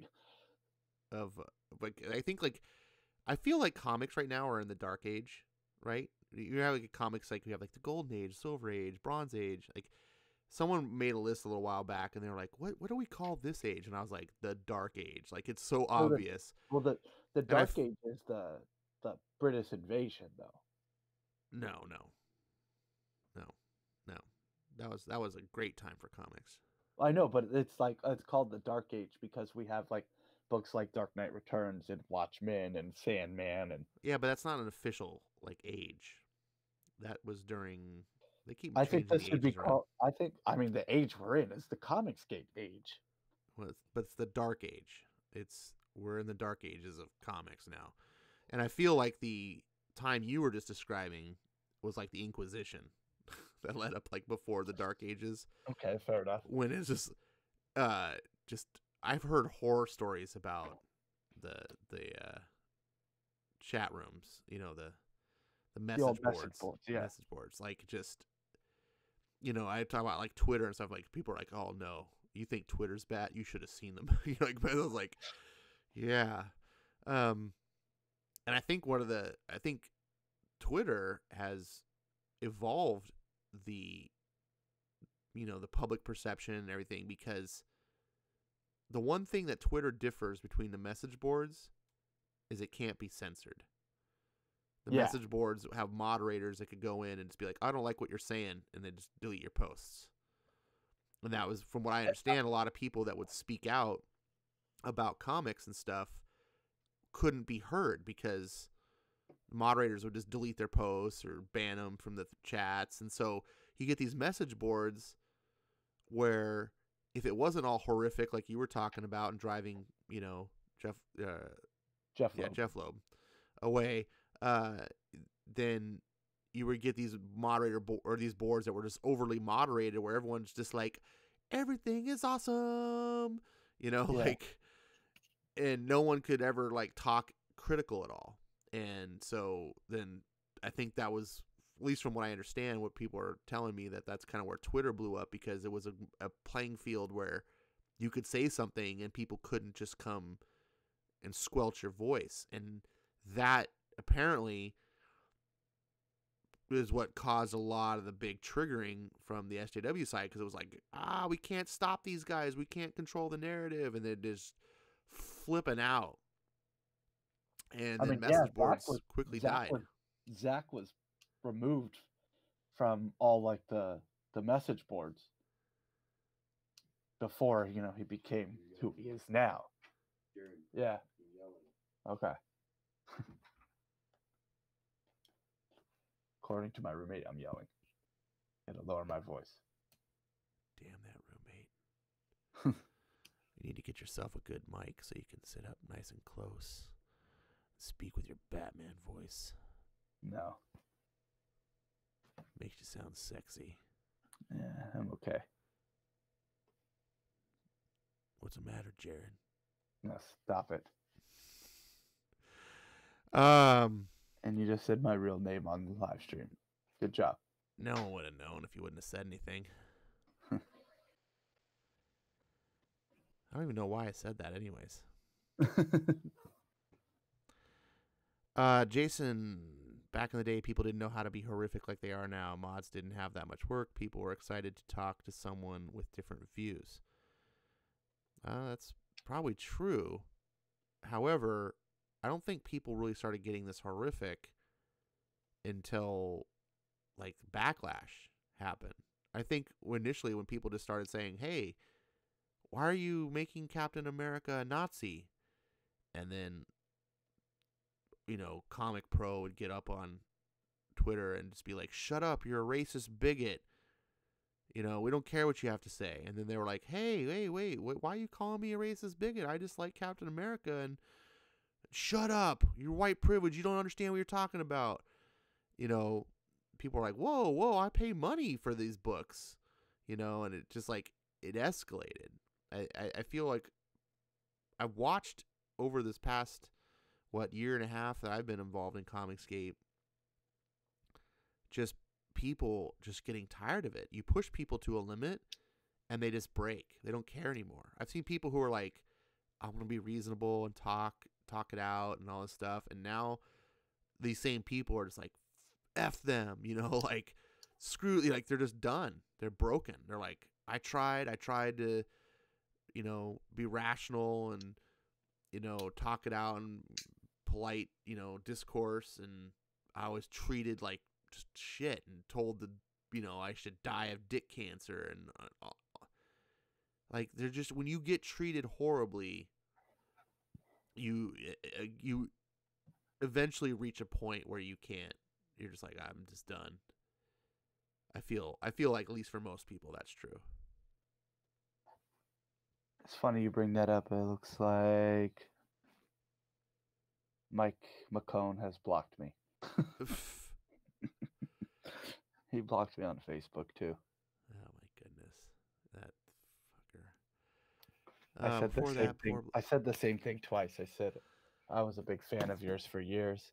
I would have bought this, but then you said you wanted me to die of dick cancer, so I can't spend my money on that. Sorry. Yeah. And then we have the other side of the coin, where I'm starting to see, and it's like disheartening to me, are the people that have like just given in. I see this a lot, Bats. I don't know. Tell me if you see this too, where people are just like, oh, I'm Comicsgate, and I'm like, yeah, well, if you're Comicsgate, why are you buying like these Gail Simone comics and this and this? Like, oh well, I try to separate the artist from the work. What? I thought this was Comicsgate. I thought this was, we don't tolerate being treated like scum by people we give money to. Like, what? Yeah, well, I like the character. What? Yeah, that's me right now sometimes with Nick Spencer's Spider-Man. Like I want to drop it. But I'm a Spider-Man. Yeah.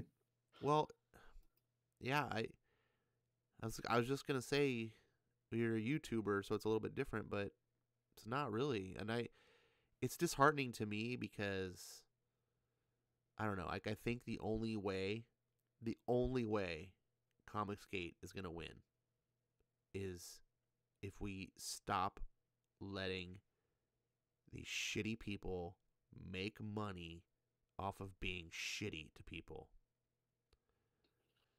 Just, if you go to McDonald's and you get cold French fries, and you walk back up to the counter and like, oh hey, sorry to bother you. These French fries I just got, they're cold. Do you think I could get like some hot fries? And like the guy behind the counter is like, fuck you, eat your cold. It was not good enough for you. Your white privilege, can't you have these? Like, do you think you're gonna come back to that McDonald's? I certainly hope not, because if you do, you don't got any balls. Like, you are just no self-respect. And that's what's bothering me with people in Comicsgate. It's like, oh, well, I guess we just have to tolerate this abuse because I can't give up my comics. It's like two sides of the coin. You have one side that's like, I'm out. Fuck comics. I'm not buying any comics. I'm like, well, you got this good guy over here, Venditti's doing good comics, and this other guy, why you get the good comics? Nope, all of them, it's all shit. The whole industry, burn it down. I'm just like, whoa, okay, well, that's not going to help anything. And then you have the other side of the coin, I feel like, was like, well, I'll just keep buying this stuff because that's just the way that it is. And I gotta keep buying my Superman books because I love Superman. Well, I don't even want. That's not even fair to say because I don't even think Bendis is doing any. He's not even guilty of any of the ComiXgate things. So, you know, um, just whatever. Thor or any of these. I don't know. I'm having trouble picking out books, but I mean, Nick Spencer's one. well, Nick Spencer's a good one. Gail Simone, like Gail Simone is awful. Just it's like, look, these people have contempt for you, right? Like they high five other people who are talking shit about you nonstop, day and night. They give them high fives. So essentially, people are getting swatted, and the people that are on the opposite side, the anti-gators, I call them comics hate, are cheering in the background. And you want to keep giving money to this?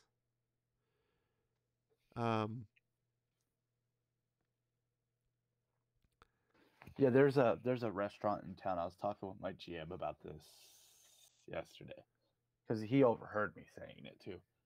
There's a restaurant down the street from my house that has these like anti-Trump propaganda posters in their window. And I was just like walking by and I was like, wait, what the hell is this? Why is this in your windows? Why don't you guys just shut up and sell pizza? Right. Like I live in Napa. This is a tourist town. Like people from all over the world are coming here. Like and a lot of people from like all over the country. A lot of rich people come here. Yeah. And generally speaking, rich people are conservative. So say they're like, oh, I heard I looked on Yelp and it looked like this. They have the best pizza in downtown Napa. Let's go there. And then they see this like anti-Trump propaganda, and they're like, I'm okay. Why are you shunning customers? And he overheard that, and I was like, that's the same way I feel on any place. If I went into a place that's anti Hillary, I'm like, why would you not want to sell this person a pizza? Yeah. No, I'm If right they with you, but if they live if in they an want to, ideology, and remember we were talking about earlier about like groupthink. mm-hmm. So people like this surround themselves in an echo chamber. These are the people that are like, they still cannot fathom that Trump won the election. Like, it can't be. 90% of Americans are pro Hillary. It must have been Russian bots. There's got to be something. The election was a fraud. Like, no, no, no. Over half of America likes Trump, right? That's it. You can't bring yourself, because you live in this world where everyone hates Trump in your little circle. So to you, that's your world. That's what the world is like. And so when you put up a big sign saying, F Trump or whatever, you don't think you're turning any business away, because there's only a few people out there that really support him anyway, right? And they're actual Nazis, so F them. My GM had his rationing behind this was, oh well, everything's really numbers, and maybe that they have some type of numbers that this would build more customers. I'm like, not when your pizzas, when your salads are $20 and your pizzas are 60. Ew, It's that's crazy. like, yeah, it's like when you go there and you're spending like $100 just for two people. Absolutely not. No, people don't go on $100 dinner dates. And like not You're not going to spend that much money. You're like, oh, I'm going to go here and get some pizza. Oh, what the hell? Well, you'd be Um, surprised, Bats. no, And you'd I'm not. also be surprised at how many liberals have money. No, I Uh, know, but like, it's but funny because they he's prey on the under the poor, yeah, but he's under the impression that they have some statistics that if they push this agenda, they're going to build a bigger customer base, which I'm like, no, that's not the case at all, because if you already have a pre-existing customer base, if we put a bunch of anti-Trump stuff, we can watch our numbers drop. yeah, Guaranteed. We can just watch them.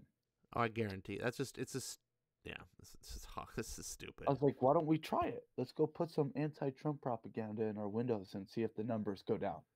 And he's Yeah, like, well, I'm not willing to try to do that. It's right. like, why? And he's like, but they must have the numbers that they're. I'm like, no, No, this is acting irrational. no one would try that because if it fails, what do you do? Be like, oh, it was just a joke. We actually do like Trump. Like you've already destroyed your reputation.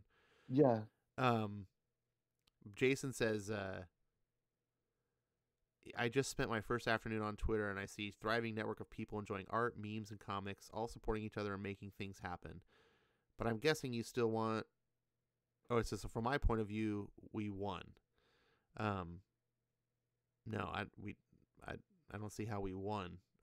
I'm still missing my comics. But I'm guessing you still want your Batman to be reliably good and up to your CG standards. I don't see it happening until everyone has abandoned the big two. Well, and hello, Melissa. I see you. Forgot to shout you out. Thanks for showing up towards the end here. Um, I disagree. I think that's not a lot. I don't think that's a logical conclusion. Now, with Marvel, which is a heaping, burning dumpster fire, that might be true. It's sunk to the bottom of the ocean. There's not really any saving it. But DC is doing a lot of good stuff. DC is the example of the industry. They are paying good page rates for artists and writers. They are trying to publish good stories. They're trying to recruit good talent away from the other publishers to be the best they can be. They're trimming their line, which some people have taken as a negative, but I see as a positive because they realize that it's too much for the industry to bear. They don't practice predatory practices. They're the only company right now that's trying to get comic books into non-direct market retail. So when you say, well, what do you mean by Comicsgate winning? What I mean by winning is undoing the very thing that caused Comicsgate to begin with. And that was, and the goal is for us to go away. yeah. The idea is Comicsgate was started because the industry, by and large, was infested by ultra-left progressive ideologists who decided that comics needed to be changed to promote social engineering ideas, and that took precedence over good stories. Then, when fans started speaking out against this, the industry acted poorly and started treating the fandom inappropriately and talking shit about them and speaking ill of them and showing contempt and doing all these things. And now we're at a point where the industry straight up lies about the fans, practices complete and not horrific, but just unacceptable predatory practices that are furthering to destroy the industry, all in the name of their identitarian ideas and promoting, the social engineering that they're into. That men are bad, homosexuality and persons of color are things that must rule the planet. Women are always better than men. All these things, and it's not that necessarily a bad thing to have these ideas. I feel like even ideas I don't agree with are important. But the idea that you can come into an industry that's 80 years old and has been doing things a certain way, and you can hijack it, destroy it for the fan base that's propped it up for all these years, and make it your own and say all these things that you think are for you aren't for you. And then, like the example we had earlier about the Ghostbusters, they say that comics aren't for us, but if we try to change it, then they get all pissed off, and it's like, what are you doing to our comics? Like, it's for them. What they're completely hypocritical. They're not trying to create diversity. They're trying to take away comics from their enemies, or take away whatever it is, and then replace it and hijack it for themselves, for their own purposes. Comicsgate just wants professionals to be professional. They want people to act like the story we heard from Bats talking about Geoff Loeb. He just recused himself from the chat rooms. He was like, look, I can't be in these message boards. I'm the pro. I'm the writer. Like, shouldn't be interacting with these people. And instead of being like, shut up, you fucking stupid fans. I write Batman. What do you know? If you don't like it, stop reading it. He didn't do that. He was like, they're fans. They have the right to feel however they want. Hurts my feelings. So be it. Like, I'm just going to go back to trying to write the best book I can. They're spending a whole whopping $250 a month on my book. I have to do what they say. I can't, like. So he acted the way pros should act, right? Pros shouldn't be like the chief creative officer of Marvel coming onto Twitter and high-fiving Renfamous after she spends 24 hours a day smearing and lying and defaming and slandering comics fans. Stalking. And then Joe Quesada will come up and be like, high five. Fuck that shit. That is... She's so crazy. She knows Ethan's sleep schedule. Whatever. That's I don't creepy. care about Renfamous because, like, she's just another wacko on the internet. I'm just a wacko on the internet. Bats is a wacko on the internet. Joe Quesada is the freaking chief creative officer of Marvel. Like, you just don't do that. Like, no understanding of professionalism. It's and they want our money? What? No. So you say, how do we win? What we win is we get idiots like that fired. We get Marvel Comics employing people that care about comics, that care about our dollar. When I say, oh, Spider-Man comic, I would like to buy it. Would you like to make me a good comic? Certainly, we're going to hire the best artists and writers we possibly can and try to present you the best comic we possibly can in hopes that maybe, just maybe, you'll give us a couple bucks for it. The old Stan Lee way, the way that it worked for Marvel for, 60 years? Mm-hmm. That's what I want. That's how we win. And the only way that happens, unfortunately, is we have to buy the good books. We have to support the right way. It's not enough to just abandon everything. You can't just burn it all down because if you look from their side, there's no lesson to be learned. The only way they can learn is they go, no one's buying Kelly Sue DeConnick's Aquaman. But shit, they're buying shit tons of Dan Abnett's new book that we kicked him off Aquaman for. They go, maybe we should not have kicked Dan Abnett off Aquaman. Maybe Kelly Sue DeConnick is poison and we shouldn't be paying her money to ruin our franchises. That's how that works. But if we just all stop buying comics, then these people in their, executive suites or whatever, in their suits, sit back and go, comics is down. People just aren't interested in buying comics anymore. And they don't attribute it to the things. You have to show, look, it's just like the argument that I made towards Bats earlier. He hates Tom King. And he's perfectly in his right to have his feelings. But the fact of the matter is, he's still selling books. So until he stops, when Batman starts selling 30,000 copies, like X-Men, then the message will be sent. Hey, DC, your fans hate Tom King's Batman. Pull the plug. But they're never going to get that message when he's selling the most. And they're also not going to get the message of what they're doing things right. Like Hawkman is doing things so right. But if it's only selling 30,000 copies and it's on verge of getting canceled because no one will buy the damn book, what is that sending? We need to support the stuff that's good. And we need to support the artists and the writers that behave well and treat fans respectfully. I'm not asking for anyone to kiss my ass.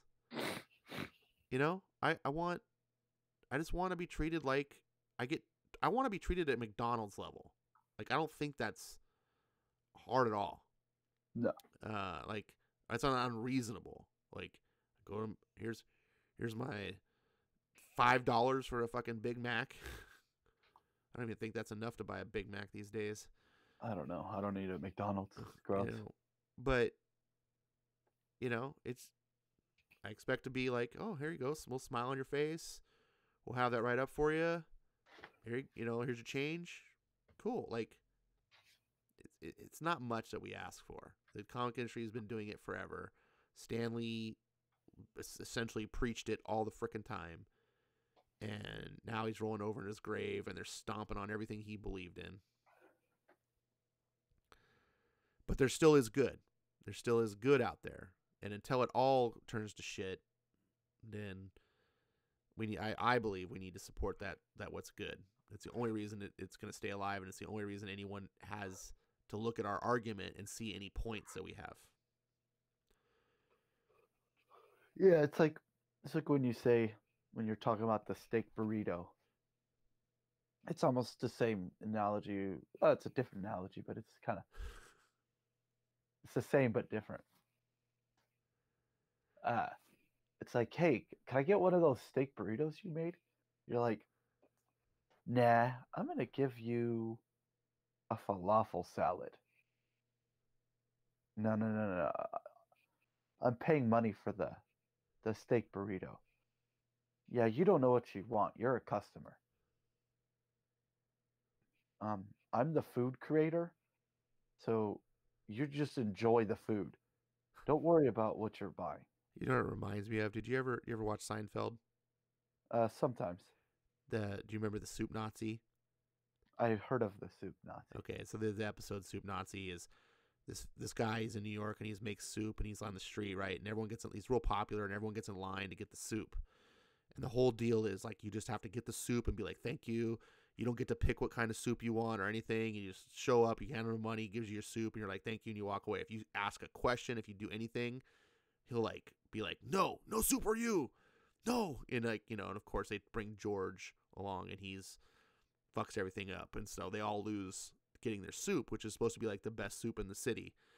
Right. But he kicks them all out because like George says something stupid or something. And they're like, no soup for you.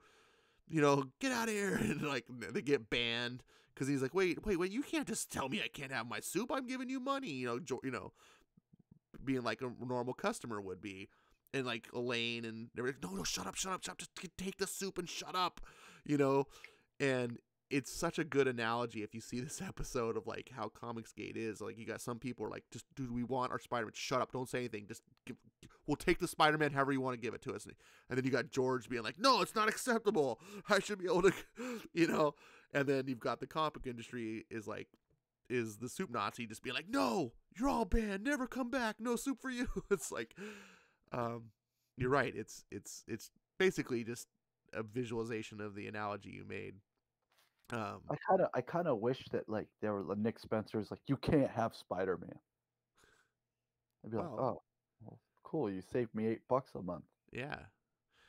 Jason Black says, I don't want to hear what another white dude in his 40s thinks about McDonald's. It's not made for you. That's funny. This is funny. I think on that note, we should end it. Yeah, we should. We've been like wrapping up for like epic, 2 hours. most epic live stream ever. Nice Brie impression. What a fantastic. We can't end it when we get these great comments like this.